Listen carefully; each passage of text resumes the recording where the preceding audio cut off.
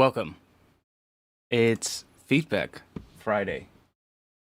Let's see. Let me see if everything's running. Everything seems to be working. Welcome. Hope you're all doing good today.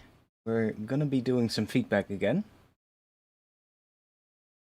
I always get a little scared when I see we only have a couple of feedback submissions, but from what I have learned, usually there's more coming in during the stream, so let's hope that that is the case again today. I'm doing good. I'm doing good. Let's set this all up correctly.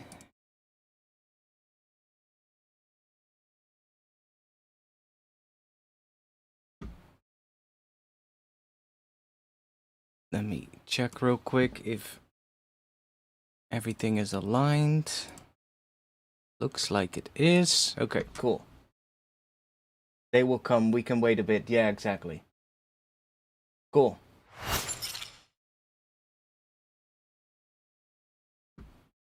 Yo, Bites. Welcome. We should be good.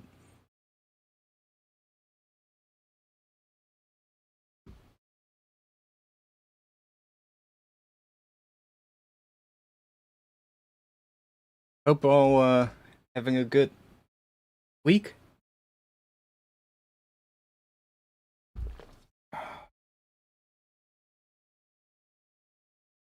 The bot is working again. Luckily, I checked it and there was indeed it indeed turned itself back off. So I don't know why, but if you want to submit your track, go to the Discord. Link is in the chat right now. Go to the Discord, and there's a channel called There's a channel called Livestream Feedback. That's it. And you can submit your tracks there. Make sure they are downloadable, so I can download the tracks and put them inside of Ableton. And no remixes or mashups, just original tracks. That would be highly appreciated.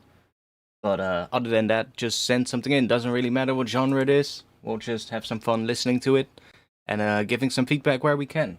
So, yesterday we woke up to 2 explosions. Lol, very close. Well, that doesn't sound very lol to me. Hope you're good, man. I've been seeing everything on the news every day, and it's like, damn. I hope everyone is good. Because I know there's a bunch of you in my Discord that are from that area, and yeah. It's just messed up, right?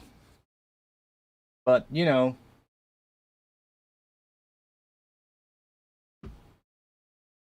What is not these days? I'm fine, just a usual jump scare. Yeah, I can imagine at some point you kind of get used to it, but still, it must not be great. To just put it lightly, you know?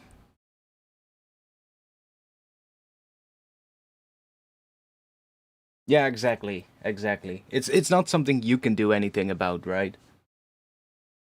But that's the case everywhere, you know?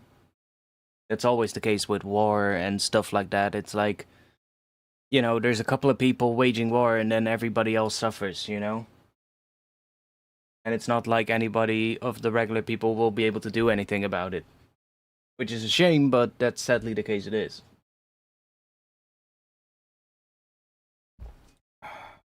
What just happened?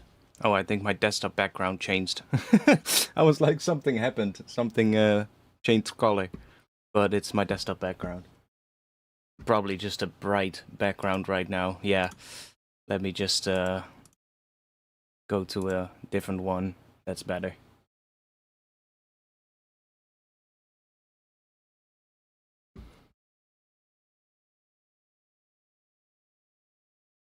I've been good, actually. I mean, well, I've been busy with work, but that's, you know, the usual. Just the usual stuff. Um, we had some national holidays here, or well, we had a national holiday and I had to work, so. And it, of course, was one of the most horrible days of work in a long time, but again, what can you do about it?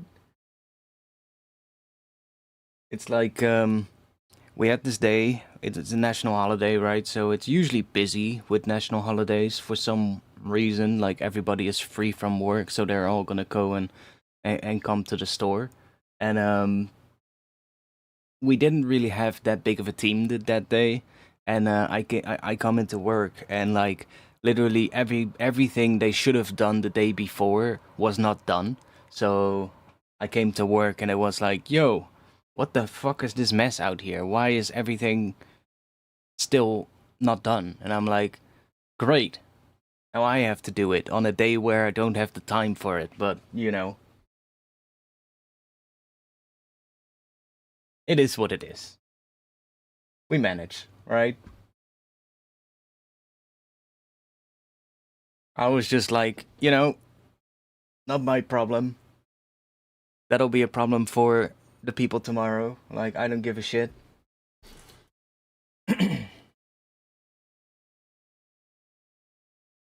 Yo, Decode, welcome. You were at B-side on King's Day? What is B-side? It's probably some kind of festival or party, I don't know. There's way too many going on during King's Day that I kind of lose track of keeping up with everything. Plus, a lot of them are just like, you know, a lot of them are not even the kind of parties I would even be interested in. There's a lot of like cheesy ass Dutch music being played on these parties, and there's maybe a couple good ones, but then most of them are just like, you know, cheesy Dutch music. I wouldn't even call it folk music, that's usually what people would call it, but I don't really call it that because it's literally just, slap a couple of Dutch lyrics on like a dance beat, on like a cheesy ass corny ass house beat and call it a day. And yeah, that I'm sorry, it's not my music, man. I can get behind the partying and drinking a couple of beers, sure, but I would need like a lot of beers to be able to enjoy those kind of parties.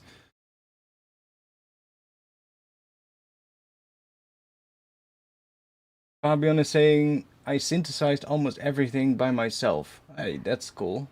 Did you submit something already? I guess you did. Your name is probably different on Discord though, but oh, okay. I guess I didn't see your message after that.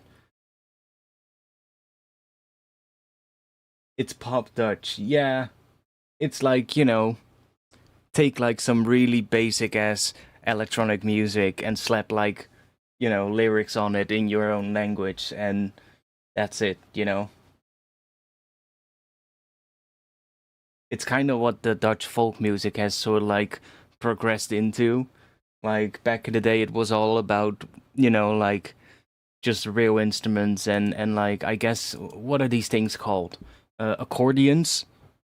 They would use a shit ton of those in traditional Dutch folk music, but then eventually it kind of just morphed all into like electronic beats, and now it's just like house music and all kinds of similar kind of things. And then just a bunch of really cheesy ass lyrics. It's not my cup of tea at all. Like I said, I would really need a lot of beer for me to actually be able to enjoy that. I would need to be at the point where I don't even care anymore. Oh God, yeah, exactly.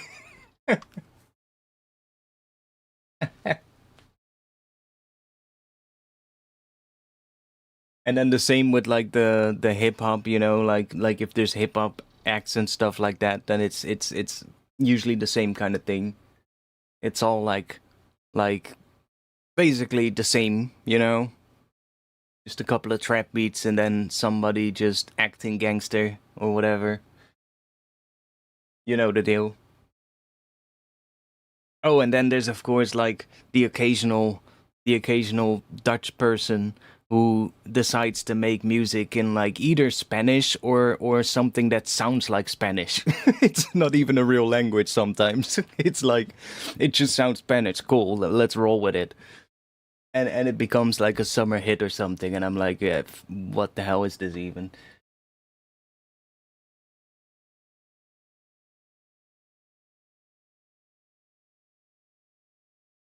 I mean, don't get me wrong, there's good Dutch hip hop. Don't get me wrong, but usually the good ones are not gonna be the ones that are gonna be playing these big ass fucking shows during these events. There's good ones. Don't get me wrong. Like I grew up in between like hip hop acts here in Rotterdam, so like I know a good amount of them that are actually really good. I'm not sure if most of them still do stuff these days. Like they're probably all in their 50s now, but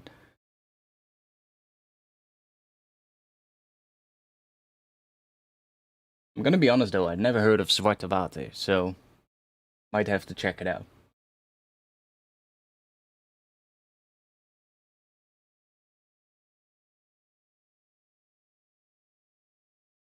I'm just getting sound design gigs, small ones. Hey, dude, if they pay, that's it, right?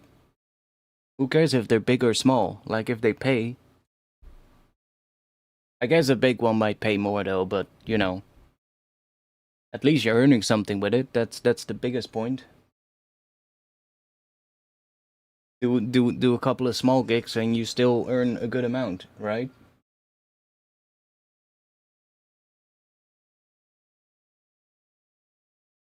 No, no, like a lot of them are now definitely in their like late 40s, 50s or something, the ones that I used to hang out with, so um not sure if they still do, if they're still as active as they used to. It's gonna be Gramps on the mic, it might not have the same ring to it.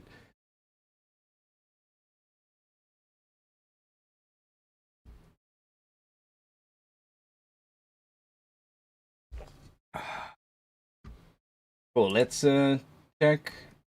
No extra tunes in the Discord. Well, we'll just spam this a couple more times in chat. If you wanna submit tracks. Oh, I can type. There we go.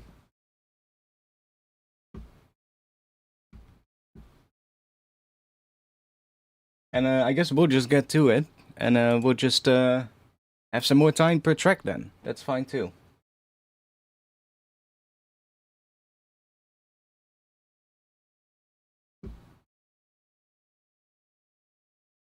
You would love to submit a second track? Well, hey, if we get to that point and we don't have any new tracks, then I'll let it slide for today, and I'll let you guys submit some more.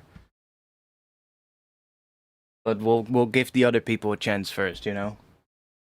If we really get to the point where I'm like playing the last track and it's like nothing else has come in, then we'll just I'll just have you submit more. That's fine.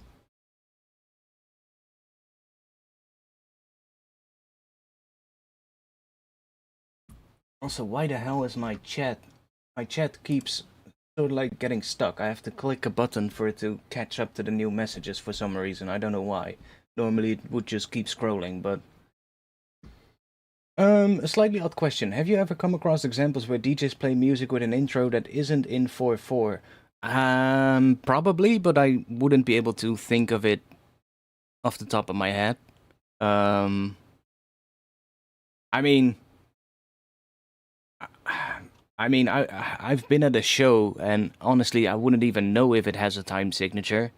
Um, I once went to a show that was like it was basically at this drum and bass venue there where I always used to go as a kid.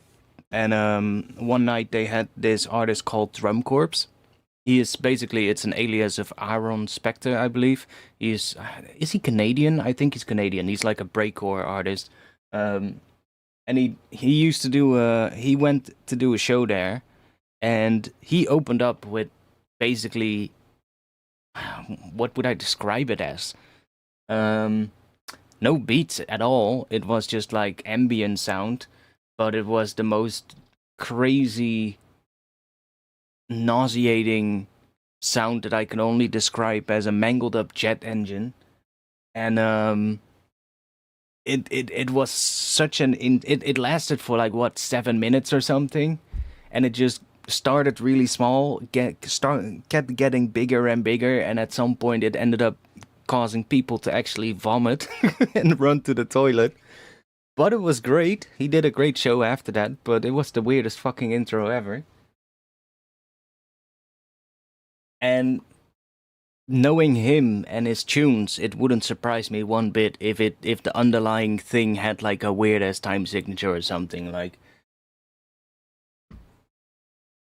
But you know, there were no beats, so it wasn't really anything to. There was nothing to latch onto as there being like a time signature, but it was basically just a crazy fucking ambient soundscape that was just like as if you were stepping into like I don't know, like some kind of a weird horror movie, and the thing that is out there to get you is coming closer and closer, but you're not seeing it, you know. And you can just hear the scary sound just creeping in and getting closer and closer. I don't know. It was weird as hell. Granted, he seemed to be pretty off his rocker that night, but he was having fun, and so was the crowd as soon as he started actually playing his tunes. But in the lead up to it, that was a pretty weird ass intro to a set.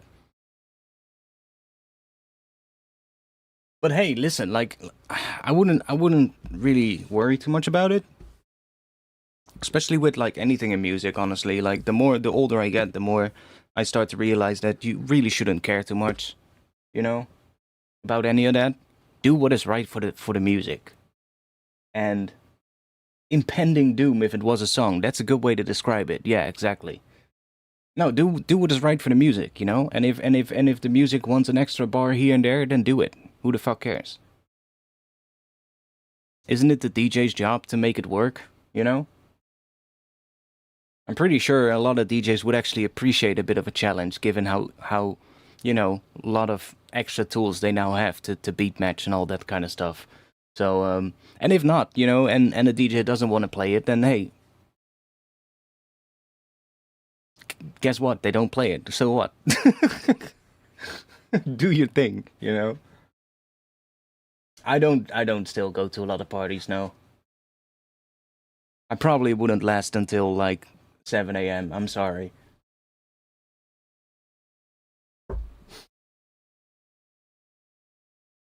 I wouldn't mind it every once in a while, sure, but like back in the day, no, definitely not.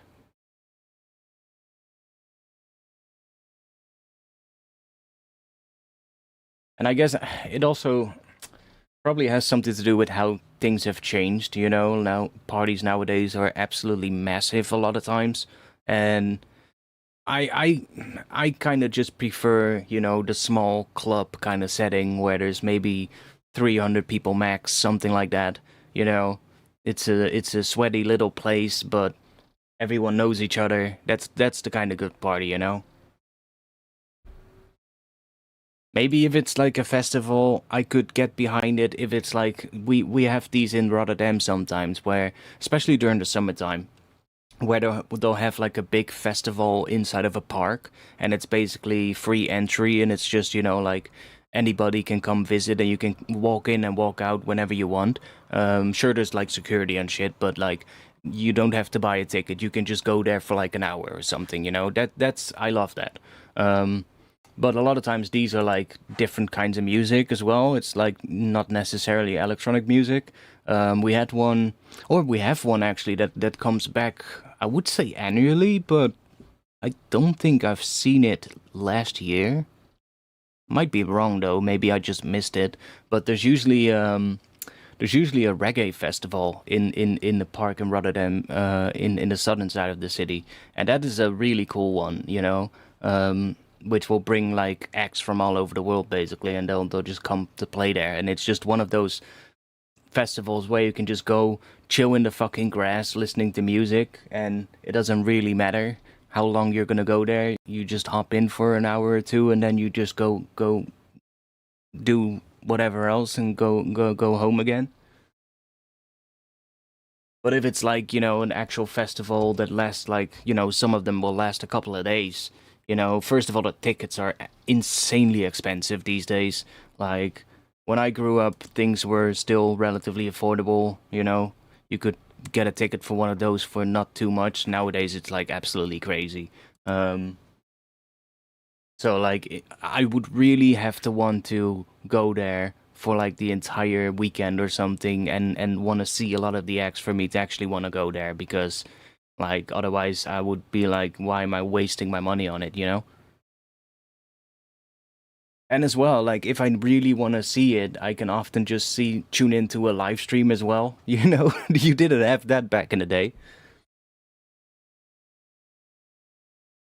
But like small parties are good, yo. Small parties are good.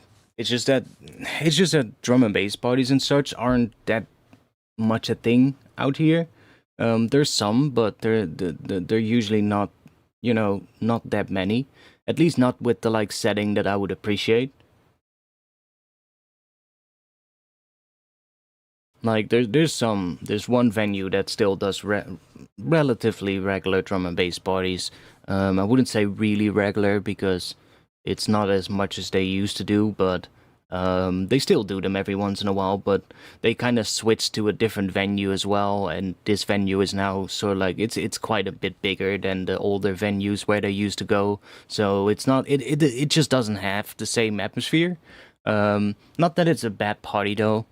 Definitely not. I would definitely appreciate it, but you know, it the parties I used to appreciate the most. Those are kind of hard to find nowadays.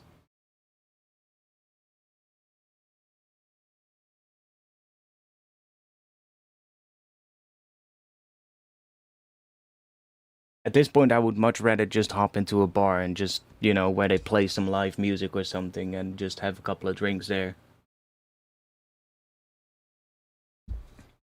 But hey, I'm also not the youngest anymore. I'm not gonna go and go out partying all night anymore.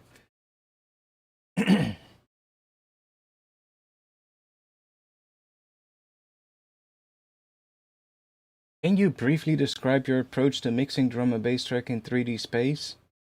What do you mean with 3D space? I mean, I guess I know what you mean, but it's kind of hard to describe that and give you like a simple answer because there isn't really one.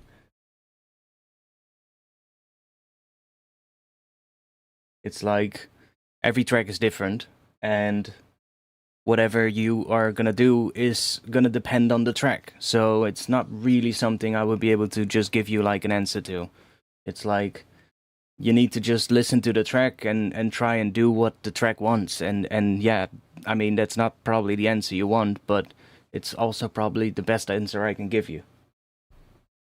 The best thing you can do is just learn stuff about mixing and know what you're doing, um, so that you can make those decisions when you have to.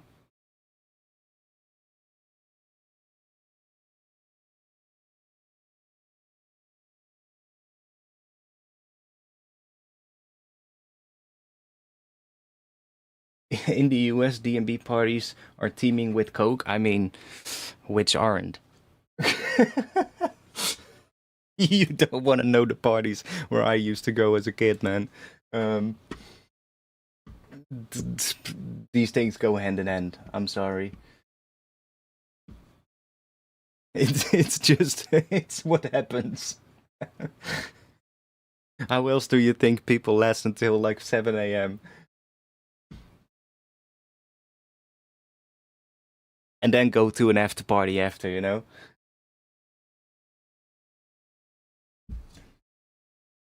I mean, at big space, and at the same time, it's clear and punchy, like Cohen Sound, for example. I mean, they. Well, I mean, the answer would still be the same, honestly. They know what they're doing. They're really good at what they're doing. And that is why they can make it sound the way they do. And that's with any artist you might be looking up to that make really amazing music. they're probably behind that music is years and years of trial and error, years and years of crafting the skills, and that's how they get to that point. So it's not as easy as just saying like, oh, you need to do this, so you need to do that. It's just not like that, you know. You have to basically learn a lot to get to that point. So there isn't really an easy answer to it.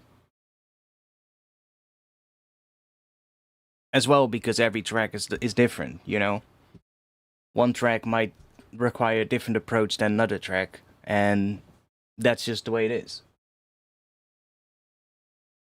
Dude, party culture is the same everywhere.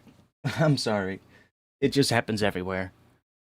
Drugs and parties go hand in hand just as much as parties and alcohol do. I mean, alcohol is a drugs if we're really gonna you know, give it a name, but you get what I mean. Cool. Let's just get started with the first track. Oh, we have one more track. Let me grab that one real quick. I'm not sure if you guys can hear meowing, but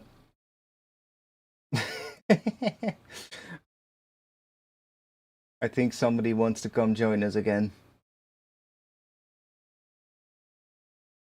Let me let him in, and then we'll start.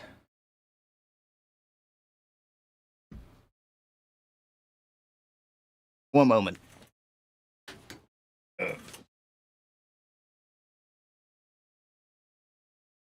Go.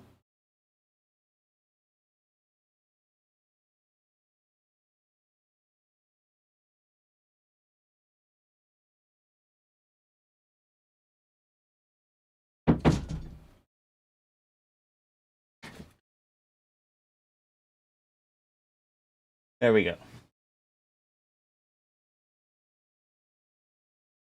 One moment.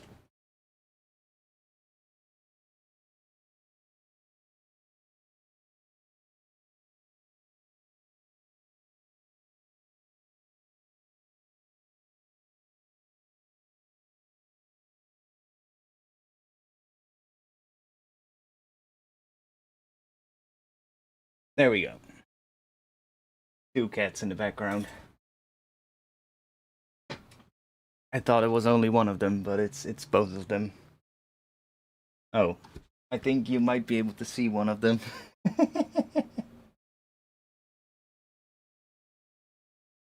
Well, that's fine. Let's get started. Let's listen to some music.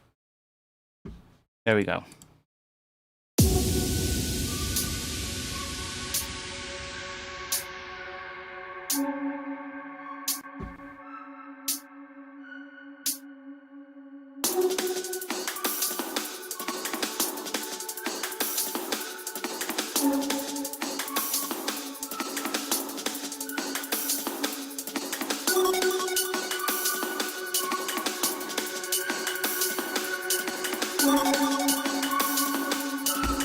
First one is Pyro.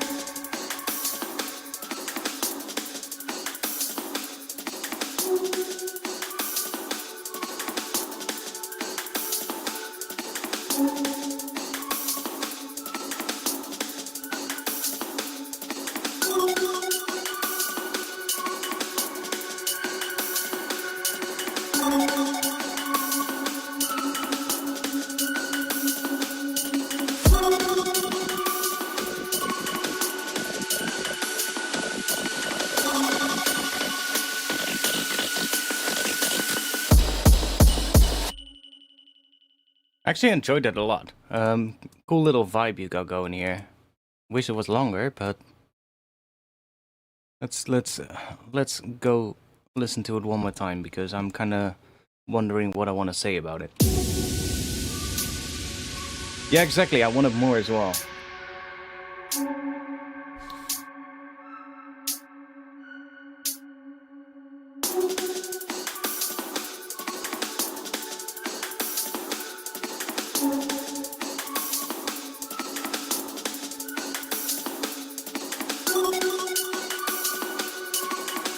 Like, vibe is really nice.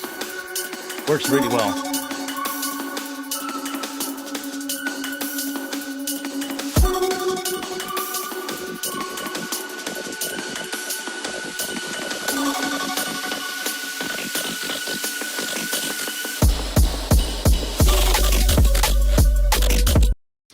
One thing I could maybe...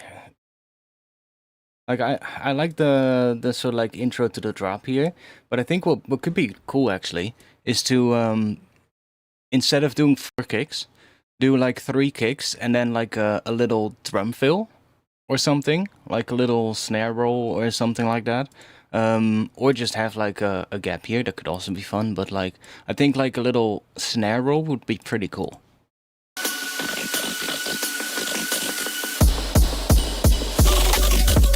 Or just 1 snare. Instead of that last kick. Like just 1 snare. What is the BPM of this? Let's see. 174 maybe? Yeah, it looks like it's 174. I'll just put it right here for now. Just to align it. There we go. Do we have a snare?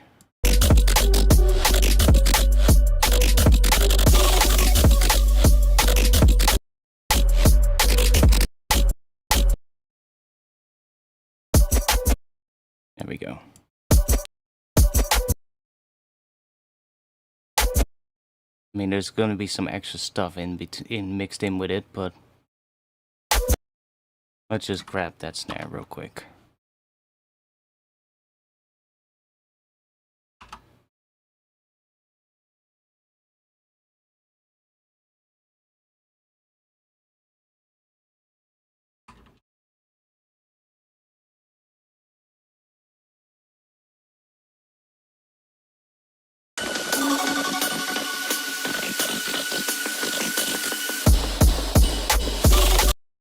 And then maybe even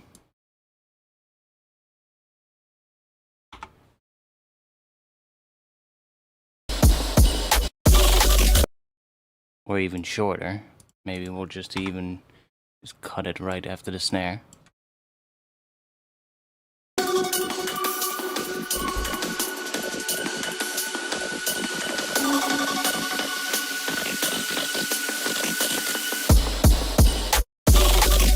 See how that works pretty well? Just that little gap.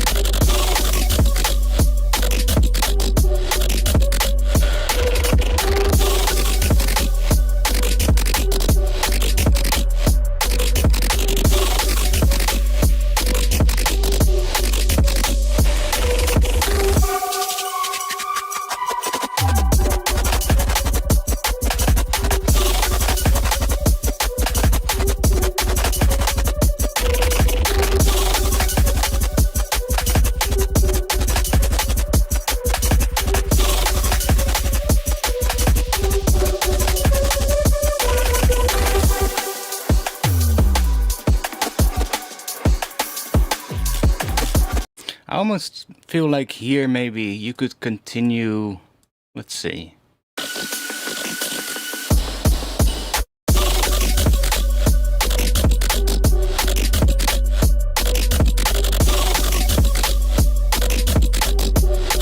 Because you have that sort of like, what is it, like this, I guess this like melody thing, that synth that kind of grows.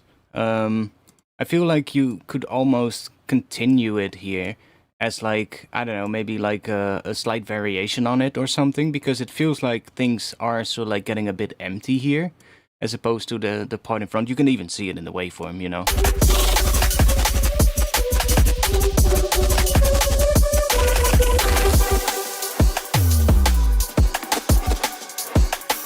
I guess it is continuing slightly in the background, but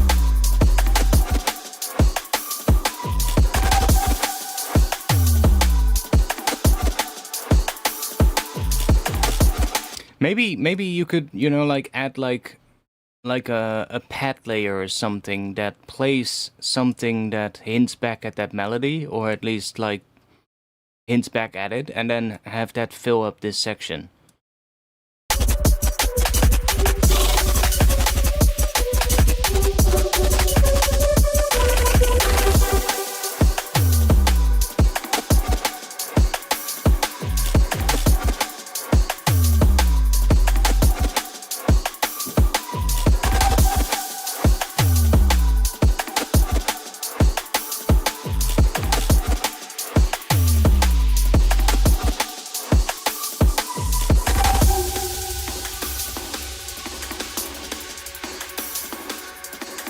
I could even do like some synth like strings or something, you know, just something to fill that section up a bit.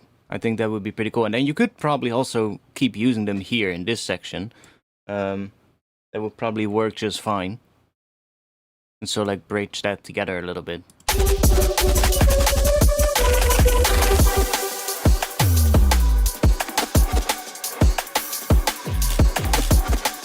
Also, one thing I notice here is like you have the main bass here. And then there's these hits here, and they feel really quiet compared to the other bass that you have, like the 808 kind of bass. These little bits that are happening in between here feel really far into the background. Might be able to bring those up front a little bit more.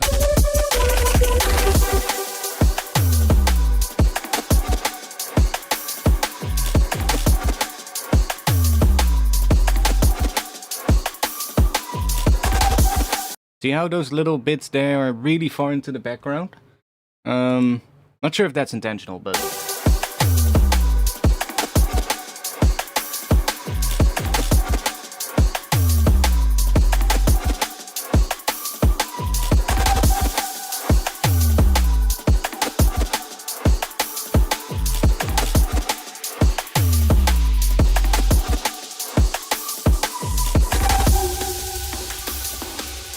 Drums are really good though, I like the drums a lot.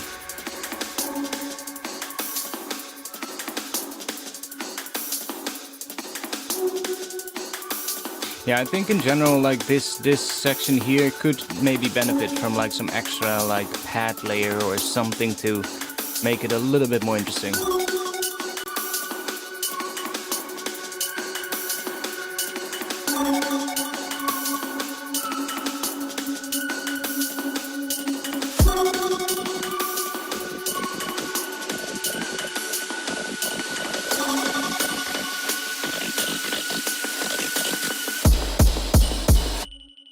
And then obviously probably here you're gonna go back into the drop, so you probably want to do the same thing again as what we had here, right?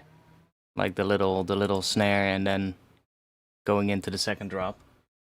But I genuinely I do enjoy it a lot. I like the vibe. Would make them a little stronger. Yeah, I feel like they are just so far in the background that you almost don't notice them at this point, which is maybe not what you want.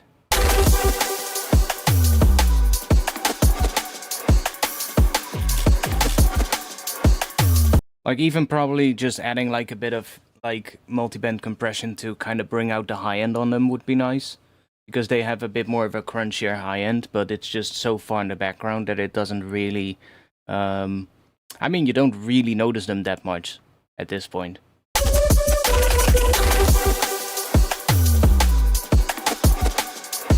Yo, Matthew.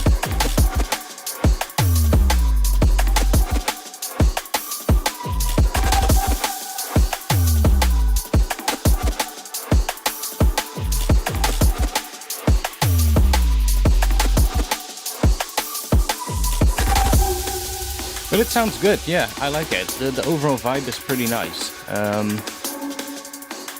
Would love to hear it as a full track though.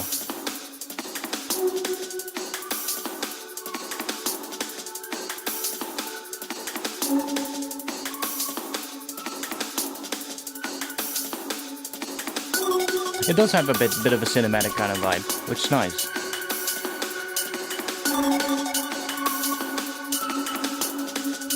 Hence why I also think that like maybe like a string like pad layer would be pretty good. You could go like all out strings, you know, but maybe just more like a synth pad that sounds a bit like a string instrument would be really nice. You know the ones, right?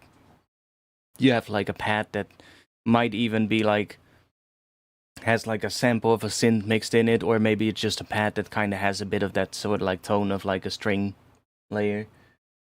Like any analog synth or analog emulation will have these kind of pads where it's just like it's emulating a string sound. Something like that, just adding in here just to give it a bit more of, you know, something. Especially if it hints back at like the initial melody in the first section of the drop, that would really help to kind of bridge the sections together as well, because you'll have like a recurring motif in it, which is nice.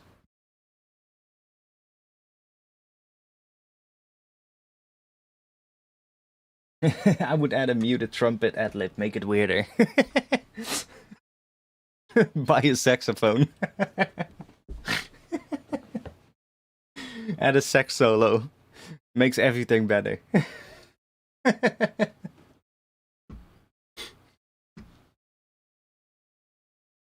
But no, I really enjoyed this one.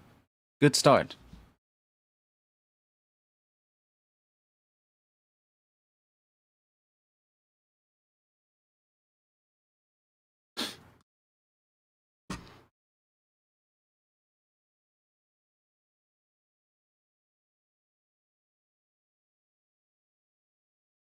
A friend of you plays sax. Well, hey, bring him in. Run a sax through a granular plugin or something and see what happens. I mean, I'm just kidding, but you never know. It could actually be cool.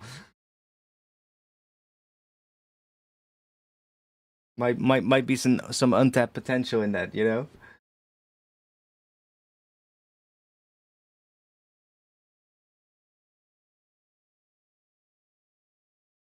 Let's see, do we have anything in the Discord yet? We don't. Okay, cool. This next track is Matthew? Ah, yeah, it's Matthew.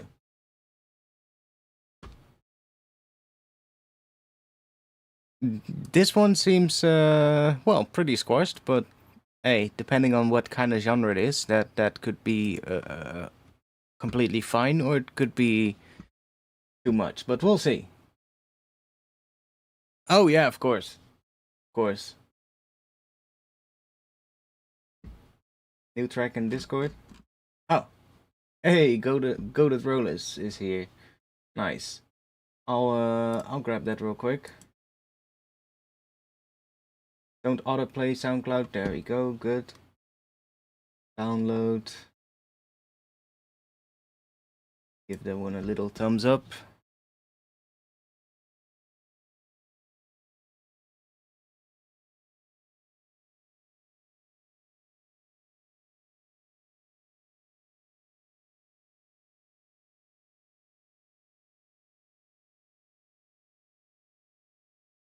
Cool. Next one. Let's see. I mean, drum and bass tends to be loud, so, you know, you're probably fine. Especially knowing your other things you send in, it's probably gonna be completely fine.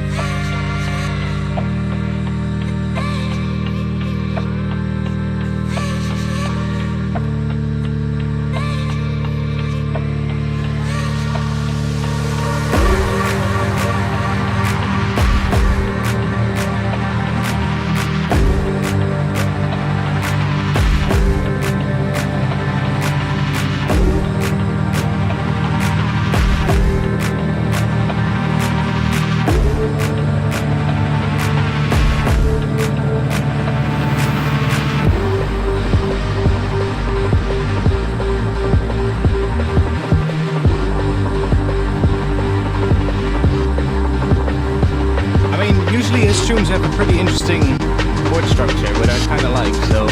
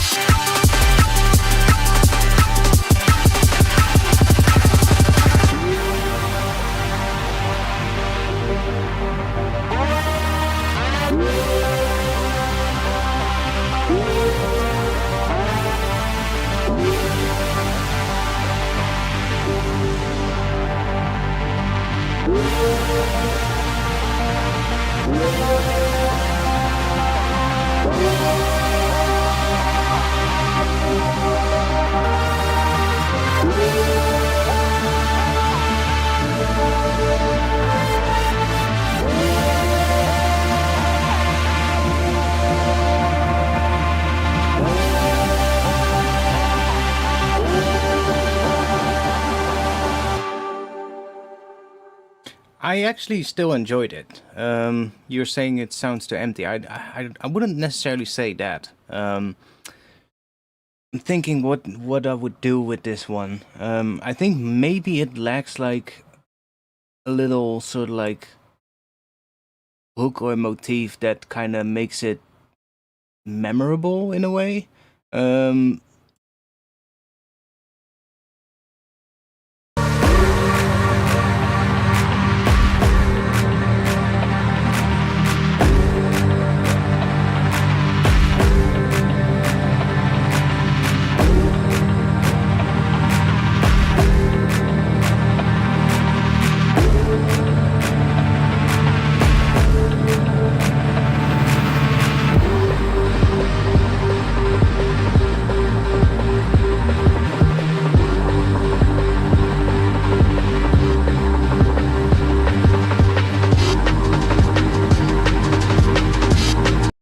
Like some kind of a melodic little thing that happens throughout or just comes back every once in a while to kind of give it something memorable melodically that isn't just sort of like the underlying chord structure.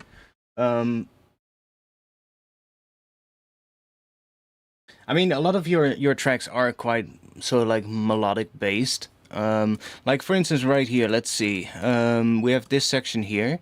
I think right here is where the build-up starts, basically. And I feel like you could even do like a little breakdown where you have like a melodic thing coming in, and everything else cuts back, and then after that the build-up starts, and that melodic thing, you know, grows bigger. Like for instance, it's a synth with like that starts as a little pluck melody, and then it becomes bigger and bigger as the build-up goes on. I think right here is what I would expect that to happen, but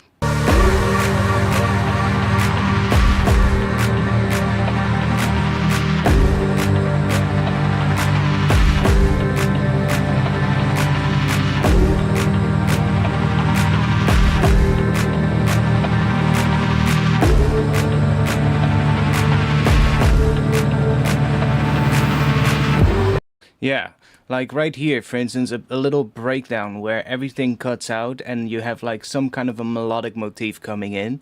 And then afterwards, after that section, the drums start creeping in, you know, and the synth maybe grows bigger, and you build everything up towards the drop.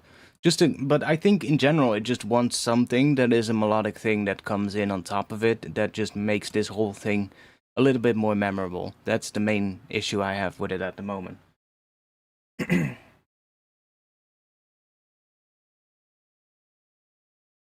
Not that it's bad though, I really enjoyed the vibe so far, but I do feel like it's missing something. Other than that, like a lot of the sound design and the stuff that is in here already is really good, so...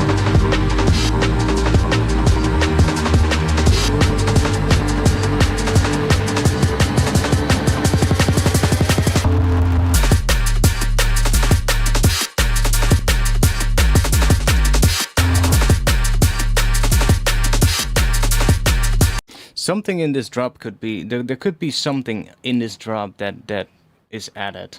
I'm trying to think what, though.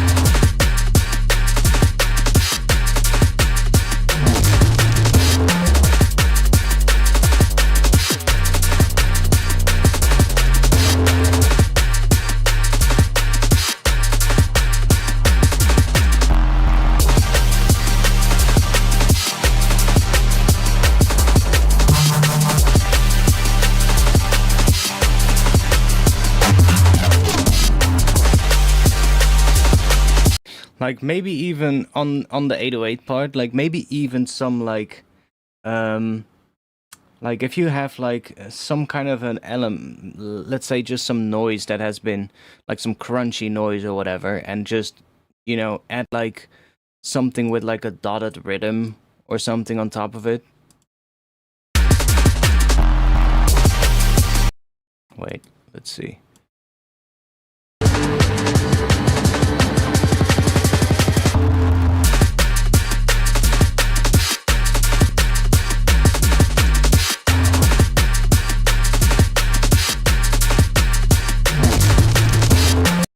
I don't know. It something in the I guess the high mids and the highs, something like that.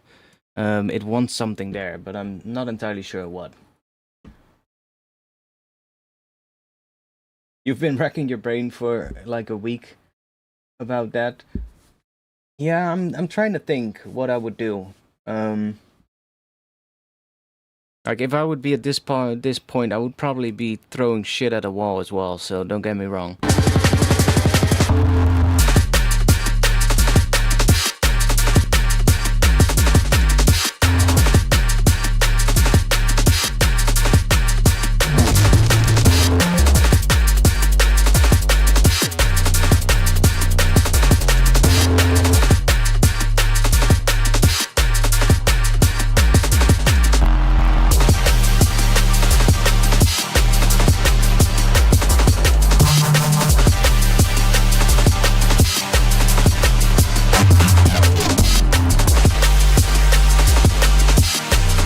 I would say maybe the open head is used a little bit too often, for my taste.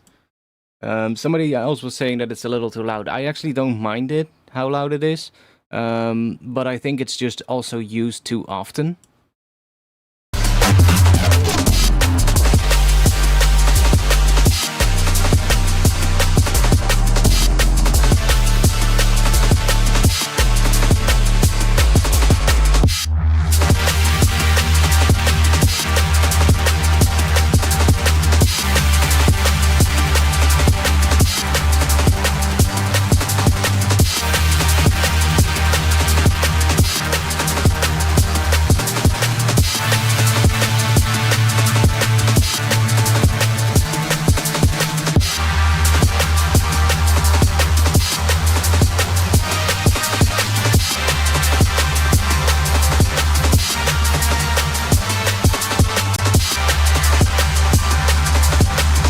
I think in general in this section it's kind of full enough. You know, it's when that synth comes in, it immediately becomes a lot fuller.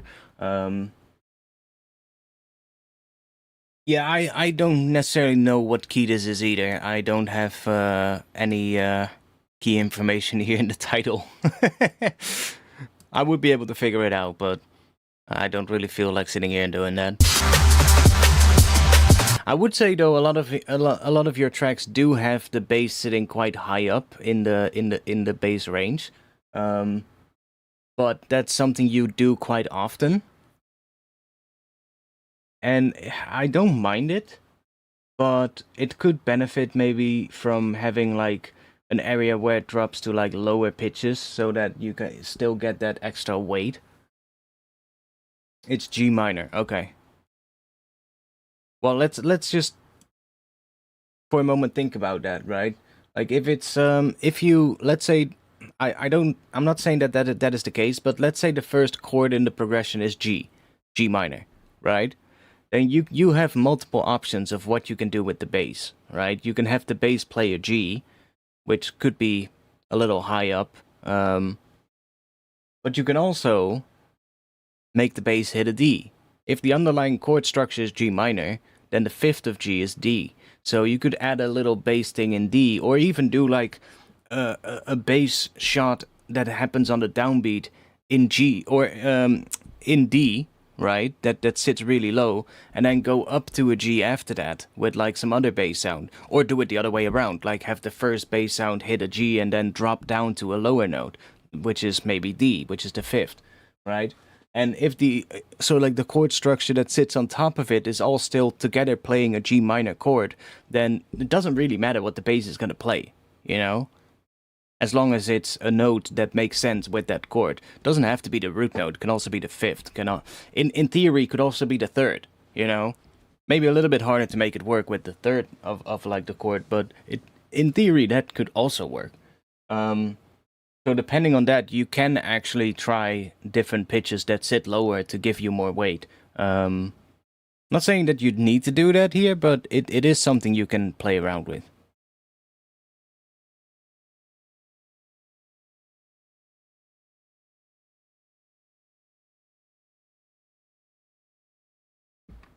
I do enjoy the track. Like I said, the sound design in it is really good. Like I really like what is already here. It just, I do agree it misses something, but I'm not entirely sure what. And like this section of the drop, I'm kind of fine with. Honestly, it's more so the first section of the drop that I think misses something.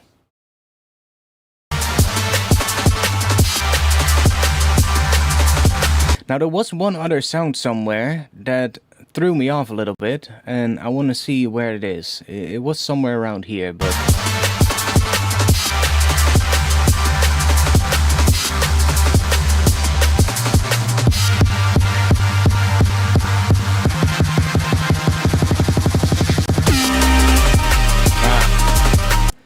that sound, right at the start of that section, that sort of like... What is it? Like a synth? That one threw me off a lot. I'm not sure if that is intentional, that sound, but it sounds really basic compared to everything else, if that's the right way to describe it. Like that single one shot sort of like synth hit that comes in there, and then it doesn't appear again as far as I know.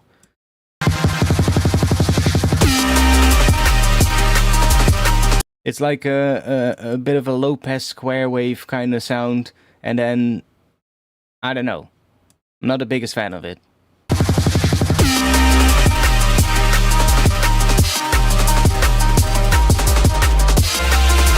I guess you're doing it to sort of like emphasize that start of that section, but I don't think that's it. if that's it's an 808 5 octaves up. Okay, I mean, makes sense why I said low-pass square wave then, because an 808 tends to be a low-pass square wave well, it's a sine wave being saturated, but then you basically get a low-pass square wave, so makes sense. Yeah, I don't know. I don't think it fits, honestly, that particular sound.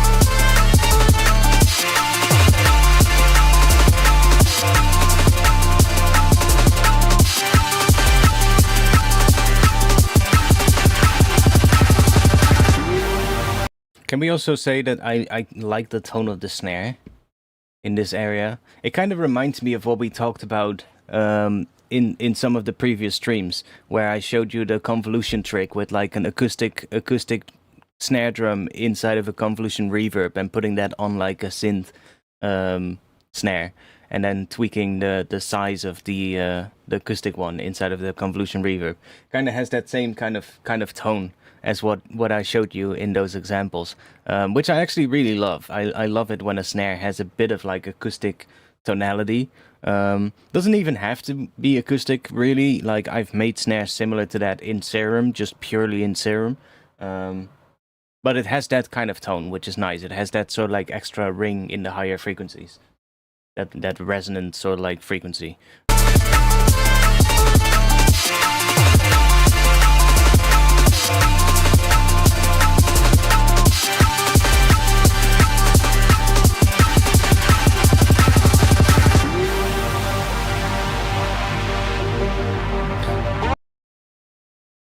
Ainside, what are you talking about? It's the second harmonic in that bass throwing me off. I'm sure it's doing it for all of you. Try a saw instead. Which bass are you talking about? The 808?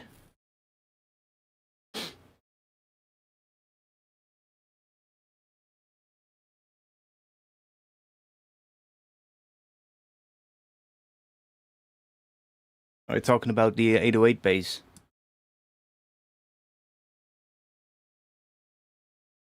Yes, the 808. Okay, well, one thing you can do, actually, which is kind of like an 808, especially if it's just like a traditional 808, right? It's basically just a saturated sine wave, and usually you'll get like more like square wave harmonics, right? But one thing you can do, if we grab... Let me just grab a Serum real quick. Because sometimes you do kind of miss those extra sort of like harmonics in between, right? What you can do is, let me go find... I guess we can go here, but I'm just gonna go and see... I should have... Well, I mean, easiest thing to do would just be by going in here. Let me just remove all of these.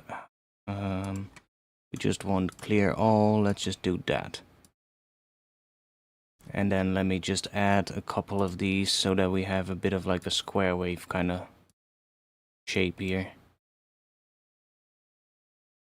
Cool.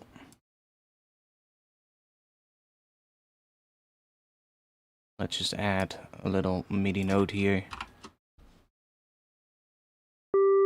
I guess, yeah, it's definitely G. I can hear that as soon as I hit that note, but cool.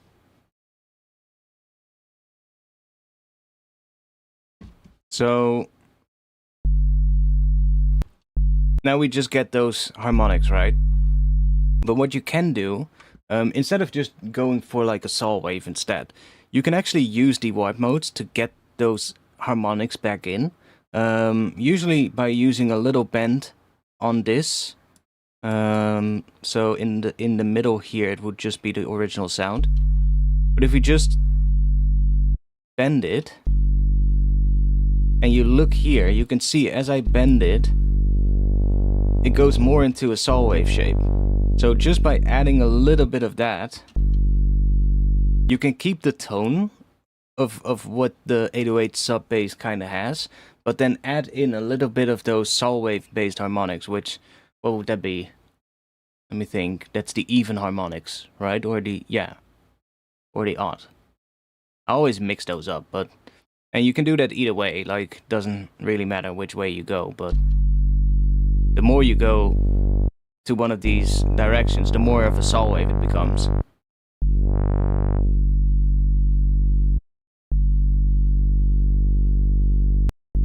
And it can definitely help to get some of those back and so like fill the sound up a little bit.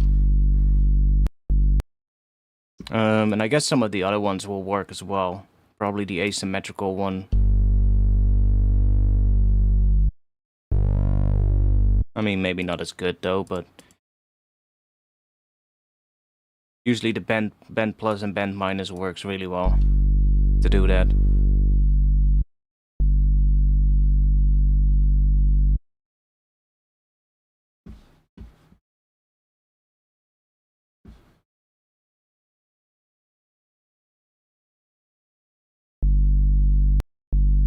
And it's going to be quieter than the harmonics that are originally there, of course, unless you go like really far with it.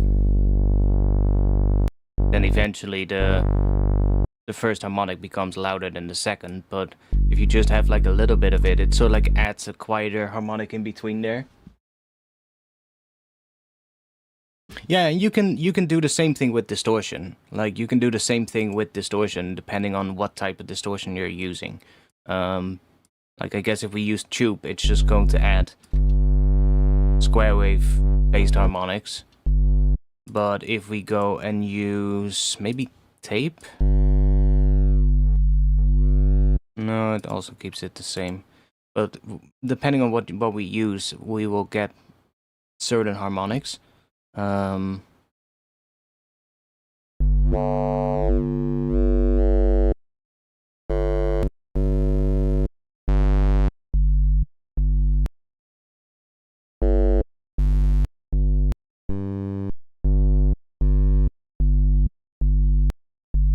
Not sure if any of these are actually doing that right now, but with distortion you can definitely get that same kind of thing. But these warp modes are really good. Like these warp modes are amazing. Like especially even if you just have like a single sine wave, right? Like just a single sine wave, and you're playing some chords with it. Like I'm not sure if I have some, but let's see. Do we have MIDI chord progressions?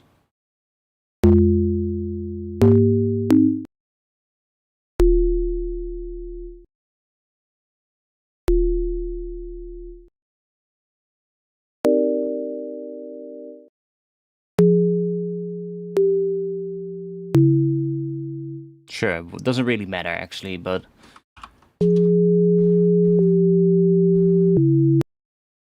maybe we'll add a lower thing underneath real quick. So we have a sub bass. Like that's just a sine wave. And then maybe we'll make the lowest notes louder and the highest notes a bit quieter. That's a little bit easier to listen to.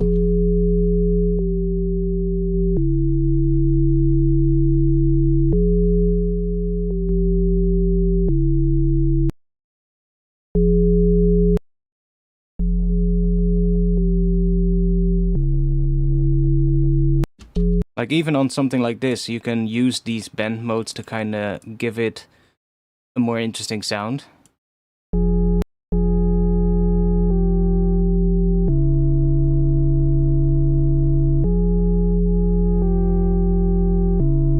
And especially if you combine it with like some modulation, you can make a very simple sine wave sort of like sound quite interesting.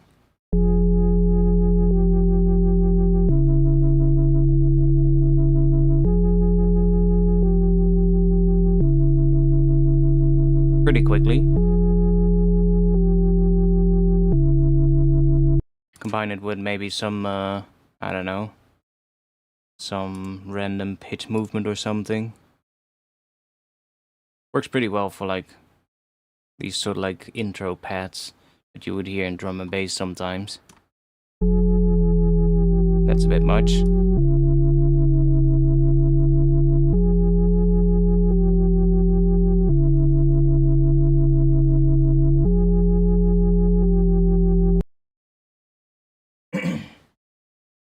But like, yeah, you can do some pretty cool stuff with it, with these bend modes.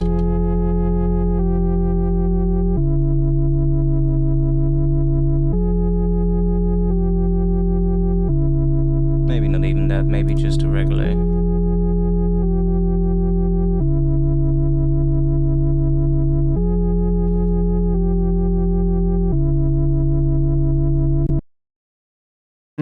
I know what you're talking about.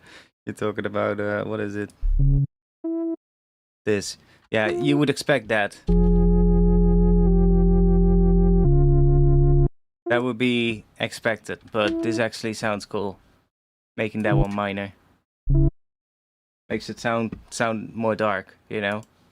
But yeah, you get what I mean. Like just using that warp mode can really help, both on sub bass but also on like pad layers, to give it some more interesting harmonics.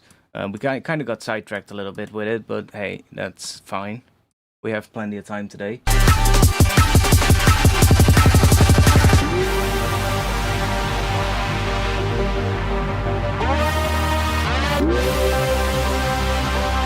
One lower. Okay. I mean, it wasn't. I was just showing something in Serum. Like the chords are like not even important.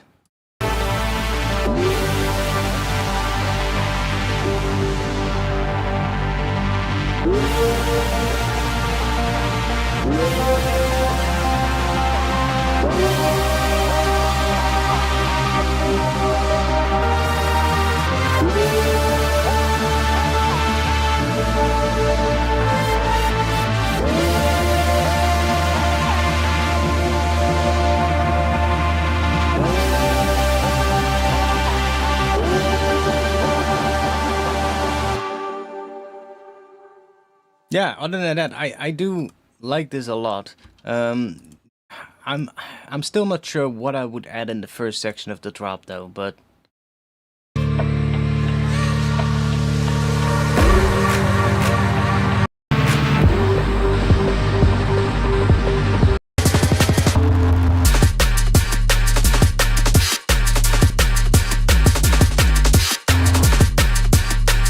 maybe if you have a melodic motif in front of this section, it might make sense to have that melodic motif in the drop as well, but then maybe less busy, or depending on what you do in front of it, of course. But let's say the melodic motif is I don't know, maybe 4 bars long or something, you know?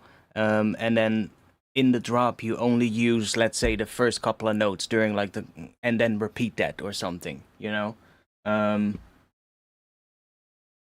But I do feel the one thing where what I said, having a little break here to introduce some kind of a melodic thing, a melody or something that kind of gives the track something memorable, will work really well, and then build up from there. And then, yeah, like I said, maybe you can make that melody also present in the drop in some kind of way. Not entirely sure how though, but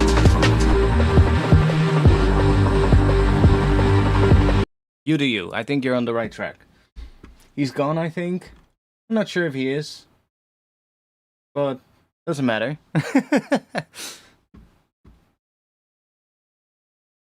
Cool, let me check. Do we have anything in the Discord? We don't, but if anybody is watching and wants to send in a tune, I'll drop the link in the chat. Go to the Discord, and we'll have a channel there called Livestream Feedback, where you can submit your tracks. Put your track in there, make sure that I can download it, and we'll get to it after the ones that we have here. So if anybody wants to have his track reviewed, send it in right there.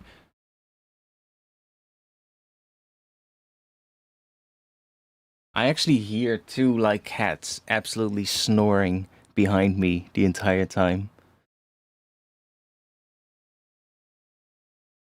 One has taken over a pile of clothes and is lying on top of it, and the other one has taken over my pillow.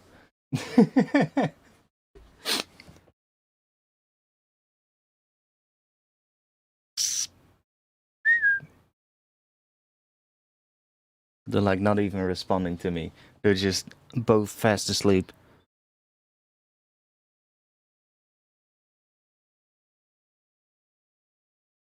Cute 2 little buggers. Well, little. They're not really little, but they're cute, so. Cool. Angelite send in something that cuts off abruptly. Yeah, no, they're both sleeping. They're chill. They're content with their situation right now. They're close to a human. Oh, one of them is making a move. Oh no, he just turned around and he's going back to sleep.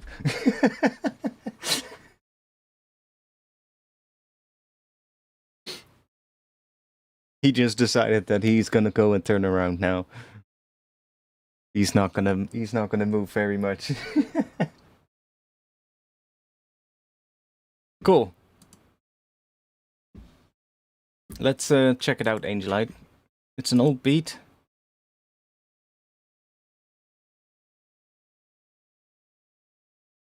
Reason I didn't finish it was I hit a blocker at the end, didn't know where to take the track afterwards. I think we all know that feeling. It's like 7 years old. Okay. I mean, don't mind it. We'll just listen to it real quick.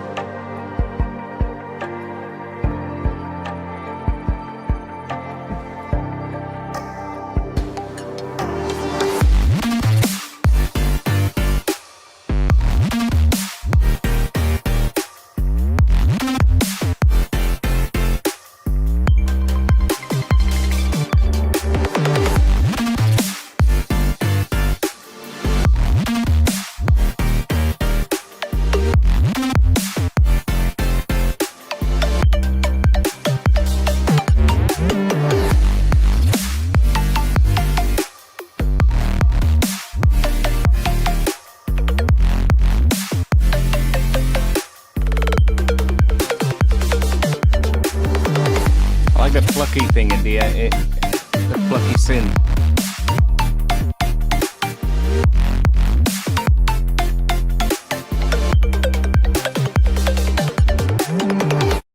I mean, there's some cool elements in here. I think what this, if you want to know where I would take this, I would probably go like a very, well, add like a lot more texture and stuff like that. I think the melodic elements could actually be fun. But think stuff like, well, we talked about it in the Discord earlier with the, you know, the stuff like like Culprit, and I guess Cohen Sound is a good one, but there's a whole bunch of other ones. I have a whole playlist of music like it. And like add more texture, you know?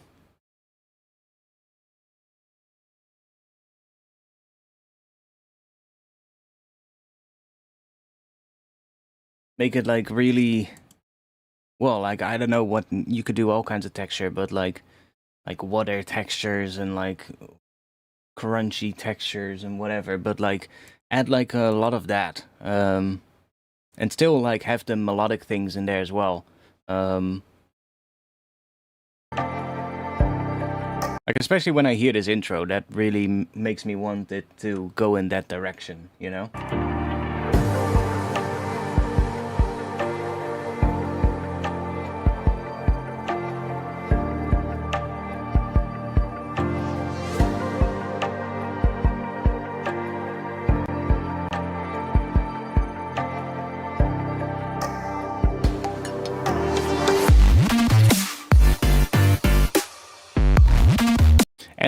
And like, I mean,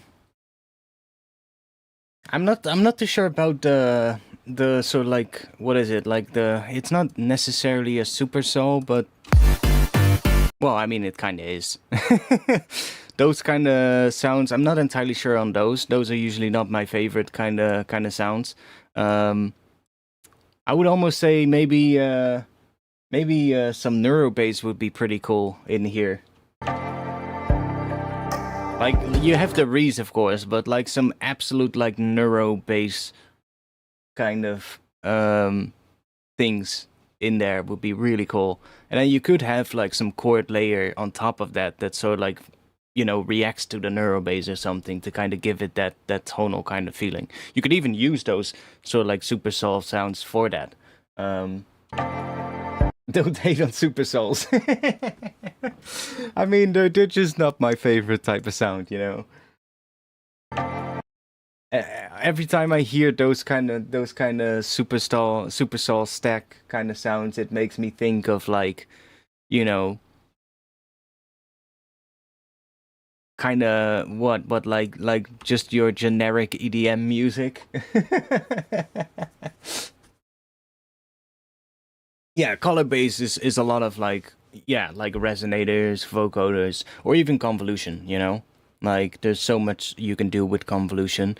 Um Export like some simple chord things into like an impulse. And what? What are you guys gonna do? Are you gonna fight? No. Can you guys see the cats? I think my mic is in front of it.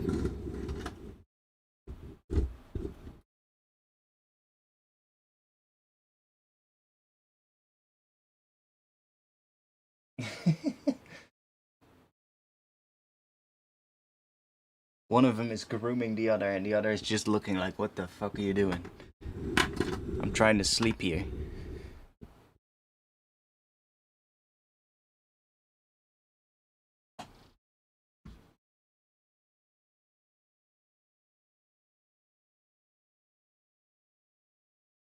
They meow in Dutch.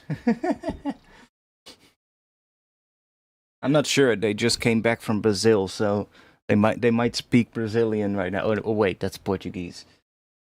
But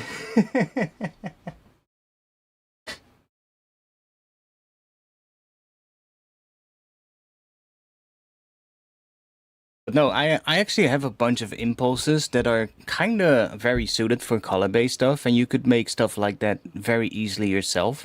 Um, Actually works pretty well. So I always forget where I saved them, but oh yeah, right here. So like just open like a synth of your choice and just go through some of the presets or make a couple of very basic sounds and just like export a bunch of like chords in like C minor or C major that do stuff like this. You know? Or stuff like that. Okay, that's a D major, but just really short like little runs or just a simple chord hit and just put those into a convolution reverb on like a bass sound, maybe even as a parallel layer, you know, and just start tweaking the size in the convolution reverb. Obviously, if you go to a different chord or something, you'll have to change the size to make it fit. But those things are really good for like making. It's kind of like a different approach to using like your typical resonator or like vocoder trick to make color bass. But it works really well.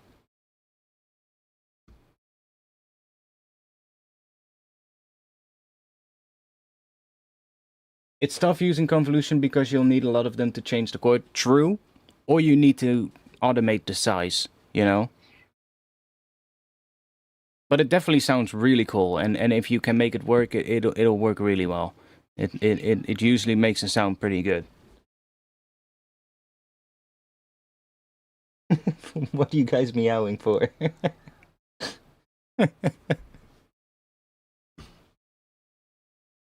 New track in Discord. Okay, we'll, we'll grab that. Oh, it's Wyborn. Can we download it? Yeah, we can.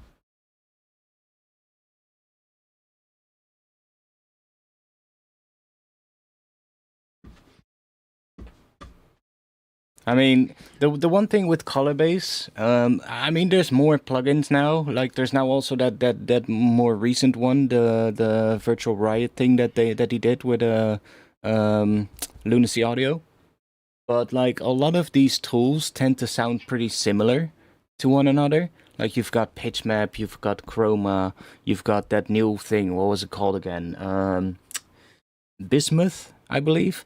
Like a lot of these tools have a very distinct sound, and they do tend to sound quite similar to one another, and then at the same time also get used by a lot of people.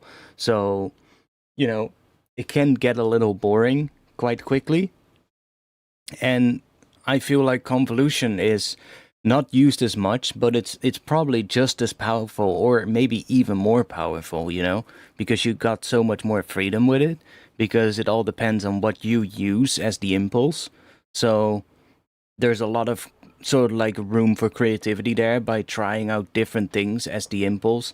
As long as it's like a chord-based sound that has some kind of chord or little very short arpeggiated run or something, you can try out so many different kind of sounds to see what happens.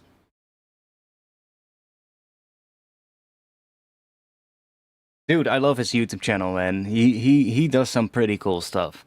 Um, and his videos are good as well. Like he usually, I think I stumbled upon some of his videos just by browsing YouTube on my work, and I was like, "What the hell?"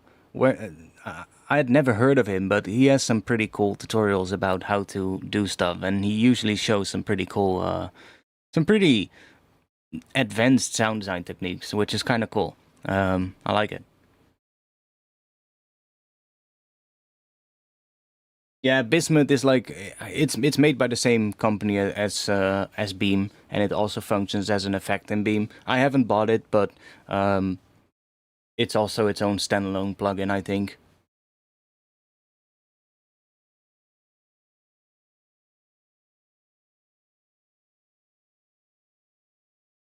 Yeah, Beam is definitely it can definitely add up when you like I guess if you purchase like the different effects every once in a while as they come out, it's doable.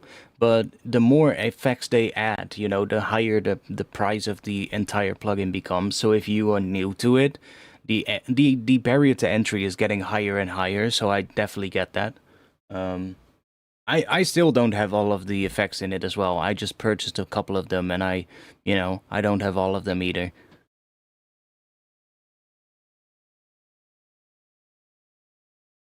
And I also, you know, the having to purchase every separate effect is also kind of holding me back from like getting all of them at the moment. Um,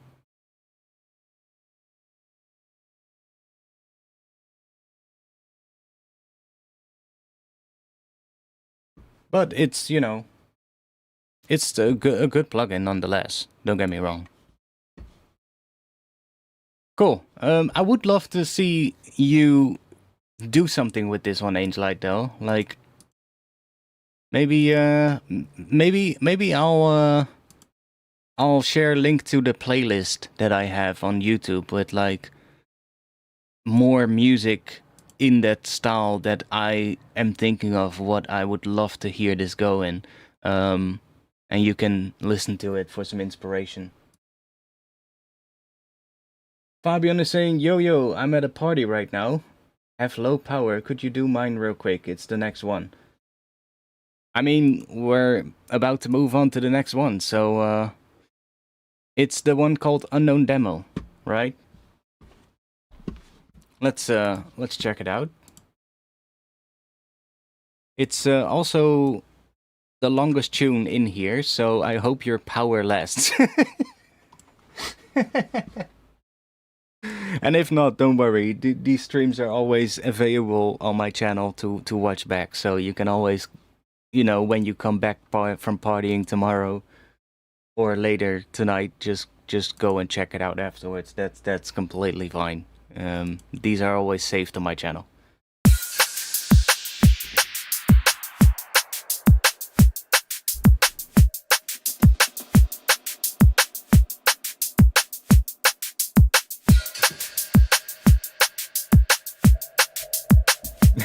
Inferno Media says it's even longer than my songs.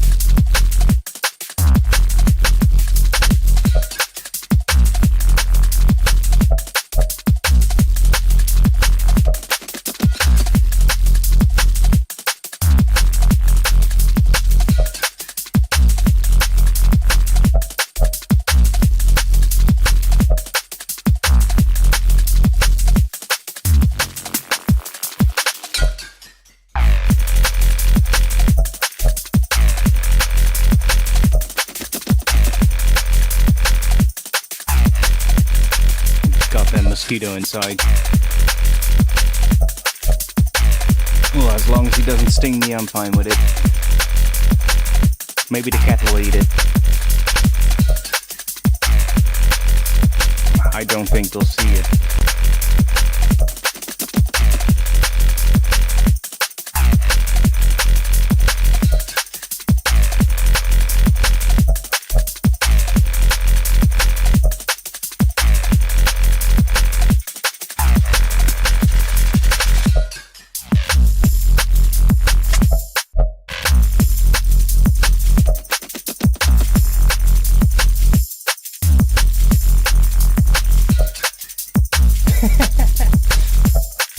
I mean, if they weren't asleep, then maybe.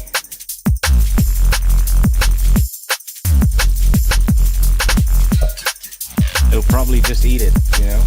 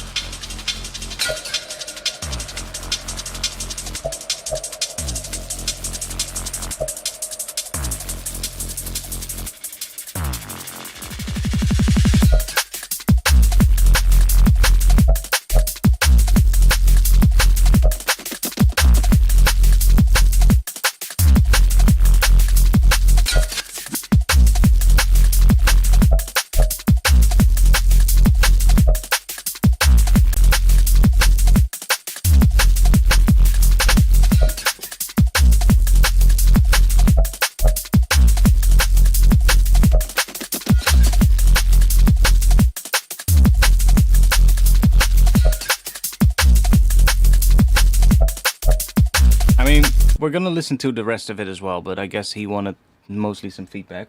I feel like there's a bit of a gap in like between like the sub and the rest of the frequency spectrum. So you have the sub here and then the harmonics, and then sort of like this area that sits sort of like, I guess, right above the sub, but below where a lot of the drums are.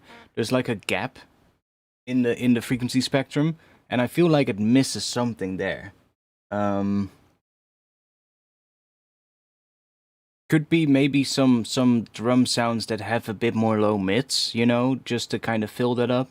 Or maybe another extra layer, I'm not sure. Like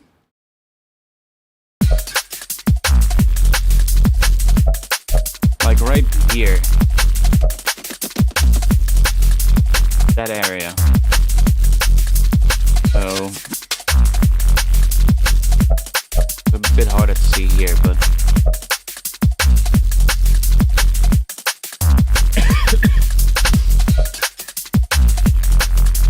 also maybe the sort of like mid-range.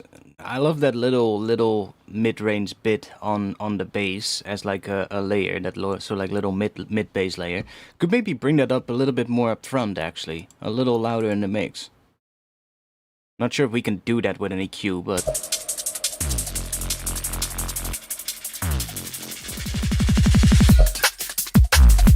okay, so it sits about here. Probably also gonna affect some of the other sounds, but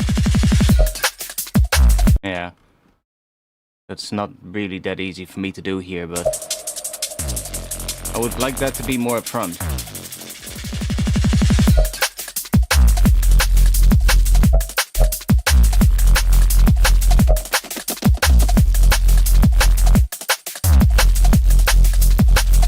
I mean, there's not too much happening in that area, so we can kind of get away with boosting it here.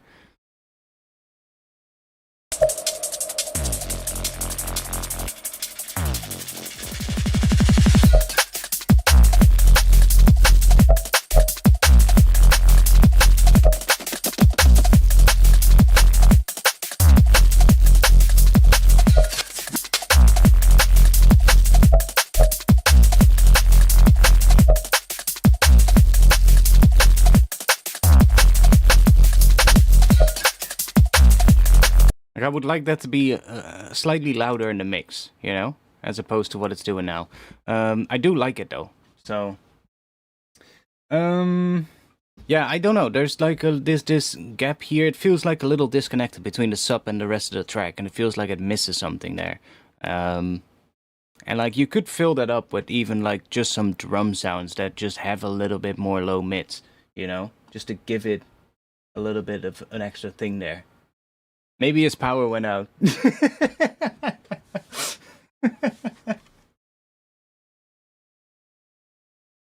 Should have brought a power bank to the party. Oh no, he's there. Yeah, maybe a vocal could also work. It could be. There's so many options, I guess, for stuff to be added there.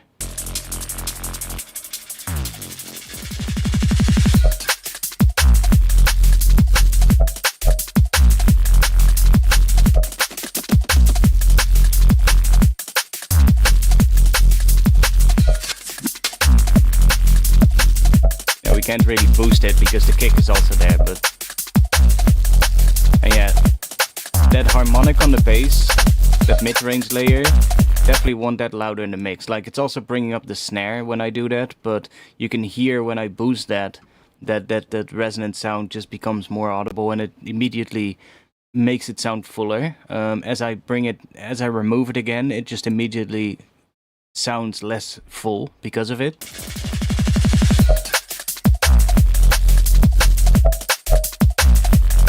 But I feel like that sound is pretty crucial to the track, you know?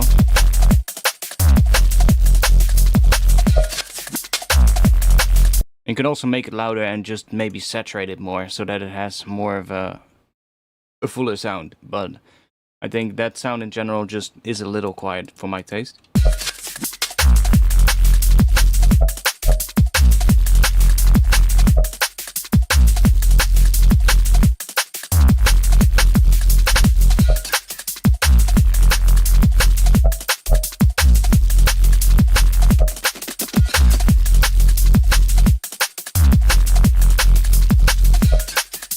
Like, you could also maybe add some ghost snares in between. Like, you have the shuffle, sort of like hi-hat shuffle kind of thing in the background.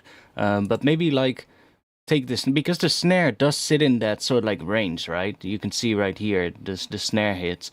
They do sit in that range where I feel like it's lacking something. And I think you don't want to add something too, like sustained or anything like that. It really wants some like extra... so like rhythmic bits in that area so that it just fills it up a bit but doesn't, you know, change the track too much.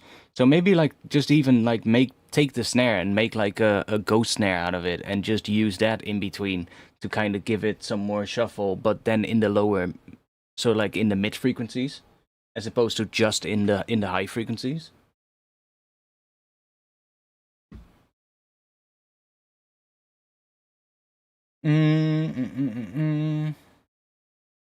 It's heavily distorted and bandpassed, also with return tracks. You're talking about that mid-range sound. I get that, yeah.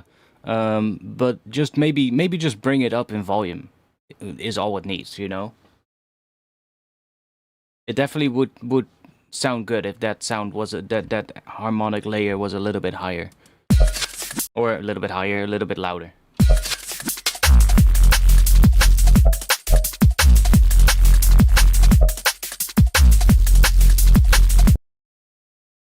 What is the... Oh, we're actually on the right tempo already, so we could try it out.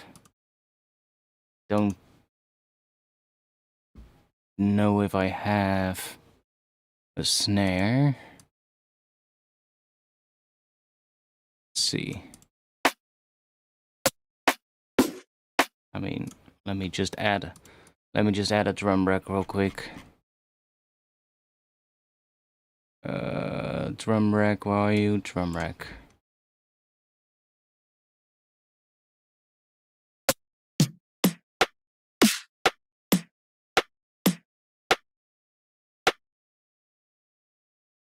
I'll just add a couple of them real quick.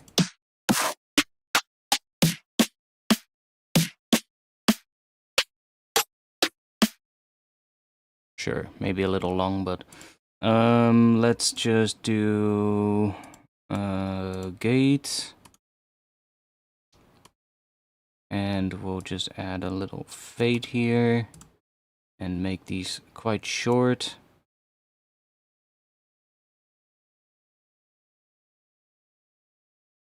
Let's see.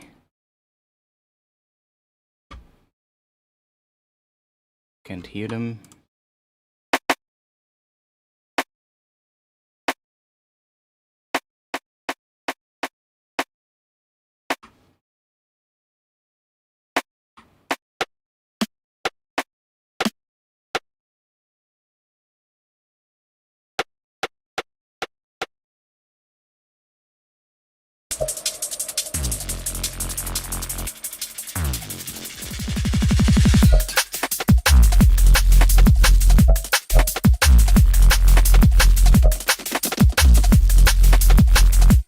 Something in that area to kind of fill it up, you know?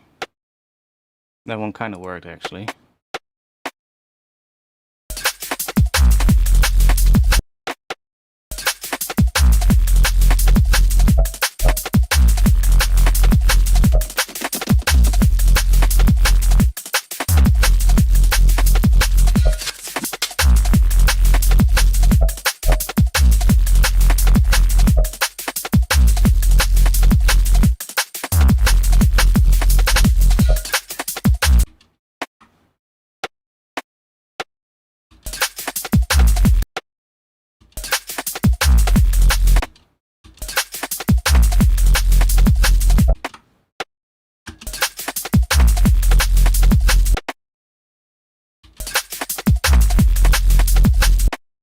Just something, you know, to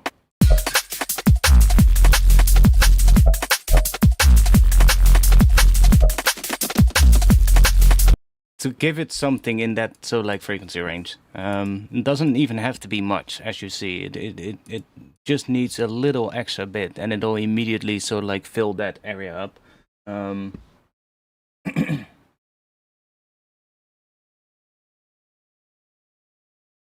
How do you like the snare? I mean, snare sounds fine to me. Kind of reminds me a little bit of the like the snares you would hear on like Shogun audio tracks, which is like, it doesn't have like a very clear fundamental. It's more like a clap almost, but it works well.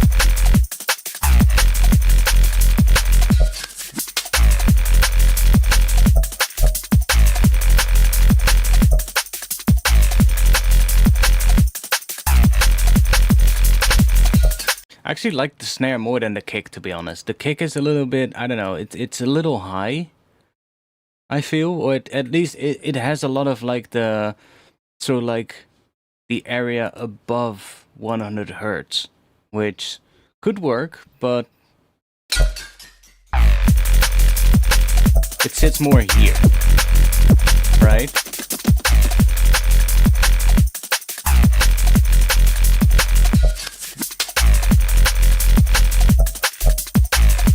Little bit too high for my taste in terms of like what it sounds like, but it's fine, honestly. That's just a personal taste.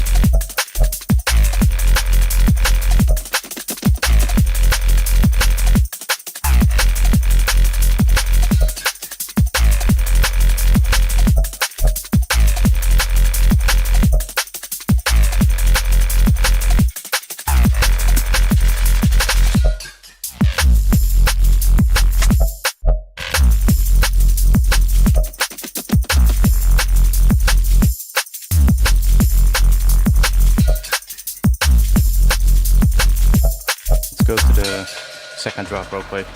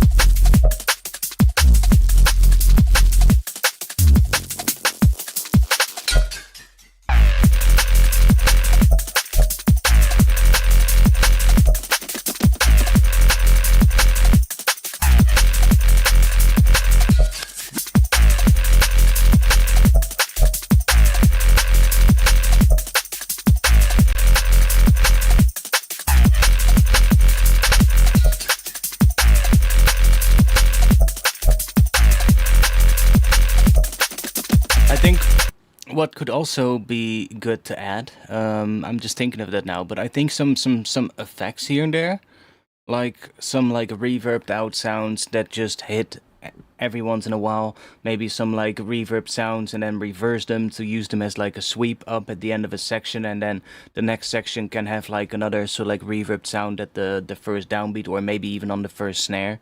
Just some stuff to keep it interesting, you know? Just a sprinkle in here and there could be really good.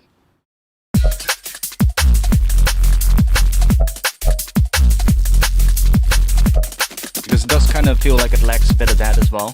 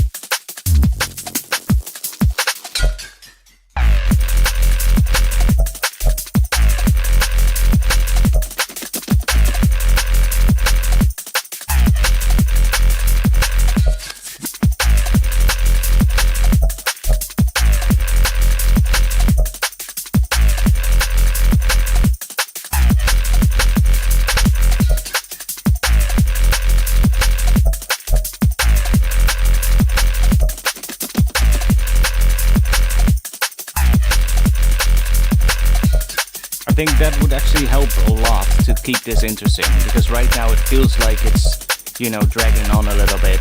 You know, it's kind of the same thing over and over.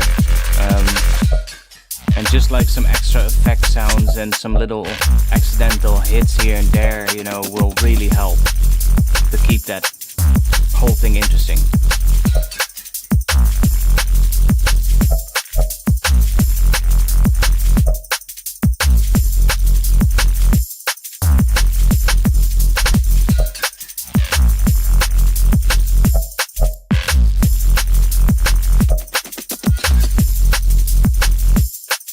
And maybe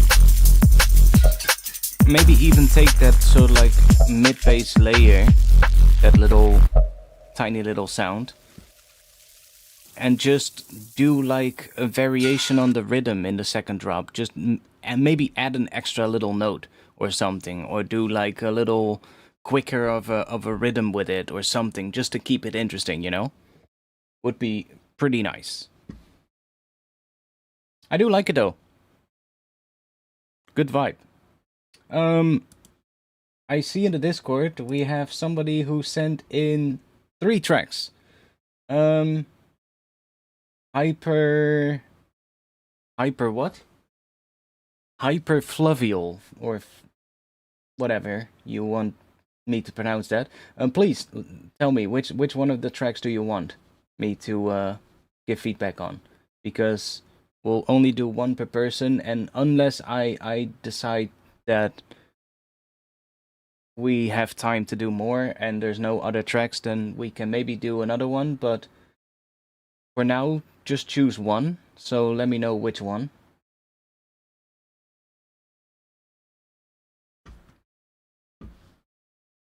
Cool. Yeah, I would love to actually hear this again, if it's improved, so feel free to send it again another time, or just drop it in the Discord, because, you know, that's usually where we are. And that goes for any of you, by the way. If you have sent in a track in the past and you improved it or whatever, just come to the Discord and show it to us, you know? We would love to hear it.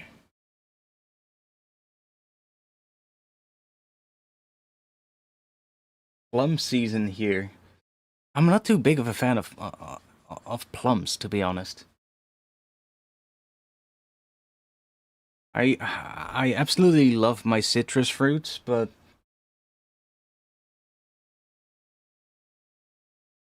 I actually had some clementines here earlier that I ate the hell out of today.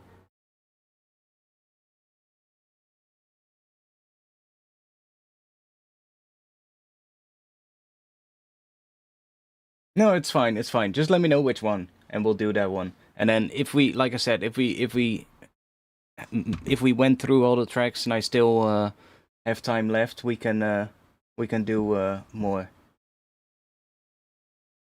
Clementines, yeah, clementines. They're basically like a small orange in a way. I guess that's like the best way to describe it. They taste slightly different, but they basically just look like an orange.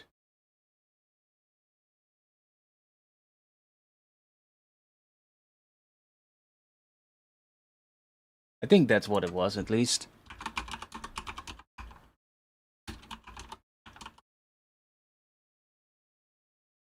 Oh wait, is a mandarin different from a clementine?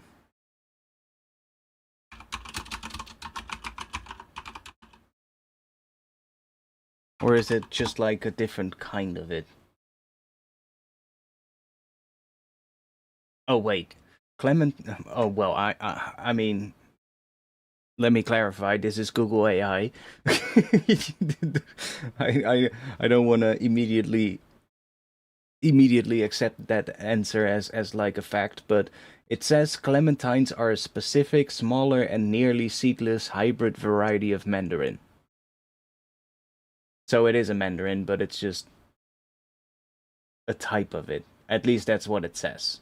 Could be wrong, because Google AI tends to be wrong on a lot of things, but that's what it says.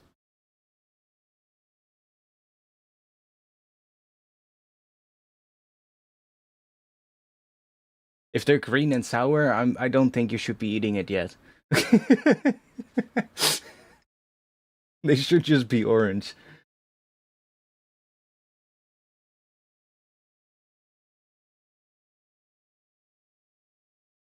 Okay, yeah, well, I'll grab the first one for now. One moment, let me grab that one.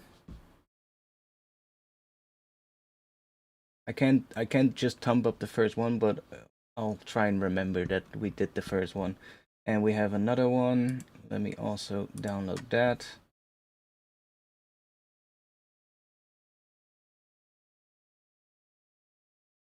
Got this one. And we got this one as well.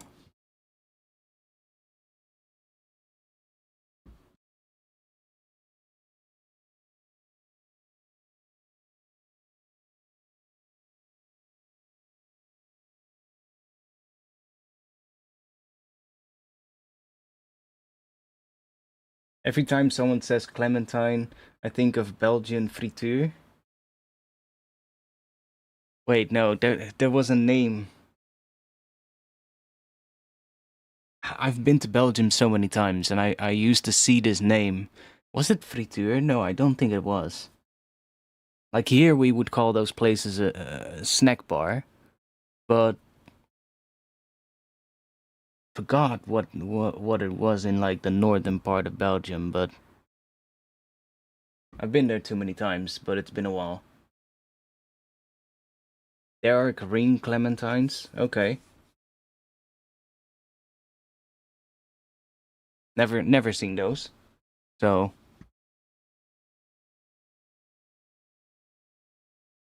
yeah, I think you might be right, Pyro. It's been a while since I've been in Belgium, actually. I used to go to Belgium like almost every weekend for like a couple of years straight. And just drive around shooting photos of abandoned buildings and like factories and shit. So, we used to hit up one of those like basically every weekend at the end of the day. It was like basically the go-to food. Something easy to get, which you can get almost everywhere. That you can just eat wherever you want. Yeah, would basically be that, because every village will have one of those, at least one of them. Usually more than one, and they're also open until late, so it would be the perfect thing to go grab after like a day of shooting photos. Um, So I've seen too many of them. Yo, Krongtech, welcome. Is it too late to submit? No, it is not, actually. Feel free to send something again. If you want.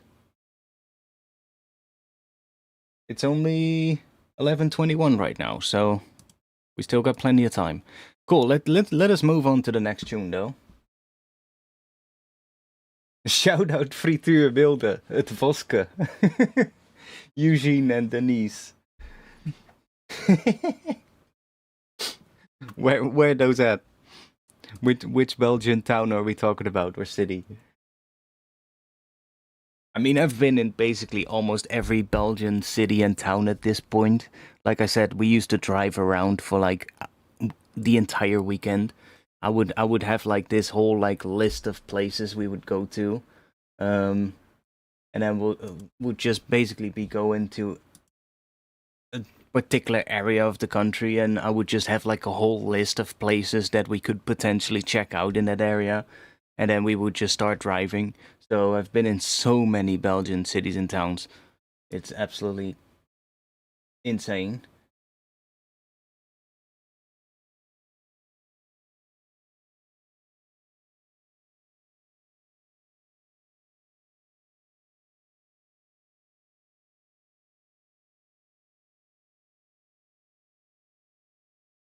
So I've seen a lot of places, but yeah, sure, just send it in. Not sure if I still have my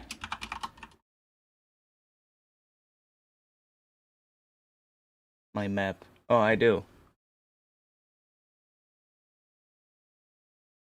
I do.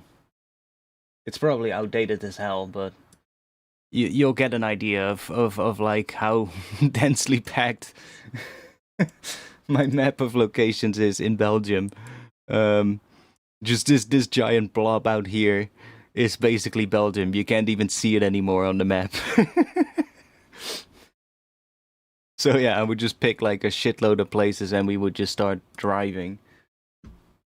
Just hitting up a whole bunch of them. I mean, Frituurbeelden makes sense, yeah. I guess that makes sense. Turnhout. Yeah, I've been there plenty of times as well.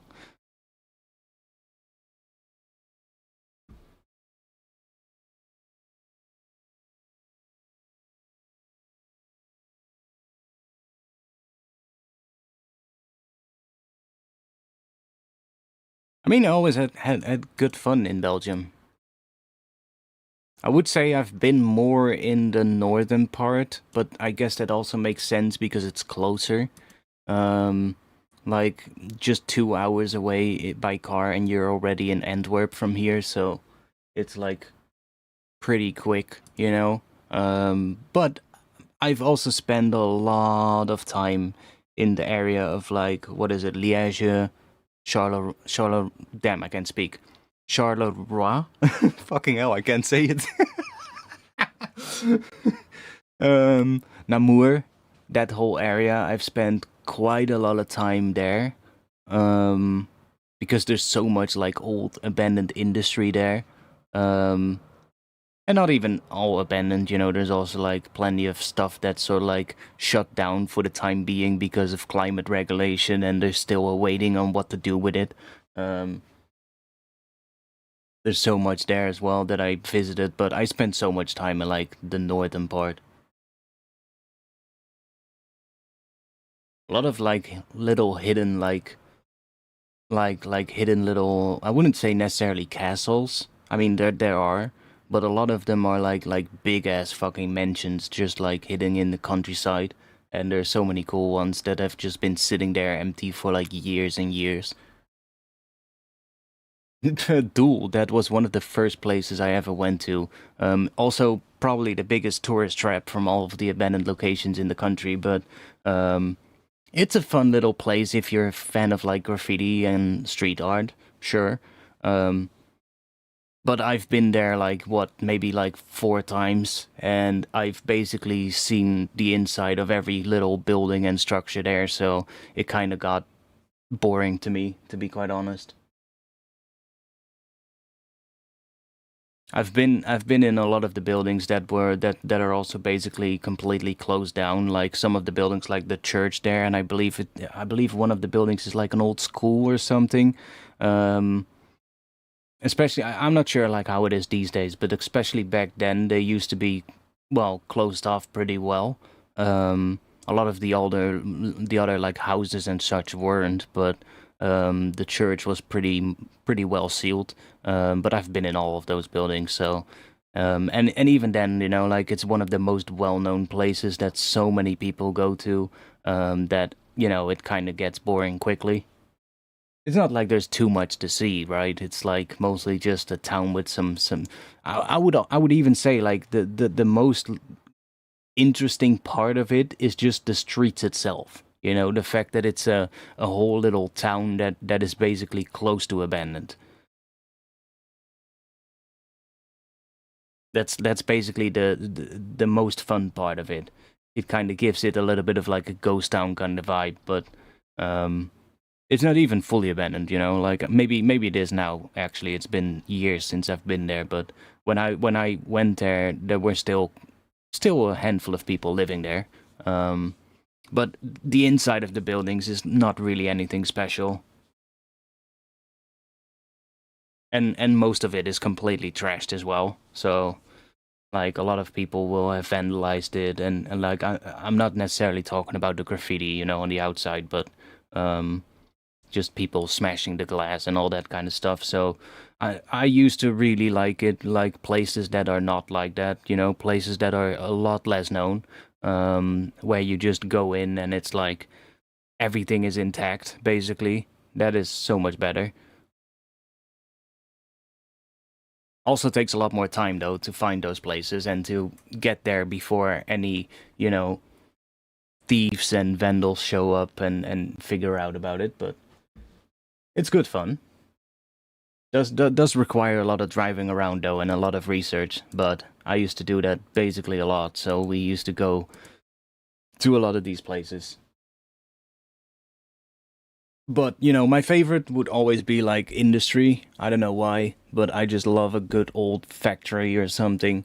That usually is just so interesting to me, like an old power station or something, like an energy station where they'll have like a big room with like the generators and stuff like that.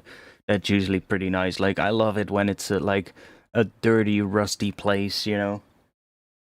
Like the steel industry in Belgium is great for that as well. Like the old factories of ArcelorMittal and that kind of stuff. Like it had a pretty big steel industry, and a lot of those places are now not used as much anymore because of like a lot of the steel production being outsourced to places like China and other countries where it's just cheaper.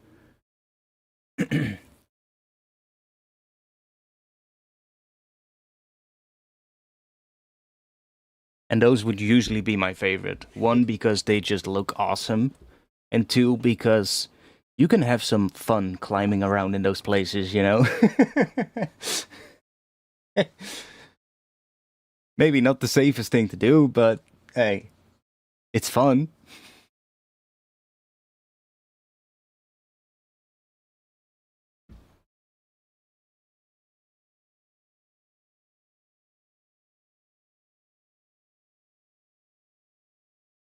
Anyways, let's just listen to the next one. We can talk some more afterwards if we want to. Aftermath audio.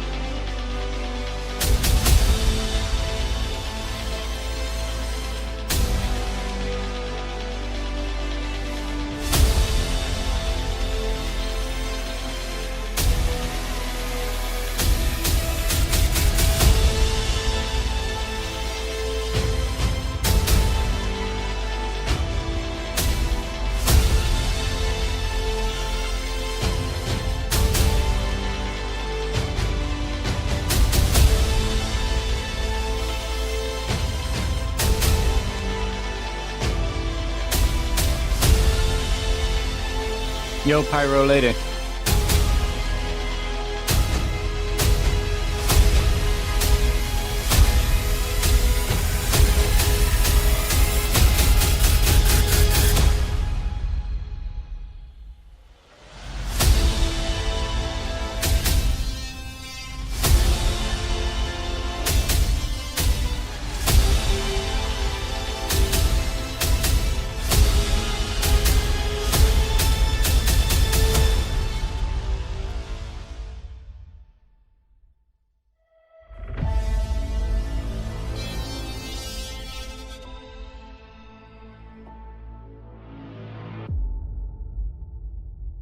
Yeah, I think I agree with a lot of the hits being too loud.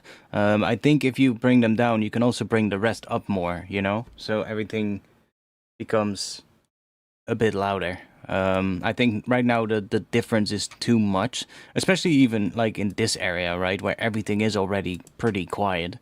And then you get these hits just coming in really loud.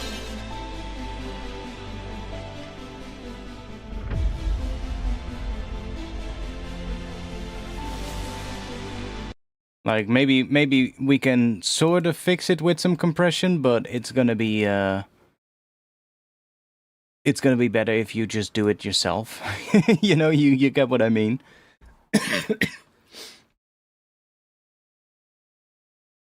But yeah, just the hits itself being a little quieter than what they are now, and then bring up the overall volume so that everything gets louder, and it would already sound fuller.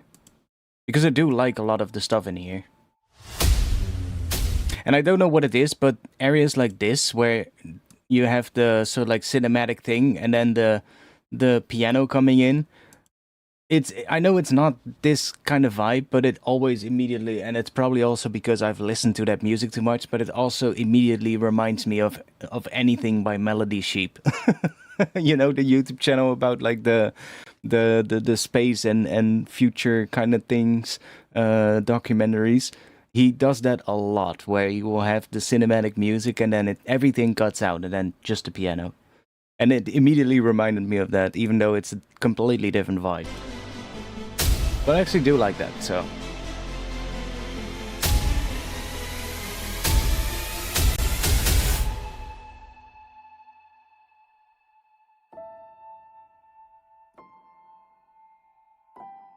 I guess it's just a very classic thing to do with film music, but...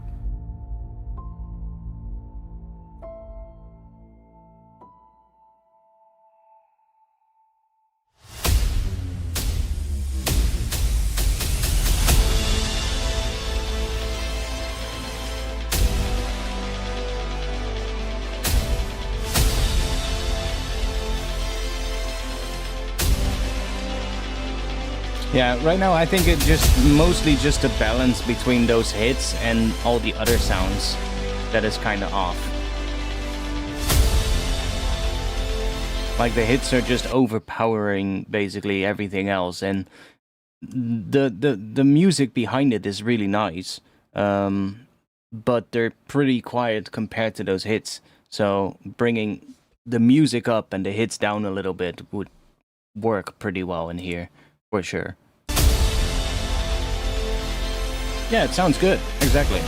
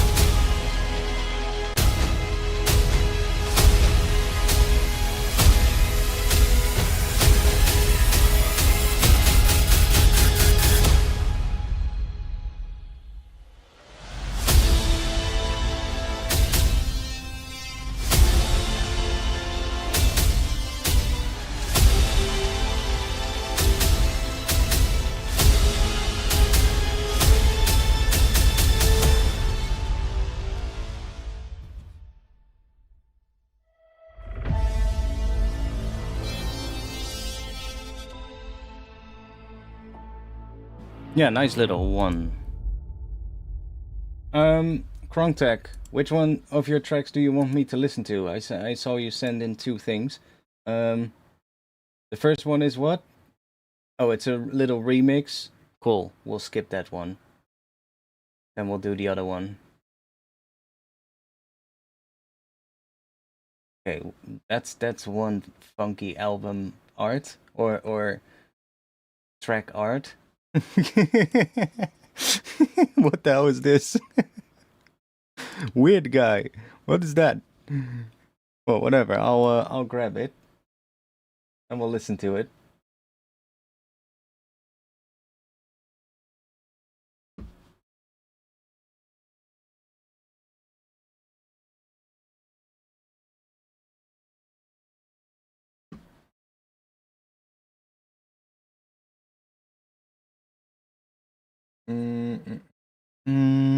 Let's drop that in here.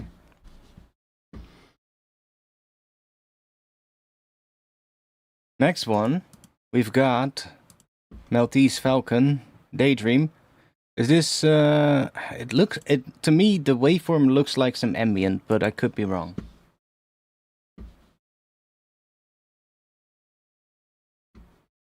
That puppet is in my room. Nice. I know some people who would be scared shitless by something like that. Like I'm not, like I wouldn't be, but I had this friend as a kid, and he would be absolutely scared shitless of clowns, and like this was back in the day when what was that show again? It wasn't not necessarily a clown. It was more like puppets. Well, he was scared of clowns as well, but that was just because he saw the movie It one time as like a very young kid, and it scared the shit out of him. No, what was the other movie? There's a couple of movies of it. Damn it, what's it? I've seen them so many times. Oh yeah, Chucky, of course. Like he would be scared shitless of puppets that looked a little bit creepy, because you know, me and we were like a couple of years older than he was, and one time he walked in on us watching, like, me and a couple of mates watching like the Chucky movies all one by one, and he was a couple of years younger, and he decided to hang out with us and watch it as well. Dude, we must have been like, what, maybe like 14 or something, and he must have been like 11 or something. And it scared the absolute shit out of him. And I remember one of us at some point bought a fucking Chucky puppet and put it in his room when he was asleep. The dude was absolutely terrified. I think it scarred him for life. Oh, good memories. I can still hear him screaming, and running out of his bedroom.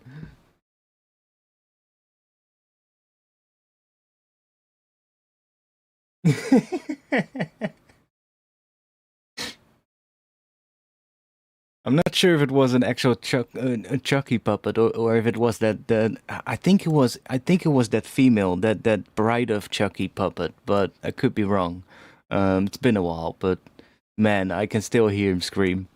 It was hilarious. Just some healthy PTSD, exactly. And for years, like any time there would be a movie with like a puppet in it, he would just go away. He would just be like, "Nope, I'm not watching this one." Even when he got a little older.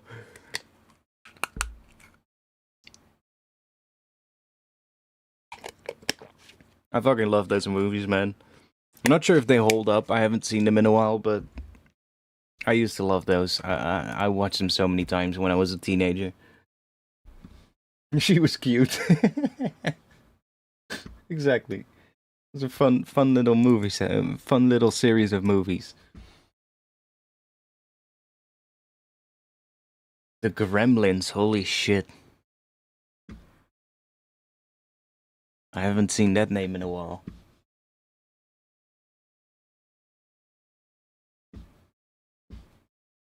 Cool, Maltese Falcon. Let's check this one out.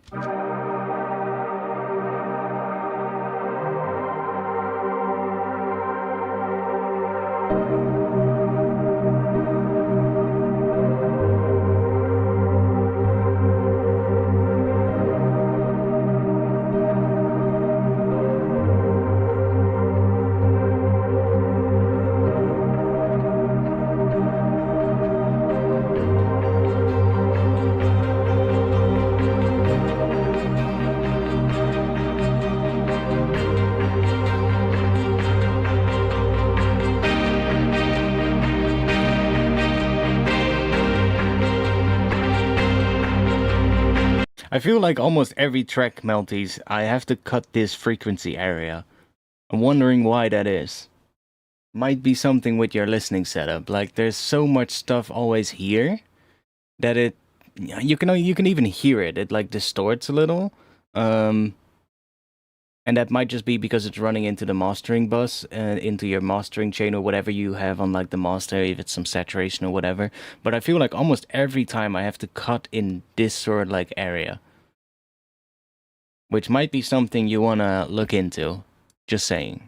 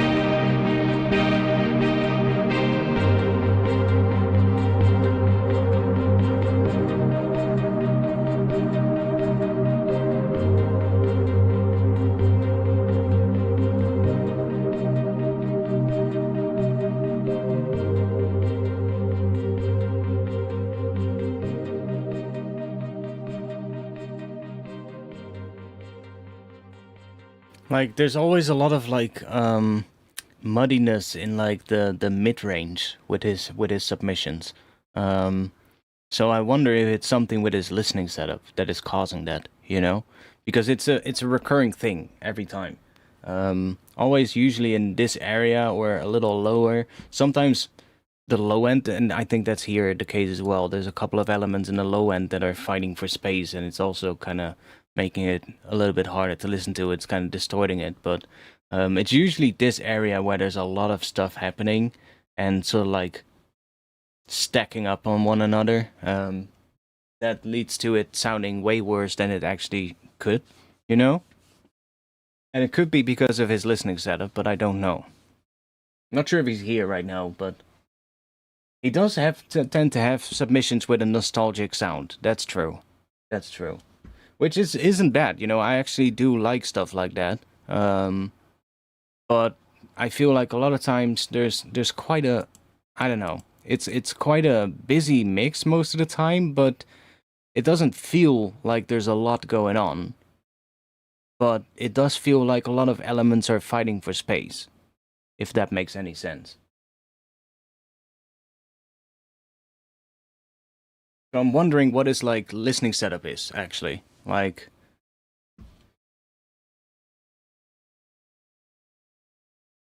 and I mean, it doesn't necessarily even have to matter if you have small monitor speakers.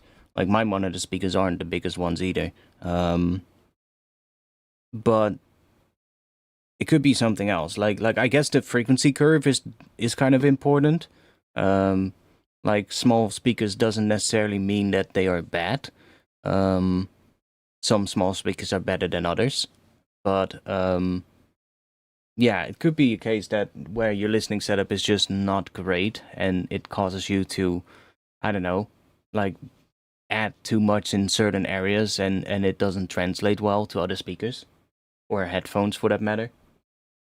Like I guess a great investment anybody can make if they're not like having the if they don't have the greatest listening setup is just get a good pair of like studio headphones, like a good pair of headphones, because that way you basically cut out any of the room issues. um and headphones aren't the most expensive, at least a lot more affordable than like getting good speakers. So that's something I can always advise anyone to do. But I don't know what his listening setup is, so I'm kind of wondering right now.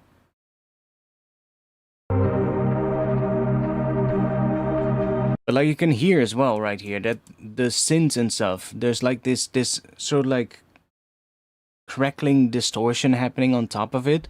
And I almost have a feeling like it is because it's running into some saturation the entire time, and that is doing it, or it's running into some like processing on the master bus that is doing that. Because it's something that I hear in almost all of his submissions. Um,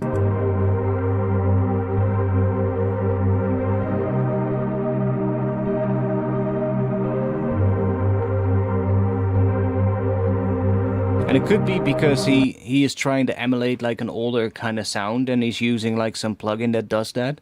Um, but I would try and maybe use more like texture based sounds to achieve that same effect, like some noise textures and stuff like that. Because that distortion usually, to me at least, is not the most pleasing. Because you can especially hear it on like the start of synth sounds when like a new chord comes in and it layers sort of like the, I guess, the release of the previous chord layers with the attack of the new chord, and it gets just momentarily just ever so slightly louder, and you can hear those crackles starting to happen on those moments. It sounds like clipping, yeah, exactly.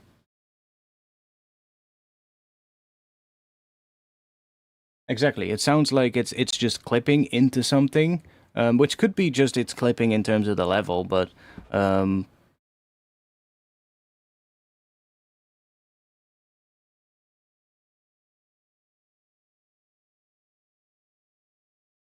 I mean, it's always good to have several different listening setups, whether it's a speakers and a pair of headphones. Like having multiple ways to check your music is always good, um, because it will translate different on every kind of listening setup, right?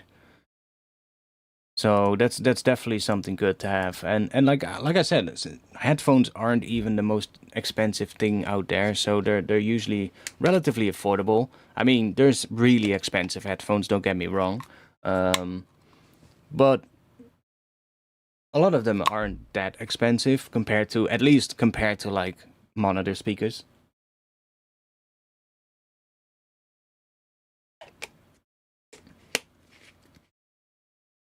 Like a good pair of monitor speakers will usually set you back like a couple of grand or at least 1,000 euros, but a lot of times more. Um, and I would say you can get a decent pair of headphones for usually 100 to 200 euros.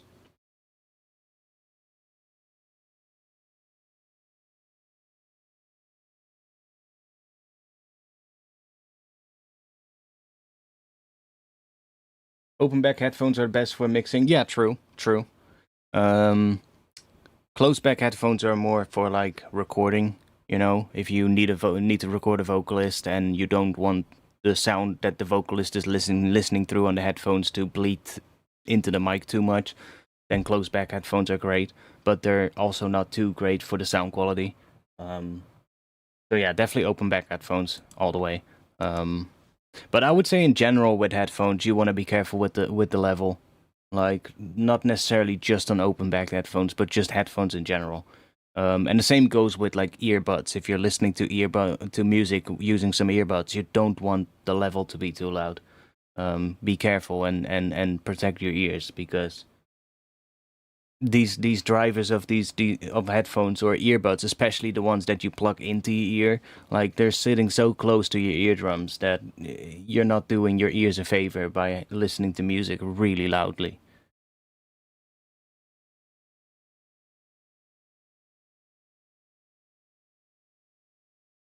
Like you can get away with a lot more level on like speakers than you can on like headphones or like earphones, you know, like earbuds.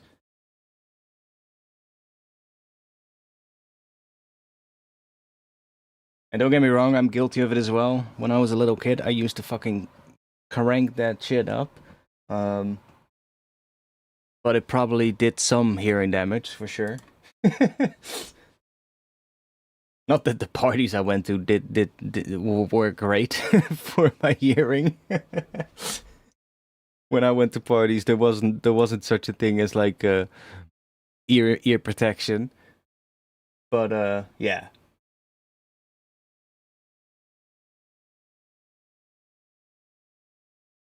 Yeah, it's good to like check on different things for sure.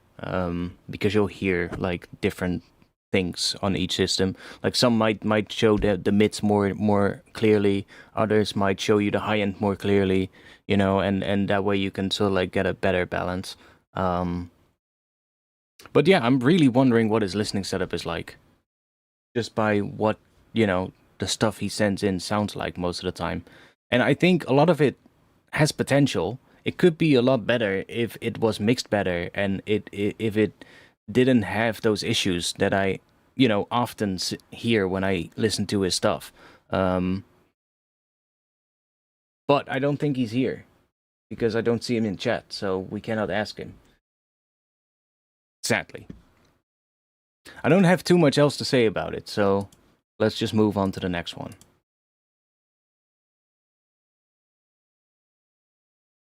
Okay.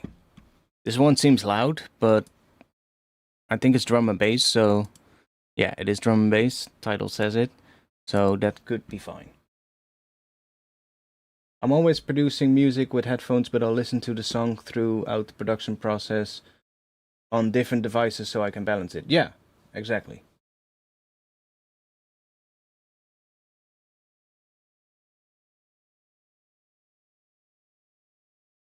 Cool. Whose song was this?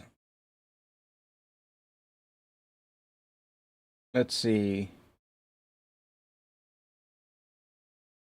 Oh, it's Goated Rollers District. Not sure if you're still here, but I had some pleasure listening to some of your other submissions, so I hope this one lives up to it. Let's see.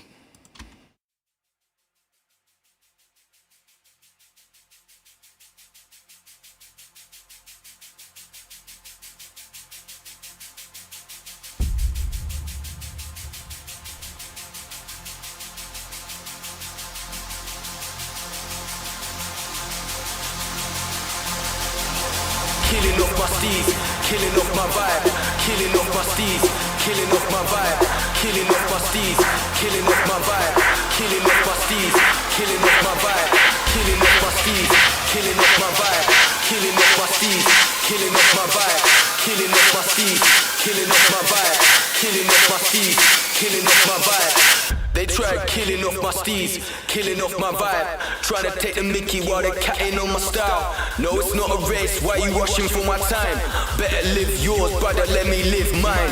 Let me live mine, let me live mine. I don't think twice, it's a blessing I'm alive. Why you rushing for my time? I'm just up on cloud nine. Better live yours, brother, let me live.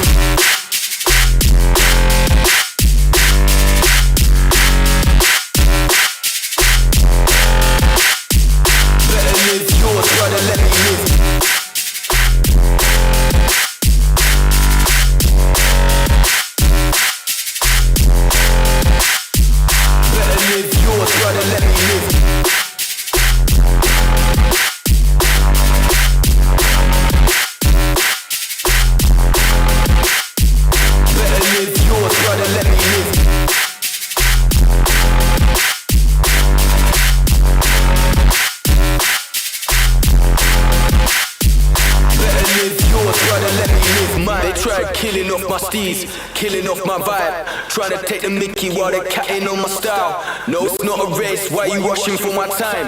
Better live yours, brother, let me live mine. Let me live mine, let me live mine.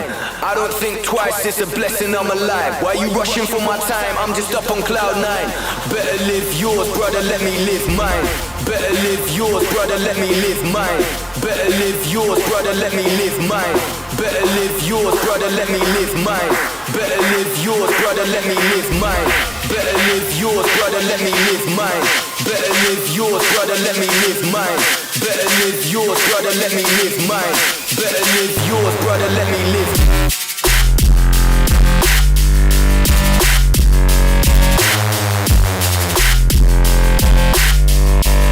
Better live yours, brother, let me live.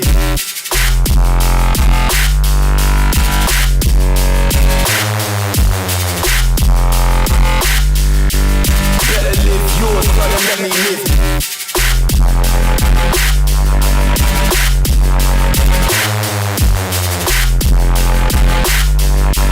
Better live yours, brother, let me live.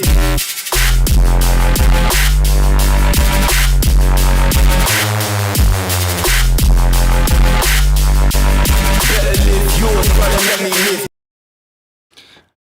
I actually like the whole thing. I think it's just too loud. I think it's just pushed too loud, just a bit too loud, and it kind of starts distorting everything. And you can see what I brought down here. That area of frequencies tends to become a bit annoying to listen to when things are pushed too loud.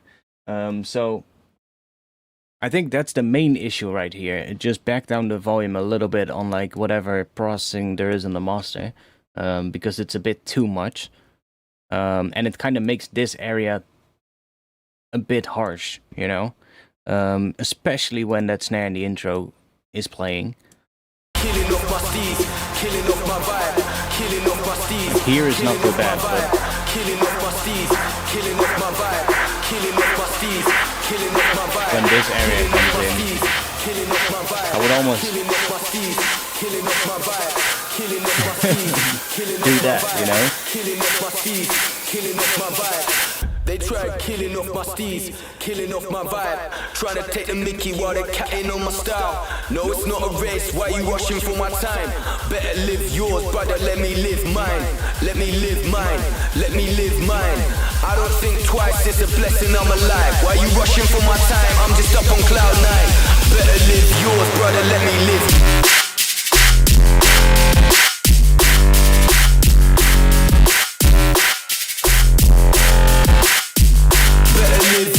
Let me live.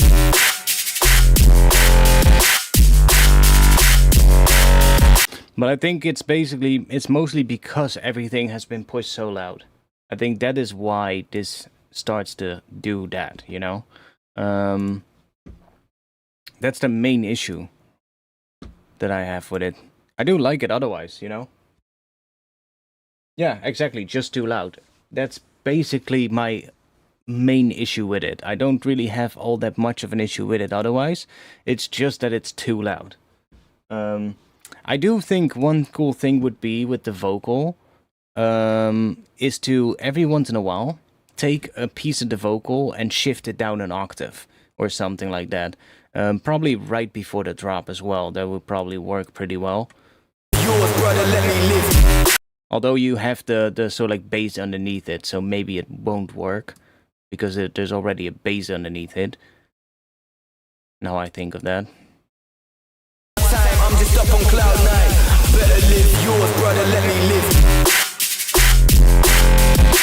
If that bass wasn't there, I would say it probably would work pretty well. Just taking the vocal and shifting it down an octave. But with that bass there, maybe not, because it's gonna fight for space with the bass. I'm just up on cloud 9. Better live yours, brother, let me live.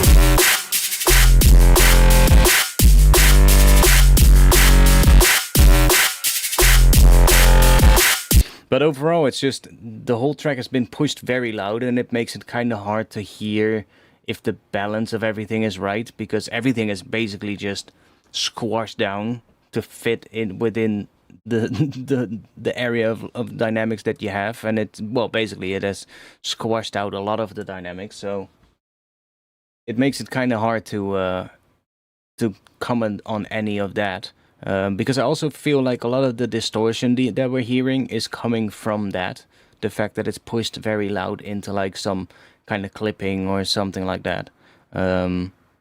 Like you can see it, it's like, especially on these areas, like that's basically just hard clipping at that point.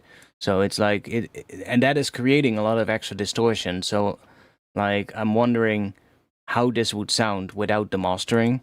Would there still be a nice distortion, or is all of that distortion coming from it just being pushed into the master really loud?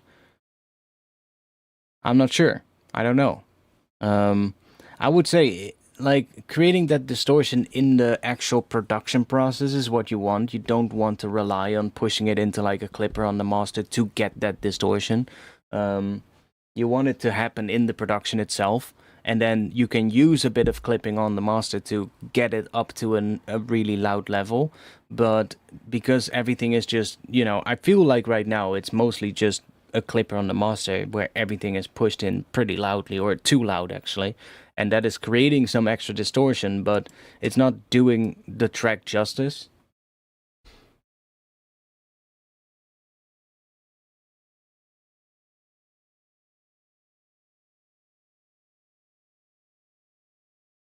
Yeah, exactly. You want to make the loudness happening in the production and not on the master track.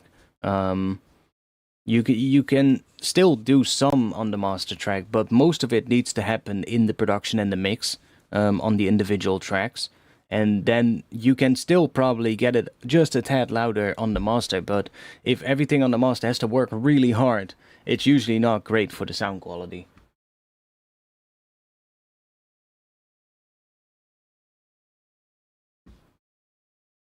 And I feel like that's the main issue here.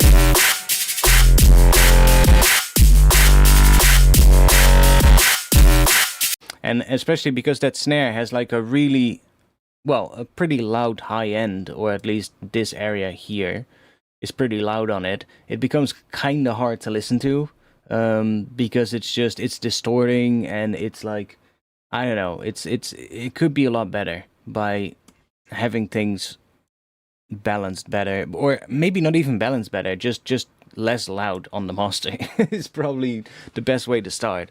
And maybe there will still be issues then, you know, that reveal itself that I would like to see fixed, but right now it's hard to hear those because you're just, you know, trying to judge it the way it is now, and it's kind of making it hard to judge any of that at the moment.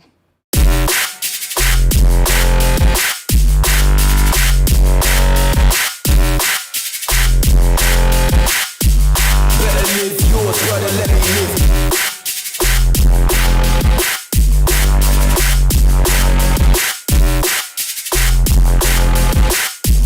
Better live yours, brother, let me live.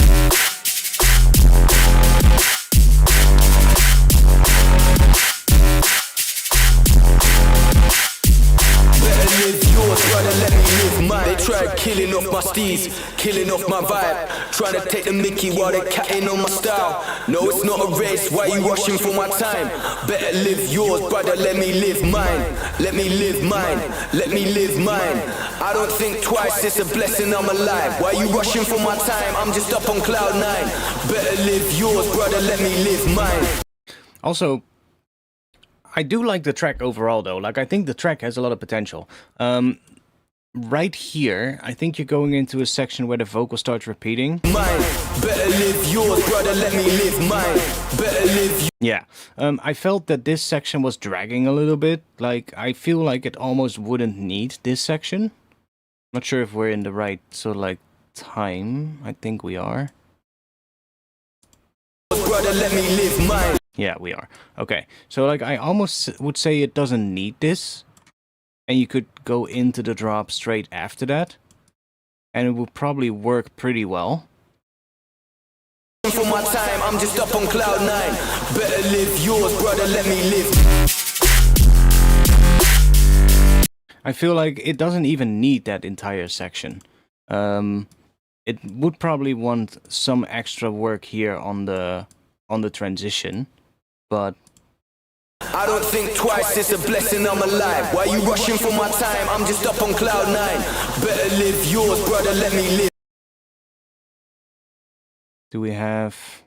live mine. Brother, let me live mine. Okay, let's see if we can... Brother, let me live.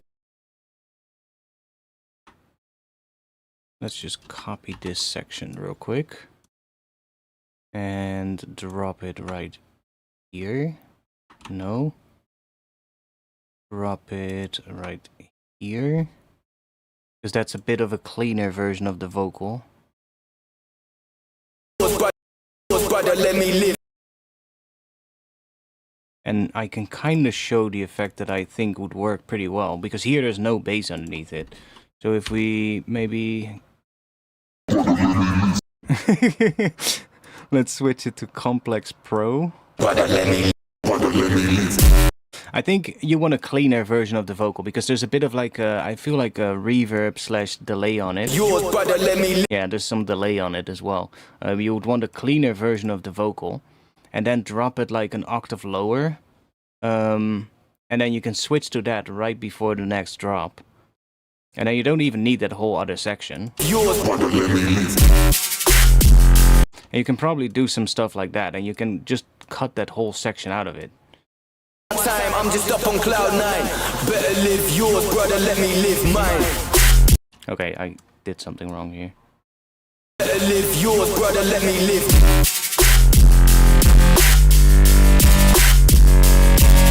I think that would actually flow better than having... 9. Better live yours, brother, let me live mine. Better live yours, brother, let me live mine. Better live yours, brother, let me live mine. Better live yours, brother, let me live mine. Better live yours, brother, let me live mine. Better live yours, brother, let me live mine. Like halfway through this section, I'm like, yeah, okay, I've heard it. You know, that vocal. I'm like, yeah, okay. I've heard it. Come on with the drop already. Right? So, or you need to do something more interesting with the vocal there, or you just cut this whole section out and just go straight into the second drop, into like the halftime kind of drop. 9. Which, because you already have the vocal for like this whole section, right? This whole section here already has the vocal. So maybe you can do the repeating vocal part in the second half of this, if you still want to do that. Do that in the second half. But to have it going on for another 16 bars, I was like, okay, when is it coming with the drop now? Because I heard it.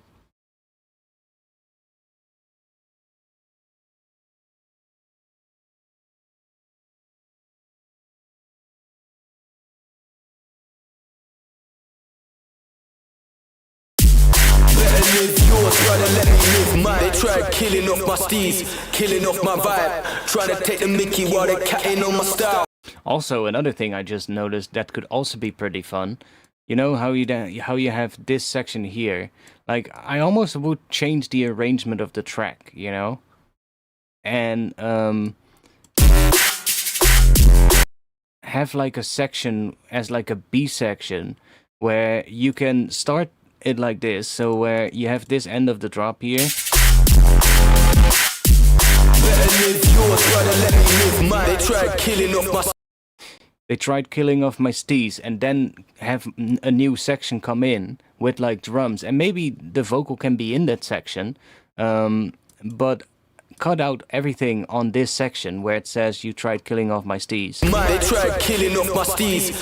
And then have like drums come in with maybe a variation on like the drop, or like maybe a much simpler bass line with just like some rolling kind of drums, and just have the vocal be part of that as like a B section to the drop. I think that would actually be really cool. Yours, brother, let me live mine. They tried killing off my steez, killing off my vibe, trying to take the mickey while they're catting on my style. No, it's not a race, why you rushing for my time? Better live yours, brother, let me live. But overall, I think in terms of the flow for the track, it would be a lot better if this section that was in between here wasn't there, because it just feels like it drags on too long, and I would just go straight into the second drop. Time, I'm just up on cloud 9. Better live yours, brother, let me live.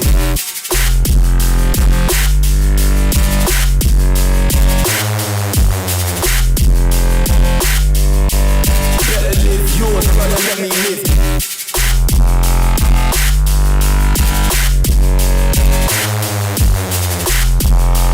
Now, I'm not the best to talk about vocal processing, but I do think I'm not a big fan of the processing on the vocal that you have right now. I think it would be better if it didn't have like the delay kind of effect on it. Maybe like some subtle reverb, sure, but like I would like it a bit drier. I don't think I would necessarily want or do that like delay effect on the vocal myself. I don't think.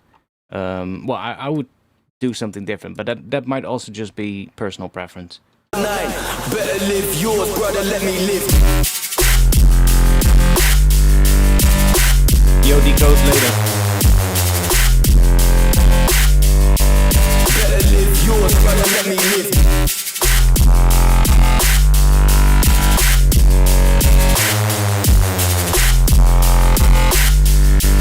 Better live yours, brother, let me live.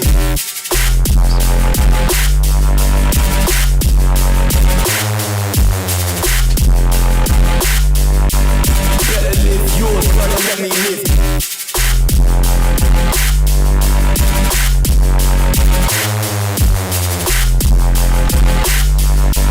Better live yours, brother, let me live.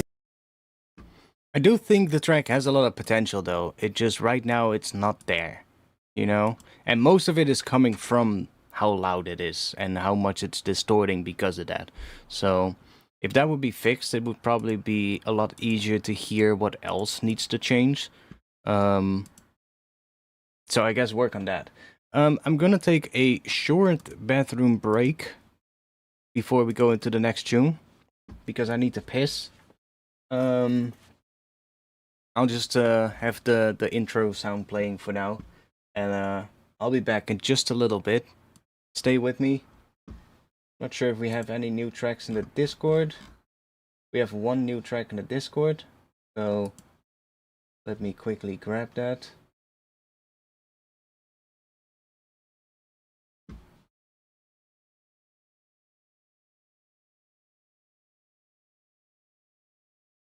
And then we'll move on to the next tune when I get back. So, one moment, guys. I'm gonna be back in just a minute.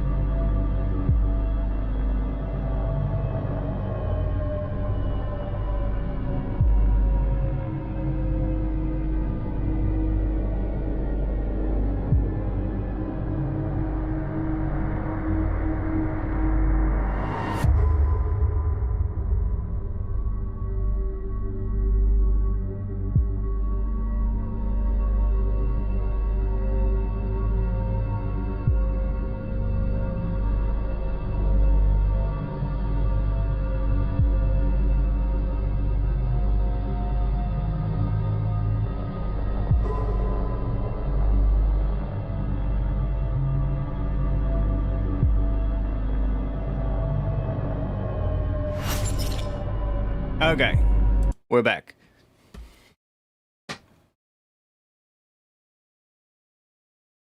We're back.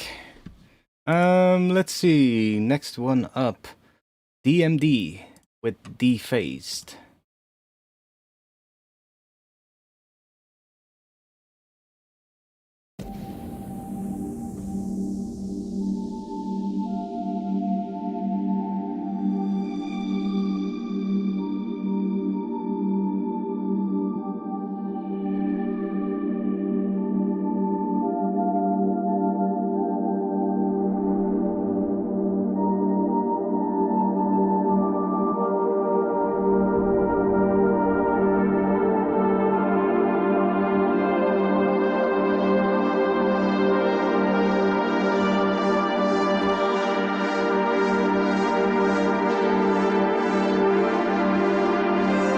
Oh, my bad. I should have gotten rid of that. I'll just restart it for that. That's my bad.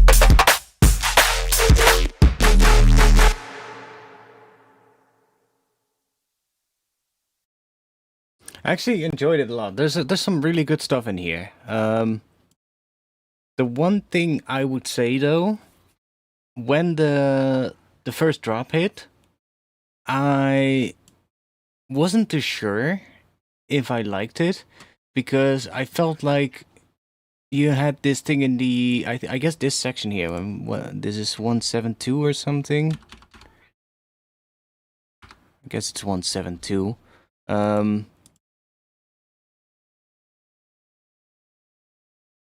You have the this sort of like, I guess, arpeggiated pattern coming in. What are you guys doing?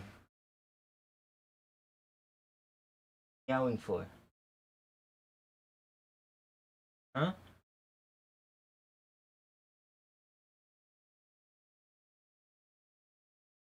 Okay, now you're stopping.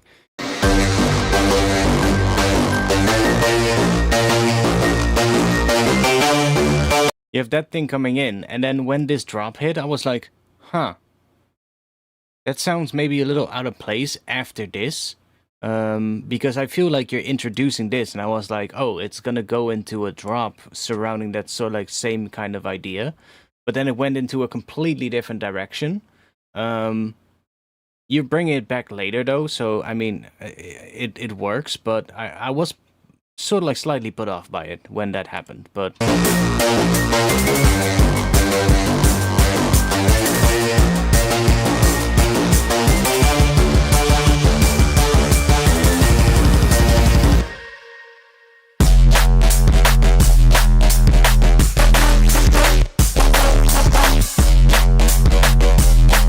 See, like, it almost feels like when you just hear that and then hear the drop, it almost feels like it's two different tracks. If that makes any sense.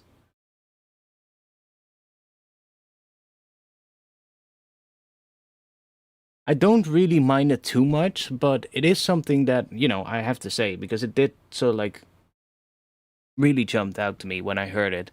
Could also be that it just wants something in here to kind of bridge that together in a better way. Like, if the transition was slightly better between that, then that might actually work. Because you can do a lot with a good transition, you know?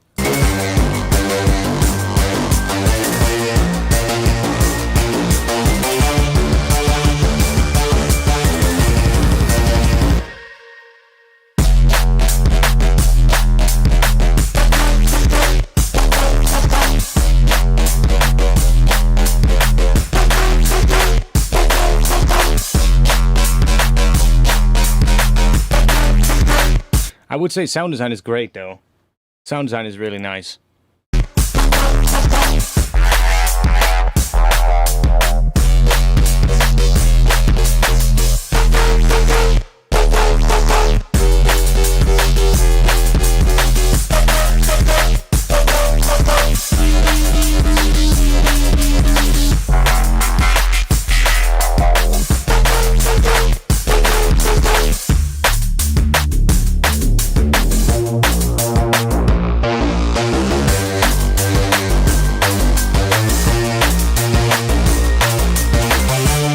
It might actually make more sense if this sound, this sort of like that, I guess it's almost like an arpeggiated kind of rhythm, which it is, if that was introduced earlier in the intro, then it would make more sense. So let's say you introduce it earlier on in the intro, maybe with a different sound, like maybe a more lighter, sort of like plucked kind of sound or whatever, and introduce the same pattern already, and so that it already has been playing for a longer period of time, might have changed to a different sound, but maybe the melody is the same. And then when the drop hits, it cuts out. But because it's then, I guess, been used for a longer period of time, it doesn't feel so much out of place that it's changing. One moment, I think that's one to go somewhere else. Where's the other one? Oh, there. What are you fucking doing?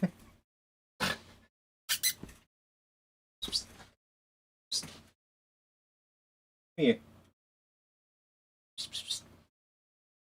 Say hello.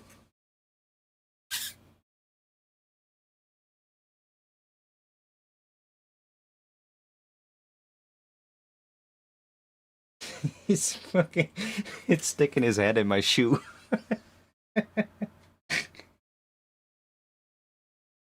Oh. Okay, you're gonna chill there? Okay, cool. They're now both on like. They're both checking out every little corner of my room here.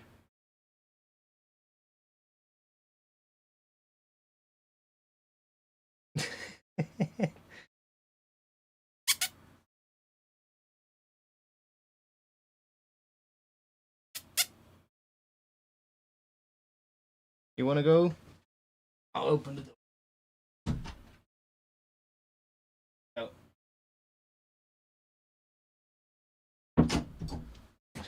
They're not saying hello today. I have to admit it, this song is very inspired in Caps Lock by Noisia and Black Snap. I do, yeah. It was reminding, especially this sound, that sound really reminded me from that as well. So I can see that. But I would almost like it to be introduced earlier. So, like.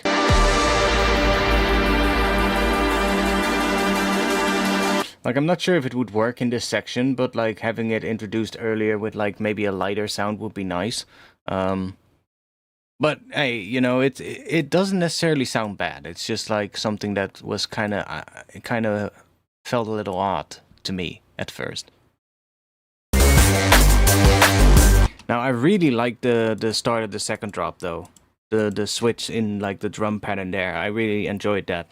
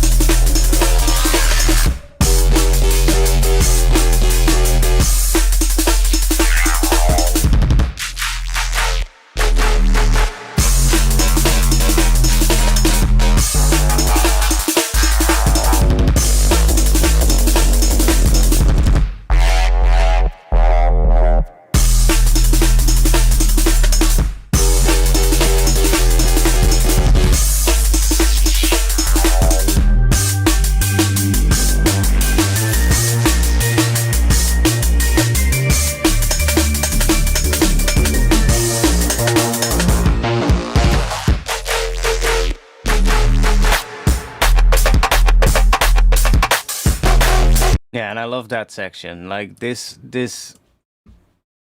where is it?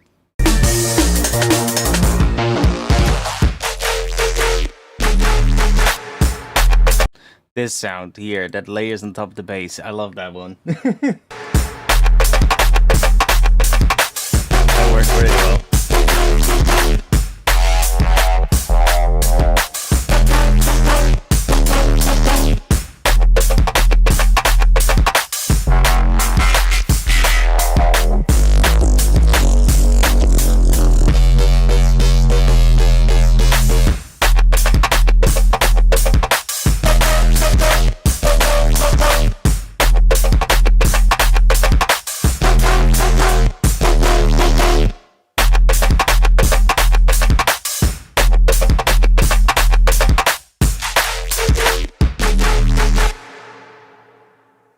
Yeah, I enjoyed it. It's just that a couple of things arrangement-wise kind of felt a little bit odd to me, but I mean that's also hard, you know, because sometimes that kind of stuff does grow on you after like more listens, you know? So if I listen to this a couple of times, or like maybe I will listen to it a couple of times in like the span of a week, and then after that I'm like, no, I actually like it, right? So it's tough to say whether that's a good or a bad thing, especially after like just one little listen. But I think a lot of the sound design is really good. I think a lot of it is there. It just, yeah, I would agree. Maybe try out some different arrangement ideas and see if that actually flows better. That might be a good thing to try. Like, especially because you don't have to commit right away to one of them, right? You can just try out a bunch of stuff and then see what works best and just pick the best sort of like arrangement for it.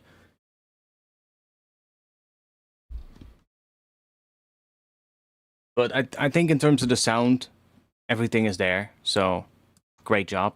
Also, this one is really loud, but in a much better, done in a much better way than the previous track.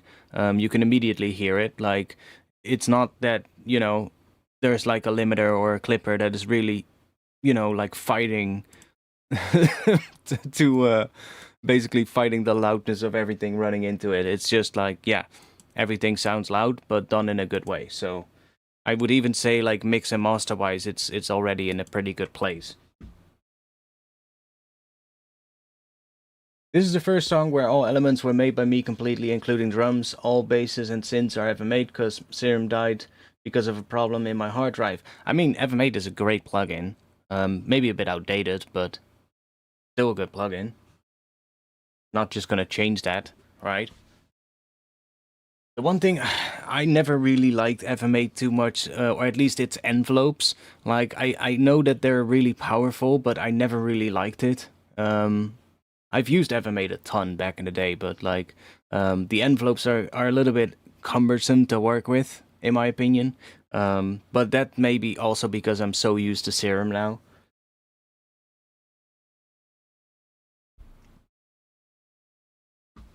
Anyways, 12:30. Let's move on to the next tune.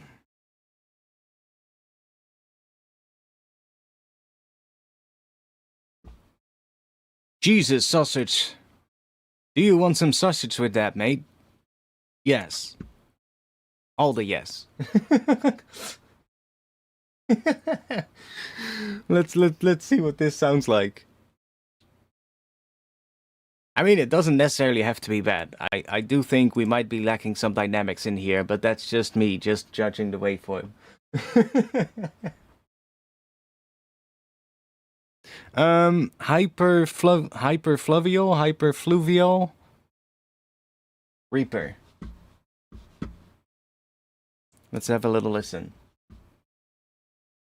Would be good with some barbecue sauce, exactly.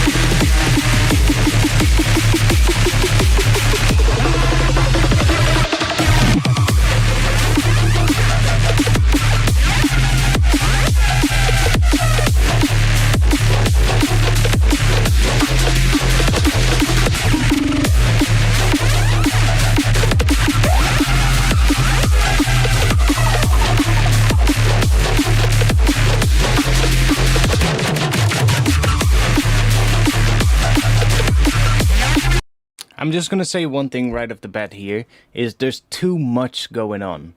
Like, there's just too many things happening at once. There's too many different ideas all sort of like doing their own thing. That's the main issue here. I would say maybe sound design wise, especially the sound design of the high end is maybe slightly questionable. But like a lot of the issue here is that there's just so much happening at once that it's really hard to sort of like, I guess, focus in on one thing or one idea because there's too many ideas. And I would really probably just go in and simplify this and take out elements because right now I think there's so much elements happening and a lot of them are probably not needed. And I would just, strip it all back and sort of like start thinking about what needs to be here for the track to be good and to do its thing and what doesn't.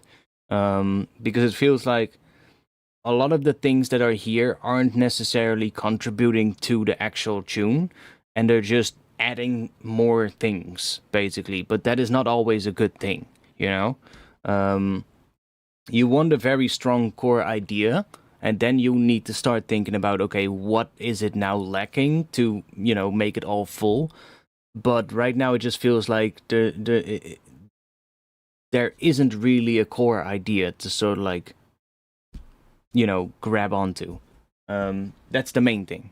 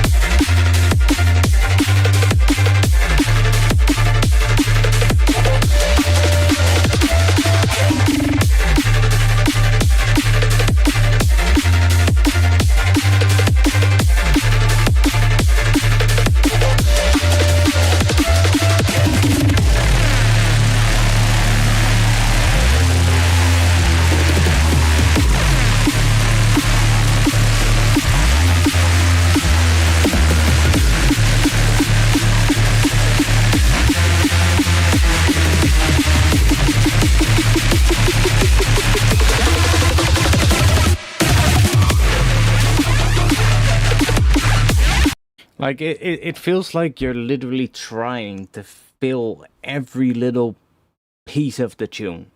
Like so that at every time there's at least 4 or 5 different things doing something. But let me tell you one thing. Strip it back and start trying to think about what is the main idea of this tune. And then start thinking like, okay, so if you have the main idea, then start thinking about like which of these elements contribute to that and which ones don't. Which one are actually just doing their own thing, sort of like side by side, the main idea. A lot of those things probably not needed. And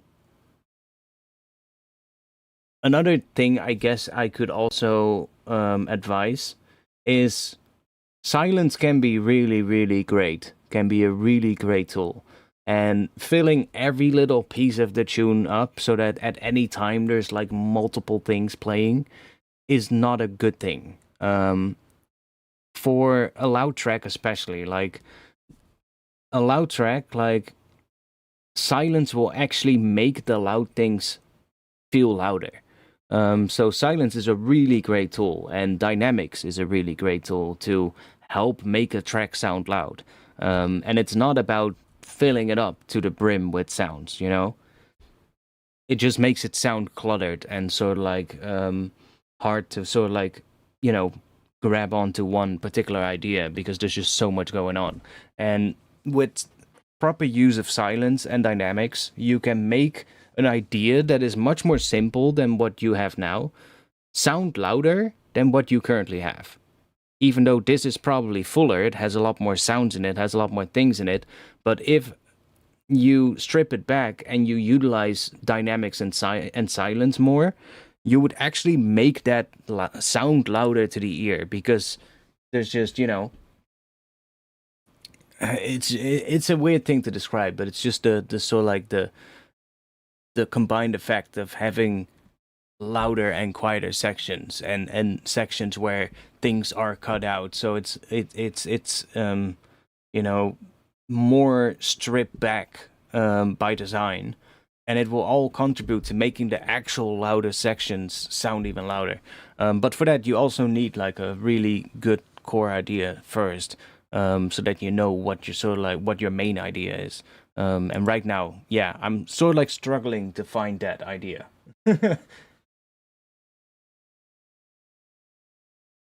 I do think there's potential here, because I hear great sounds. Like the drums sound pretty good to me, although there's a lot happening around it, so it can at times be hard to, hear the drums properly.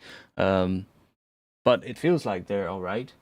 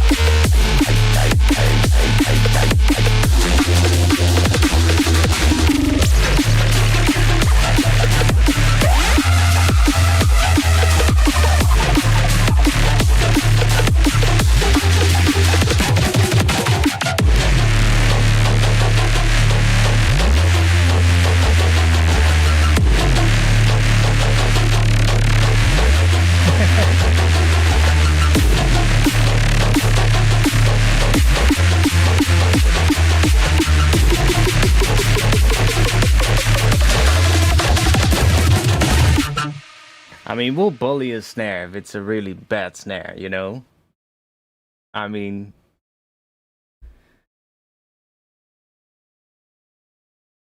don't say no yet, because we haven't played all the tunes, so you never know what's gonna happen in the next couple of ones, but...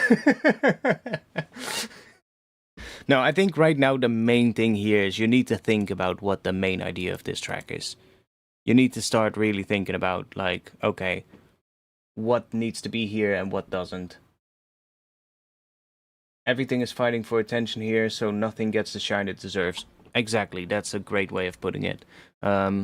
Also, I think maybe some of the high end is a little, I don't know, like some of the stuff around here, first is maybe a little loud, but second, there's also a lot of like elements that are quite noisy and sort of like are stacking on top of each other. So I'm not sure if like the high end on the main bass is what I don't like, or if it's just a result of so many elements having like different kinds of high end or different sort of like textures in the high end and all layering on top of each other that is creating it. But that would probably be easier to judge if you strip it all back and sort of like figure out what the main idea is, and then start thinking about what needs to be there and what doesn't. I do think there's potential though, for sure.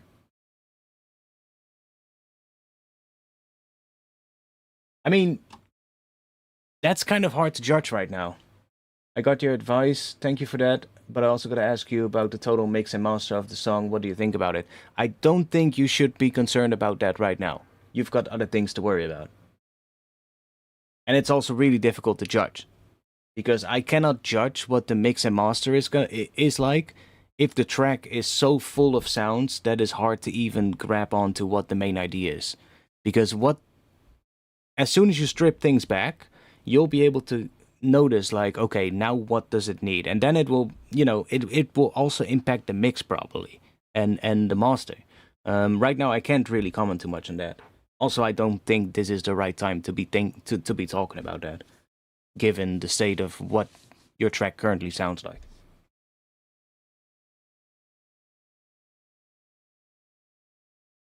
Not sure if that's the answer you want, but I mean that's just the most honest answer I can give you.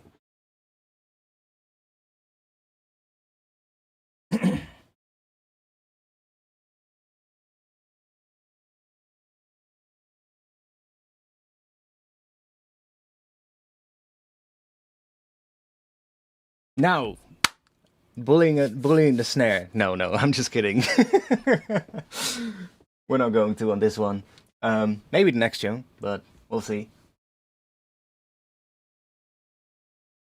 I mean, definitely feel free to send it in again on like maybe the next feedback stream, or I don't know, maybe if you changed it before that, you can always come into the Discord and drop it there. No. Your tune is next, right? Yeah. Well, now there's gonna be extra attention to the snare, so it better be good.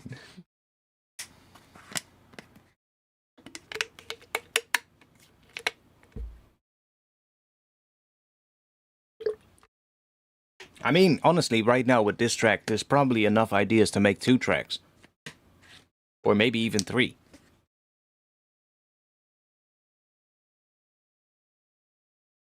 Like, that's what I mean. Like, there's so much happening.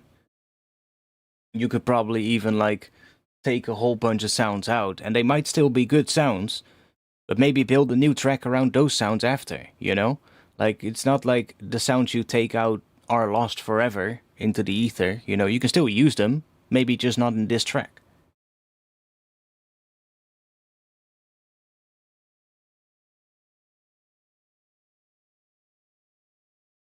And in fact, maybe it'll spark a whole new idea, you know?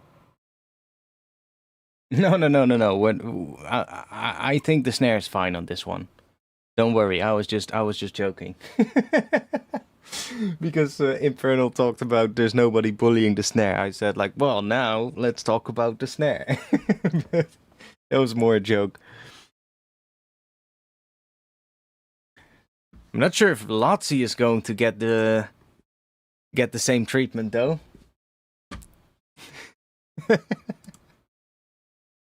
Let's see.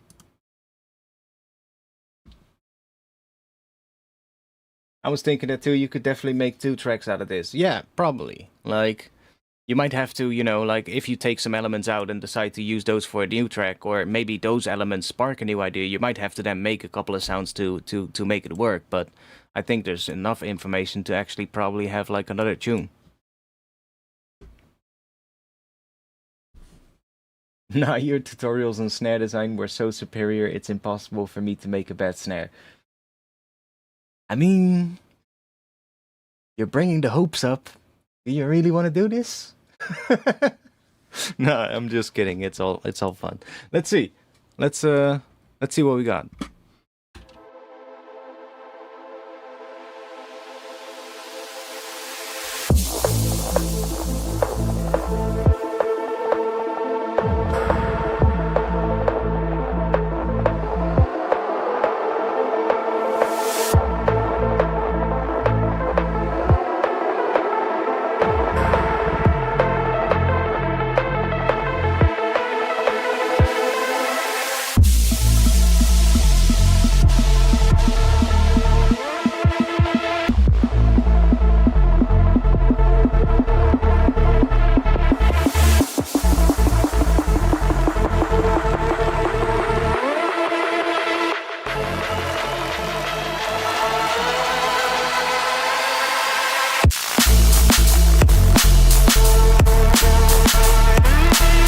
Now you're good.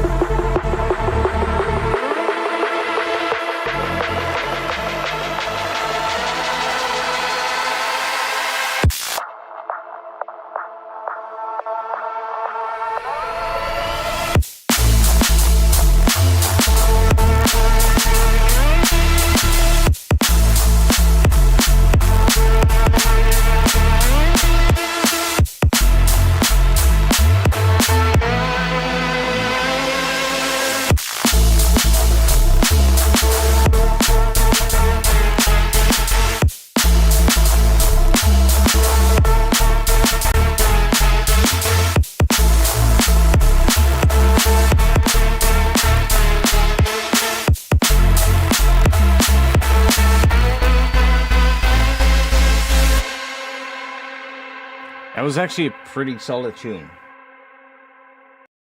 I actually enjoyed that a lot. I was kind of worried seeing the key being A minor, you know, most of the time not the greatest key for drum and bass music. Not that it cannot work. I mean, you showed that here.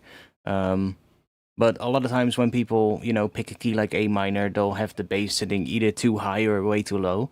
But you did it pretty good, actually. I liked it.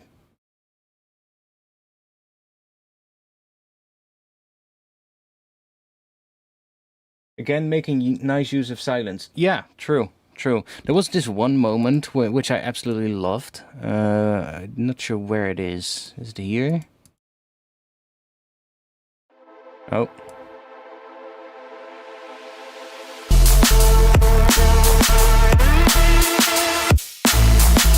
Like, I love how those sort of like higher, I guess, layers to the bass sort of like are swelling up and then they cut out right here. And it just all cuts out to nothing. And I love that. It works really well.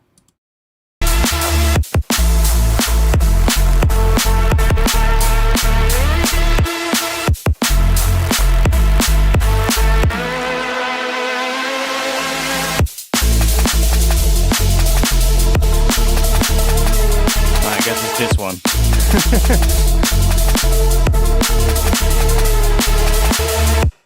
Yeah. Great use of silence, you know? Just having that little moment there where everything cuts out. And just, it helps to keep things interesting, you know?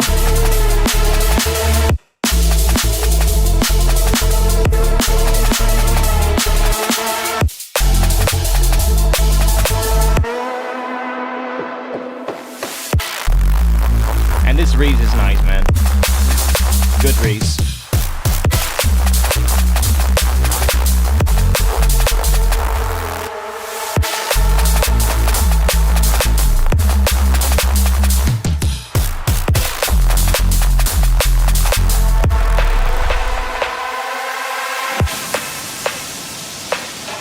One thing, I do have a complaint.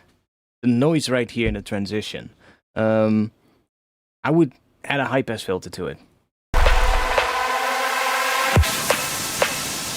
See, you can also see it here. See how much low end there's in that noise after sort of like the transition, so at like the start of the next section. And you can kind of hear it as well.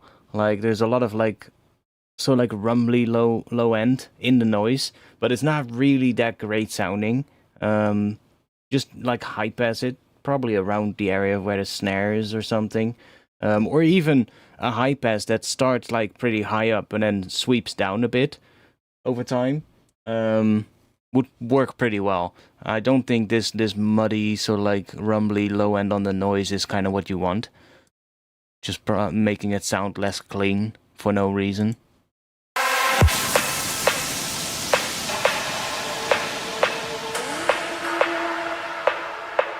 You added an impact there. Well, I mean, there's still some stuff in the noise that I can hear that is just not the most pleasing to hear.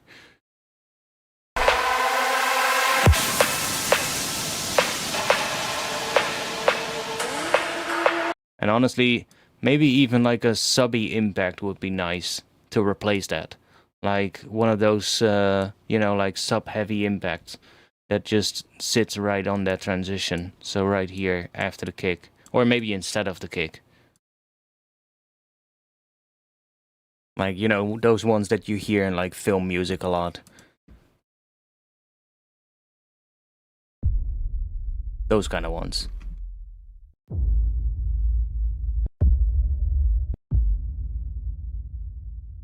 Would work probably pretty well.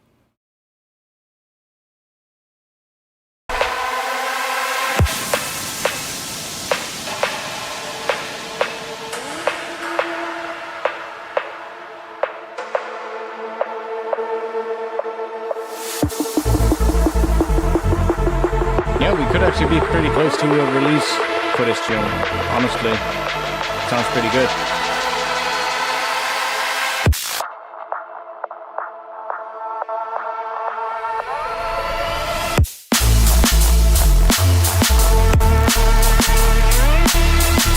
I'm not usually the biggest fan of like a fake out section. I know some people might actually like it. I usually don't. For me, I would much rather see it go straight into a drop.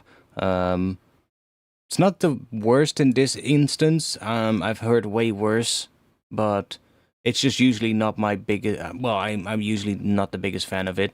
To me, it makes not much sense to do something like that because you're building up in the build towards the drop, and then you cut everything down, and it starts building again while you actually expect the drop to come. But I think it usually takes away from the energy of the tune, but it's also kind of a personal preference. So don't necessarily take it out because I said it. That's also kind of just my taste.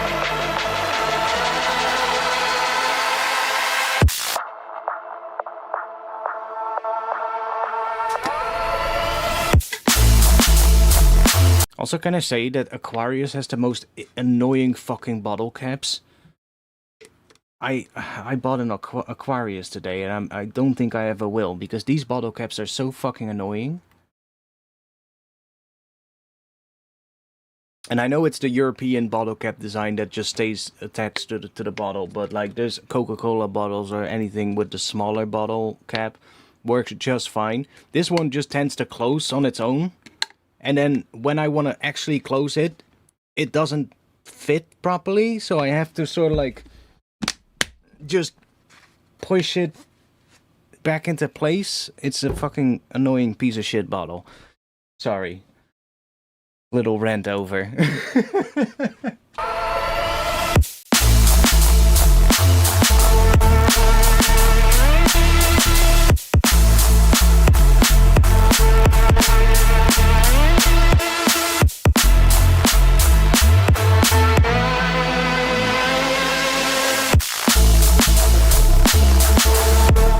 Hey, Inferno Media, thanks for being here. I actually have to agree, I think this is my favorite tune so far tonight. So, I mean, that says a lot. Even though I had a couple of things to say about it, I mean, that says a lot. I do like this one a lot. Same with the small Spa Blau bottles. I never get those. I'm always getting, what is it again? Might still have a bottle here. Oh, wait, I already know. Like, I always get these.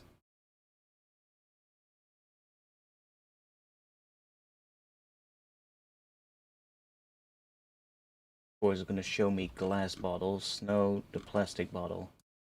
Can we just get the plastic bottle? Right.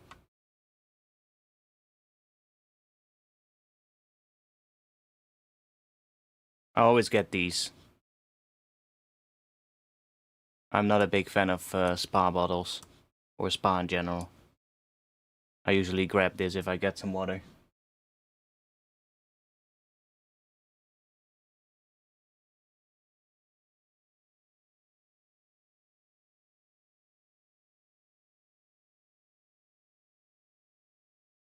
But usually the smaller bottle caps I'm fine with. It's just that this one has this annoying big ass bottle cap that is bigger than normal. And then it kind of just, it closes by itself. Like at least like a Coca-Cola bottle or something, you can sort of like click it in place and then it stays there. But this one just like, if I do this, see, it closes and then over time it just goes back like that. It just starts closing. And then if I want to actually close it, look, it doesn't close. I have to literally like push it really hard to get it back on. It's like fucking annoying.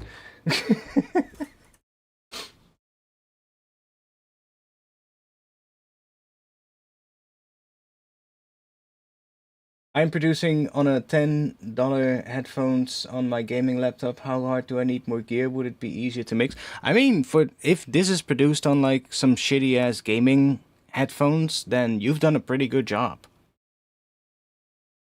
I would say probably good headphones is gonna make it easier, but you've done a pretty good job if this is done on like some shitty ass fucking headphones.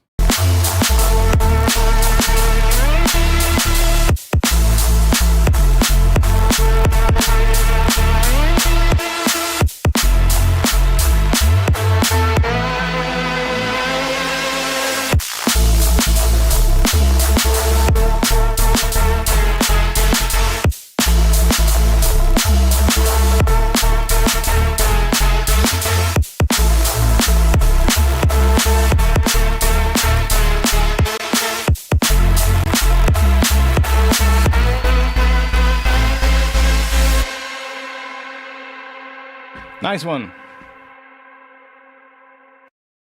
It might get played one other time at the end of the stream if there's no better track that I like more.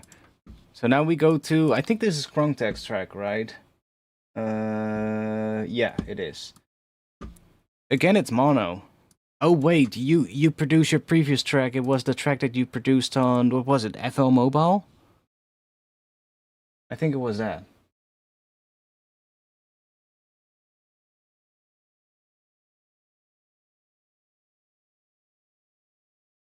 No, I really prefer the San Pellegrino water. They have one that I really love a lot, which is the this one. No. Of course, I can't find it now. Forgot the name of it, but it's basically like sparkling water, but then they added like a little bit of blood orange in it, and it's so good.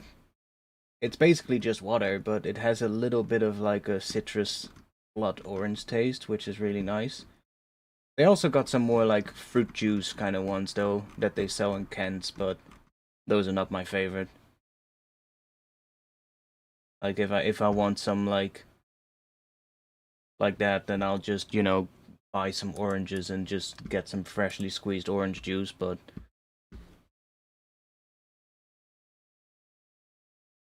if I want some water, then usually I'll just get their water. It's just it is sparkling water. I know a lot of people don't like it. Some people might, but I do like it, so. Yeah, what is up with the mono thing though? It anyways, no stereo issues on this one again. Let's have a little listen. Because last time, even though it was made on like FL Mobile, it was a pretty well done tune. So I hope it's that good again.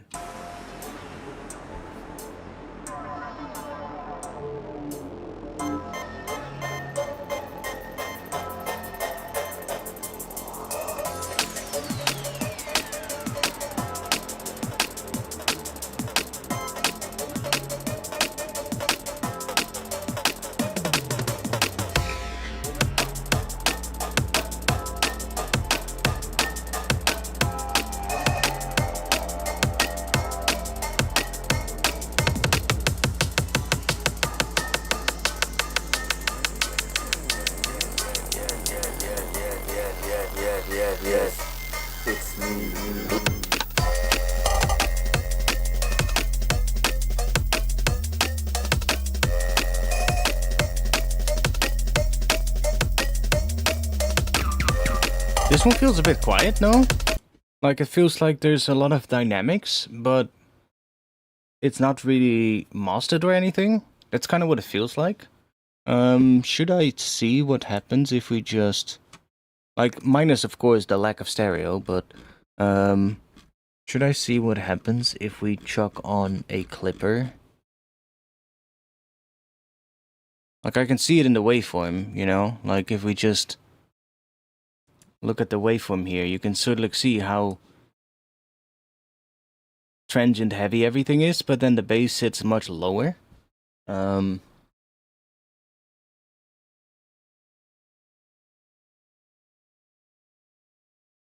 Yeah, it's quiet even though I tried to master it loud without distorting. Let's see what happens if we push the level. It's me.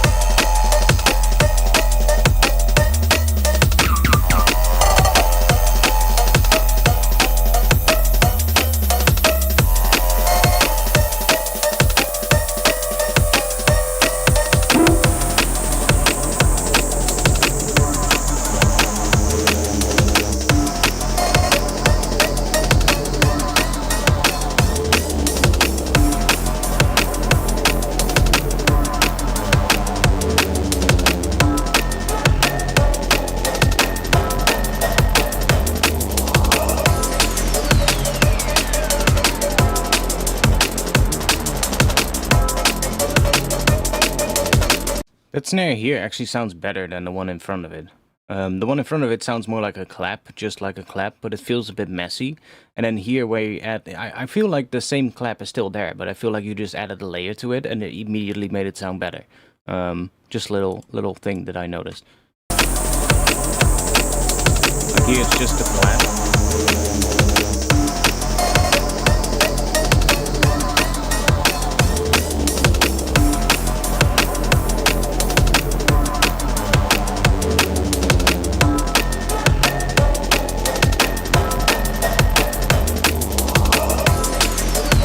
Here, there's a layer in it, and it suddenly works a lot better.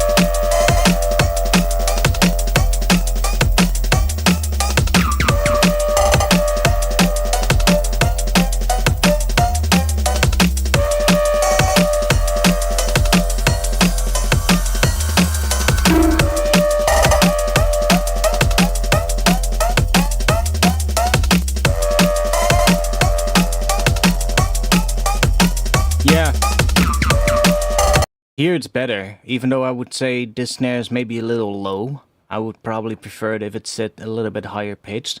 But that's also because I usually don't like the snares that sit around like 200 hertz.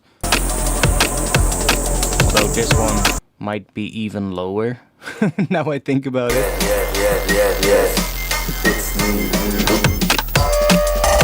Yeah.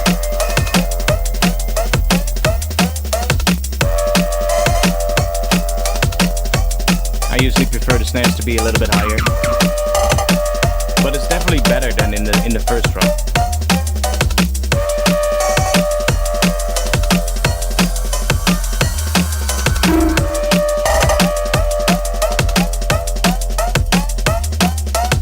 I would think though maybe the snare, like right now it feels like the high end is mostly just that clap, and I would even, you know, maybe try layering some noise in it.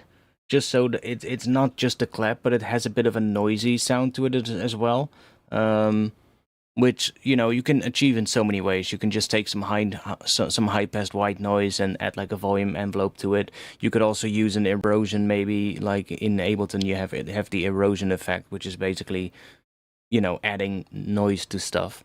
You could also use a vocoder with like for instance, Ableton's vocoder has like a noise mode, where it just basically uses noise as the input to the vocoder, and it just adds noise to stuff.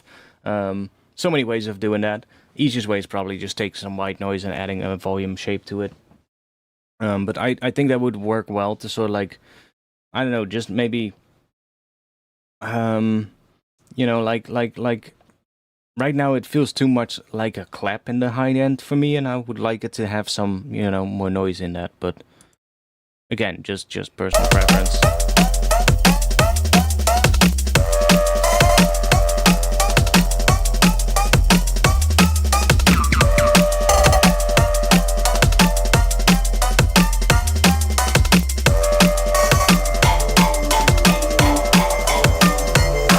Probably, yeah.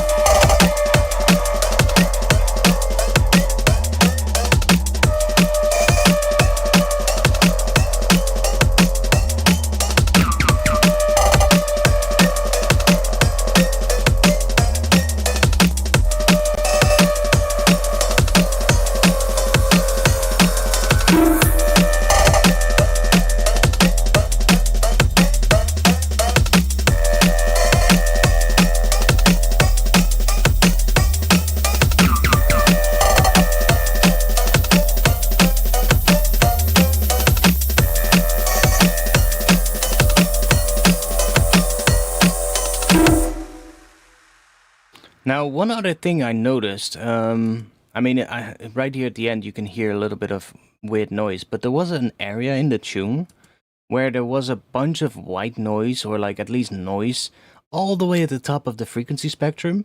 Basically in an area where you probably don't even hear it, honestly. But there was a lot of it. I'm not sure where. Let's see.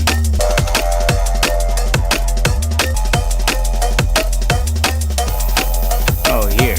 Okay, you do hear it. You do hear it, actually. But like, see here at the bottom left, that whole blob of noise up there?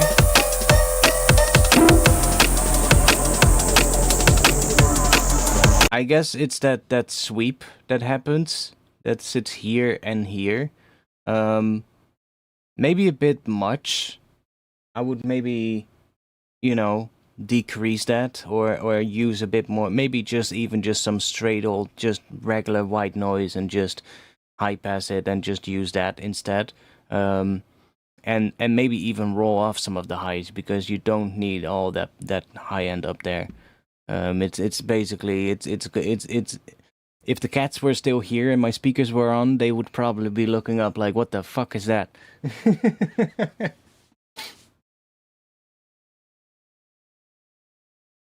Also, yeah, it was supposed to be a clap, second drop, added the snare. Yeah, I get that.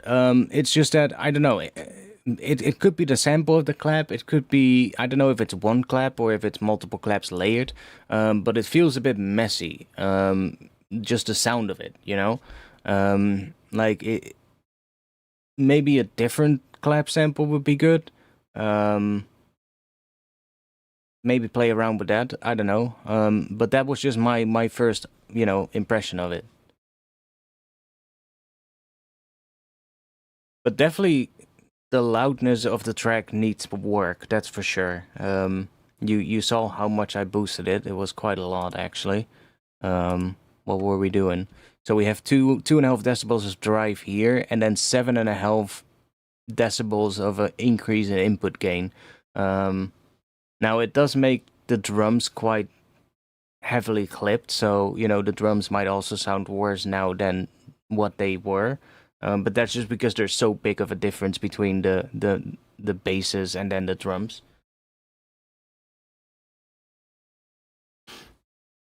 Still impressive though that you made it on FL Mobile. Like honestly, I couldn't. I'm just gonna be honest.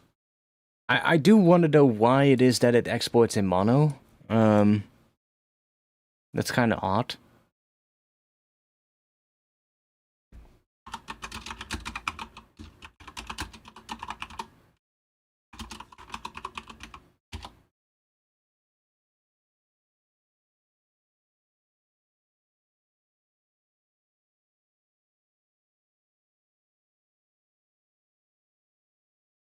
Because it seems like it's in your like export settings, because I'm trying to check real quick, but I immediately get things that it exports in stereo by default.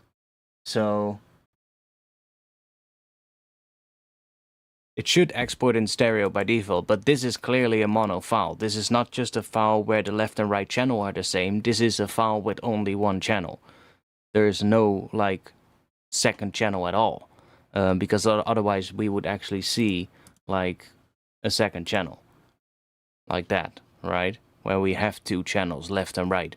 Doesn't mean that there is stereo. Like you can have an export like this still be mono. If everything in the left and right channel is exactly the same, it would still be mono. But this is an actual mono file, so I think it's in your export settings, and probably want to check that.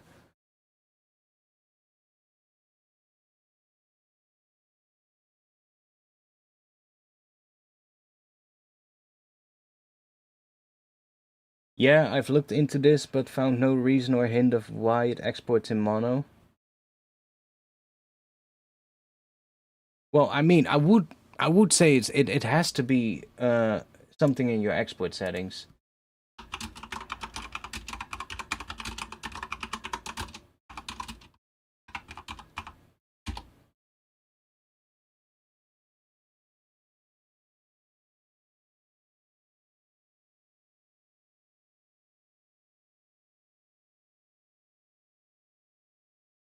Trying to see if something immediately pops up, but it doesn't. I'm also not too familiar with FL Mobile, but it could also be maybe a setting in the mixer somewhere. Like I know that the regular FL that I have used in the past would have these tiny little stereo separation knobs on every mixer channel, and you would be able to go from like completely mono to like, but that wouldn't explain like it exporting a mono file though, because then I would expect it to still be a file with 2 channels, but just both channels would be the same if you would turn that all the way to the mono side. The fact that it is like a single channel file kind of makes me think it's somewhere in the export settings.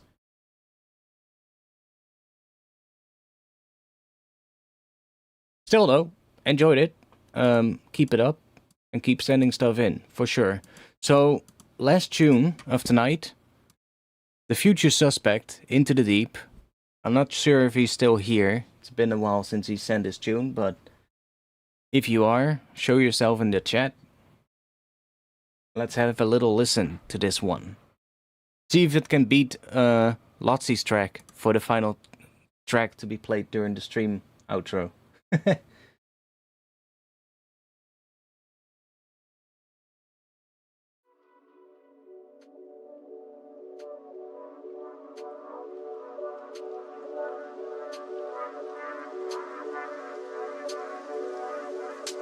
Haha, he's here.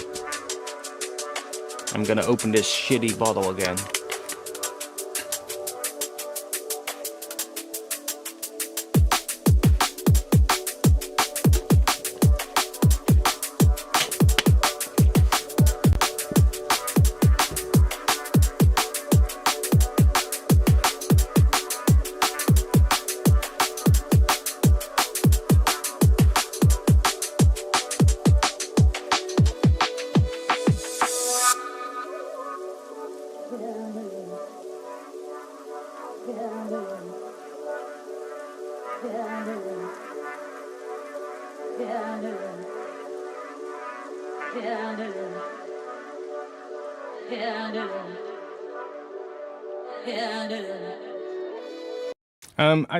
One moment, we'll get back into this one. I'll run it back to like the start of that section, but I also thought my kick was way too quiet. I think in general the mix of your tune needs work.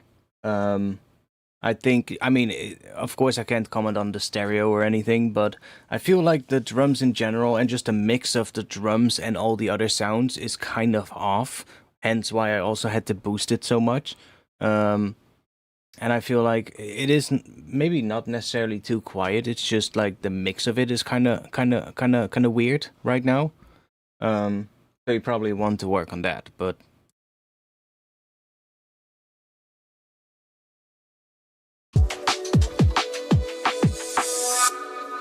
it will be deep. I mean, it could be. It's called Into the Deep, so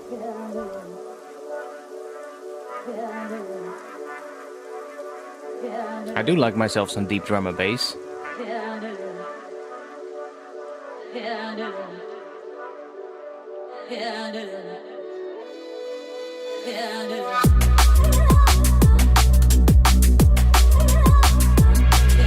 Damn, I forgot to say, I wanted to say that a little while ago. I wanted to say during the previous track, but I forgot to say it when the track was over. I said, like, Angelite really just dipped on us, said, be right back, and he just dipped. but he's back. We'll actually just play this one all the way from the start. I'm sorry for stopping it.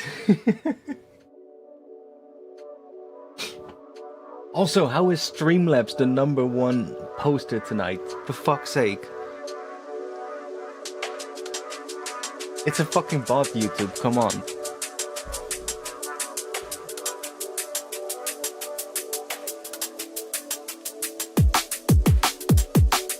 Angelite, you have to post a couple of times, then maybe you will get the top spot. Because you're in the second place, I see.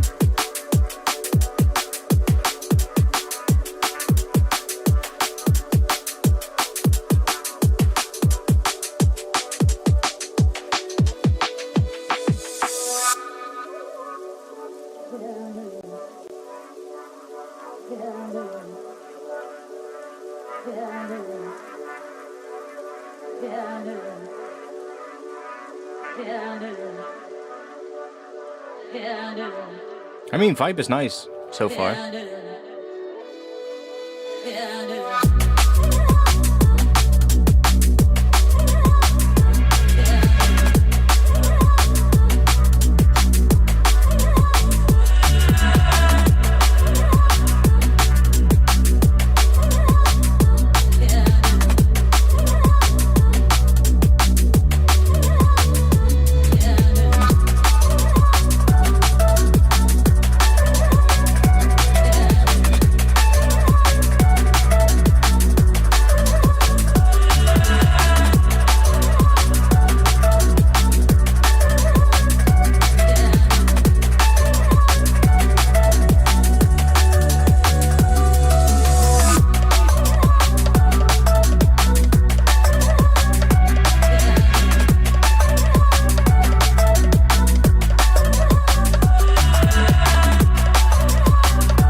The percussion in the background of the drums.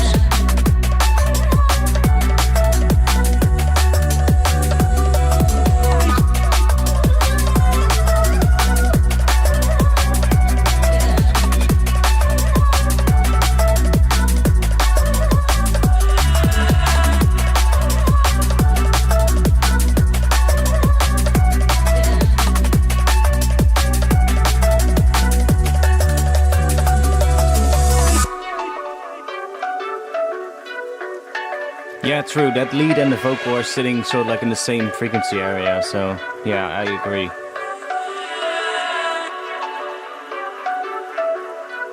Isn't the biggest problem here, but you do want to be careful with that.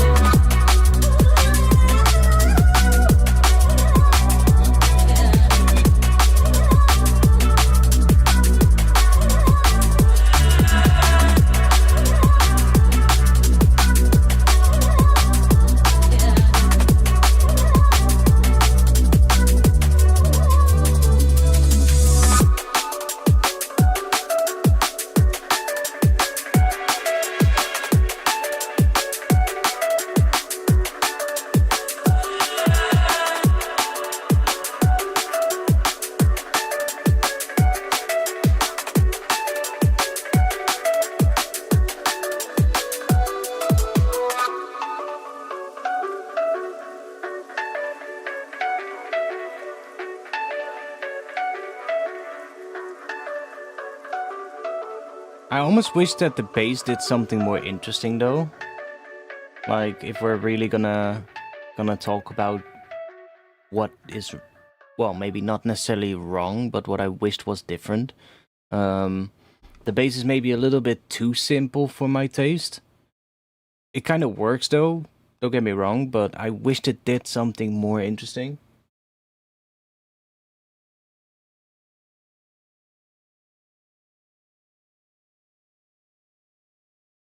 All sound design in Faceblend except vocal and top loops. The vocal almost sounds. I know it's a reversed vocal sample, and I know it works, but it almost sounds like it reminded me a little bit of like some like traditional Chinese female singer or something. You know.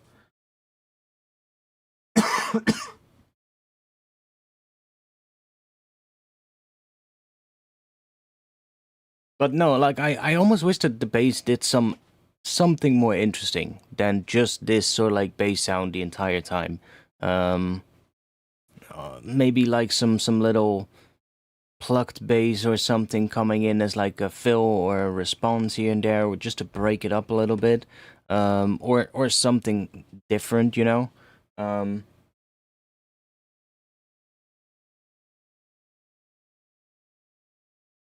Because right now it's just that main sub bass the entire time, which still works. Don't get me wrong, but it does kind of. I think it could be more interesting if it had more variety in it.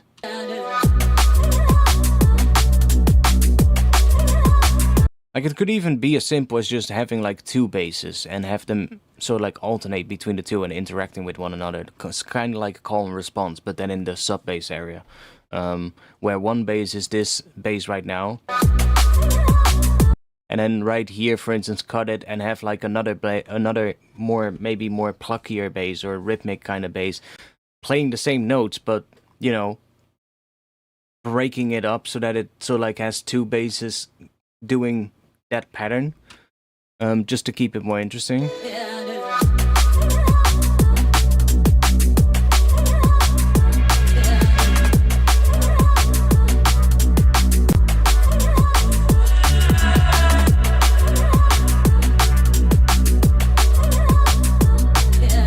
Or maybe have like, you know, every once in a while, if you want to keep it one bass sound, that's fine too. Have like maybe a mid-range layer on top of it that comes in every once in a while at the end of a section, like with like a Reese bass, for instance. Filter it in at the end of a section so that it sort of like adds some more mid-range stuff, and keeps it interesting that way.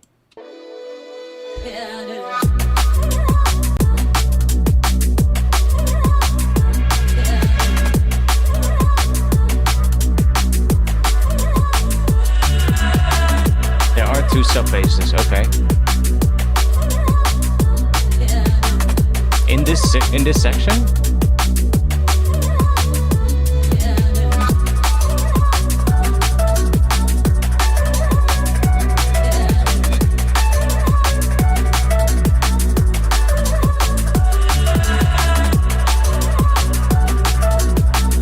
Because so far I'm just hearing one bass patch, or maybe I'm stupid, but maybe they're so similar that they sound like one. That could also be the case.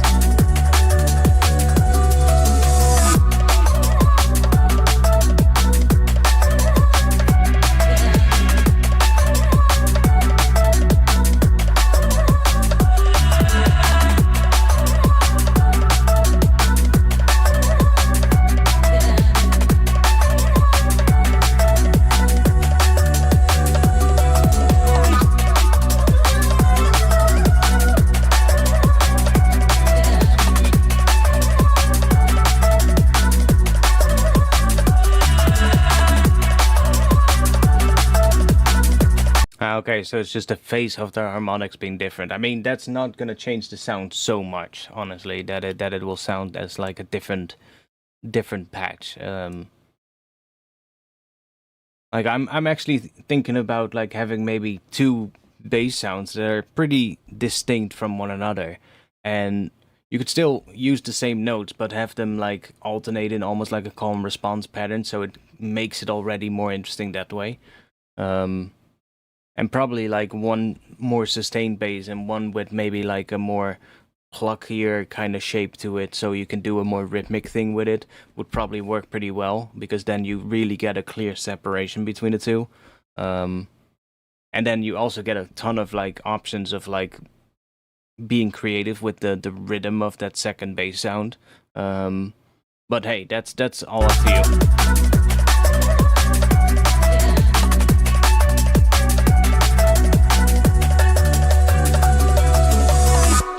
Like not that it's necessarily needed for this tune, but for my taste, I would love it if there was something that was more interesting in the bass area.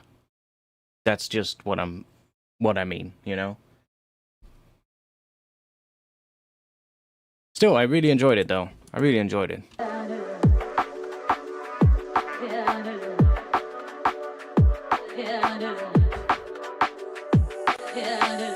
Yo, Krontek, have a good night.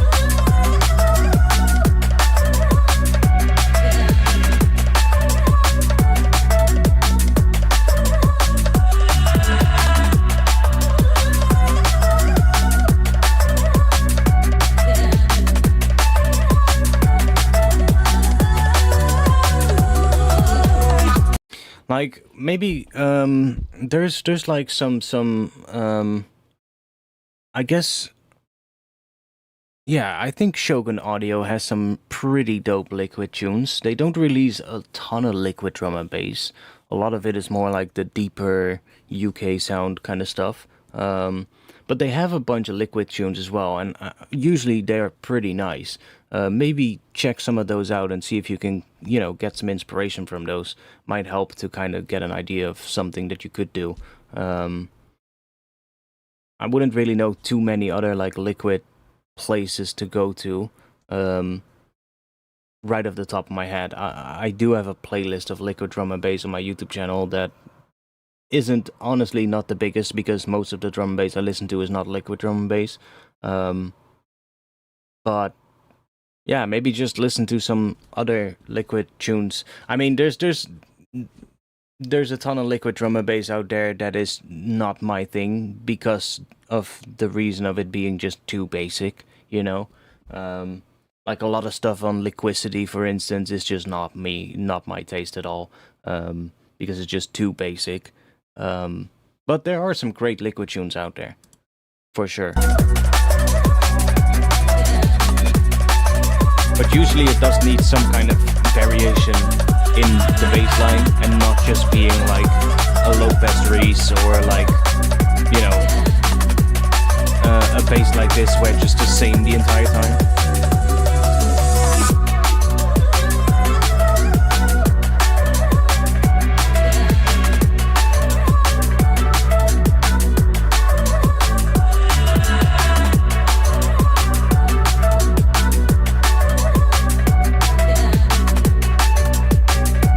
I do think it has a lot of potential though.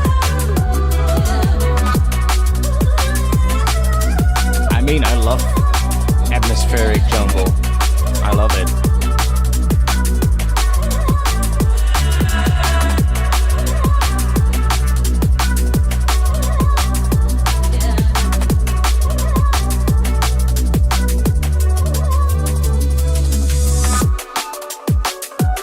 I think I also have a whole playlist of that. I'm not sure if it's actually a public playlist though, but I love myself some old 90s atmospheric jungle.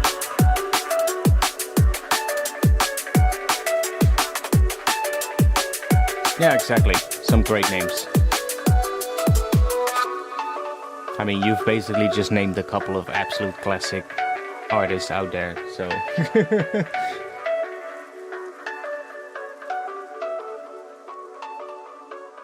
But even like some of the like atmospheric jungle that you would hear in like old video game soundtracks. Like back in the day, atmospheric jungle was used a lot in video games, and some of those are actually really nice tunes.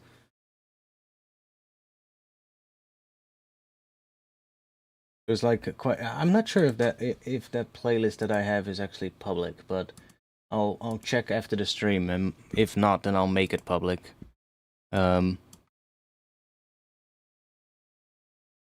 I don't mind the vocal, honestly. I think the main issue here is that the vocal and the lead sound are so like in the same frequency area, and thus they're kind of struggling at points to fight for space with one another, or at least they're not necessarily fighting for space, but they're taking the attention away from each other. So maybe, like, use them not at the same time. Maybe alternate a section where you have the vocal and then a section where you use the lead. so that you separate that a little bit, because I don't necessarily mind the vocal, but that is also kind of a personal tasting. Like somebody not liking the vocal is not necessarily immediately bad, because there's types of vocals in tunes that I just don't like, but other people will like them, right? So best vocals for me are the 90s rave ones. Exactly, that's a matter of taste, yeah. Like for instance, I cannot absolutely for the hell of me stand mumble rap fucking vocals, but there's a ton of people who love them. You know?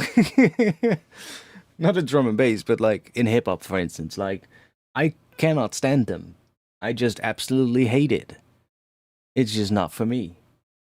But I know that there's a ton of people who love it. Otherwise, how else would it get so many plays? I do like myself some soul vocals and stuff like that. Yeah, for sure. I do like some like soulful liquid drum and bass tunes. Like it's not something I would listen to a lot, but I do sometimes like them. When they're done well, of course. But that's just the thing with liquid. Like there's so much liquid out there that to me has like where the production quality isn't that great. Like it might be, the sounds might be good by themselves and the mix might be good, but then production wise, it isn't doing anything special or anything interesting to me. And there's just so much of that liquid drum and bass where it's just here's your low pass reese bass, here's a chord progression and a cheesy vocal, and there we go. Here you've got your think shakers and a little shuffly drum loop, and there we go. That's the tune. There's so many of those tracks that are just like a lot of those. It's even hard to sort of like hear sort of like the personal touch of the producer because they all sound the same. you know. There's like so many of those tracks where it's like when you listen, like there's a lot of tracks, not just in liquid, but in drum and bass or any music in general, where you hear the track and even without knowing who made it, you can just hear like, oh, is that a track by artist X or Y? Because they have that sort of like personal touch to it. But then in liquid, there's so many tunes that sound very similar, and there's none of that. So that's also why there's a lot of those tunes I wouldn't really listen to at all. And I do like Liquid if it has like a really interesting production or like where it's doing something different from a lot of the other Liquid out there. Um, but yeah, a lot of it is not that, sadly. I do think you're on the right path though with this one. Just need some work. Just maybe take what I said and just see what you can do with it.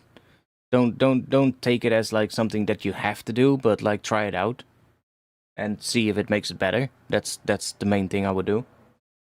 Experiment a little bit and see if you can come up with some cool stuff. And like I said, if you do change it and you want some extra little, or you want just some other people to listen to it and maybe give some extra ideas or give some extra tips, just post it in a Discord. We have a whole feedback session there, section there as well.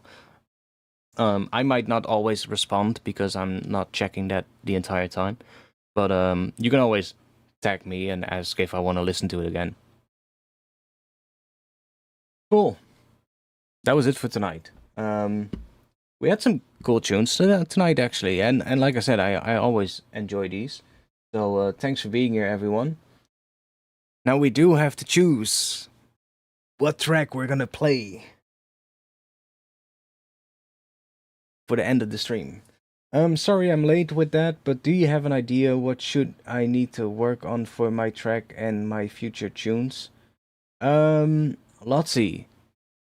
I mean, we didn't really have all that much to complain about with your track, and that's usually a sign that you're basically on the right track. That's a compliment, there's not always a lot to say about a tune. And usually that means that the tune is just pretty good, you know? That's all I can say. Like, I'll definitely point out stuff that I like, but if there's not much that I don't like, then I'm not gonna sit here and pretend that there are things that I don't like, you know? I would say it if there was a lot of issues with it, but if I didn't, then that just means that there's not much problems that I have with it. So that's just a good thing, you know? So I wouldn't be able to say much else than what I said. I'm sorry. Which also brings me that I guess I would pick your tune for tonight for the outro of the stream because I actually enjoyed it. So good one. Comics Be True, example of good uplifting liquid track. I'm so bad with remembering track names and knowing what track it is, so I would have to look it up. I'm not going to on stream because we're gonna get immediately copyright claimed, but fucking stupid bottle cap. For fuck's sake. Anyways, thanks everyone. I'll be back next week. Just some production stuff, probably. Not sure what we're gonna do next week. I've been working on the sound design stuff in the last couple of weeks, and I do have a ton of material for that track, but I'm also kind of maybe I want to try some other stuff someday. Maybe some different tempo stuff. I'm not sure if we're gonna do that next week, but we'll see. Maybe we'll try something else if I feel like it. Anyways, thanks for being here. I'll be in the Discord, so come to the Discord if you haven't yet. I mean, all of you should be if you've sent something in. Art, don't forget to share the playlist you mentioned, please. Appreciate you, man. Oh yeah, sure. I mean, there's all kinds of music in that playlist, honestly. There's all kinds of music in it. It's not just stuff that I necessarily think you should go to with your track. But there are a lot of good examples in it for that. The playlist in general just has like a ton of music that has a lot of texture and a lot of like interesting things in it. So it's kind of a bit of a variety of different kinds of music, but there should be plenty in it that might make you go like, oh, maybe I can try that, or maybe I can try that.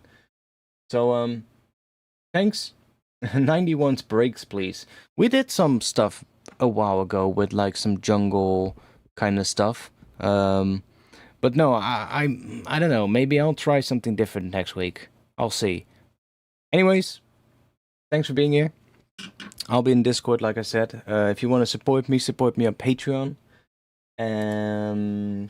Probably should put the link to the Patreon in the chat. And I'll put the link to the Discord in the chat as well.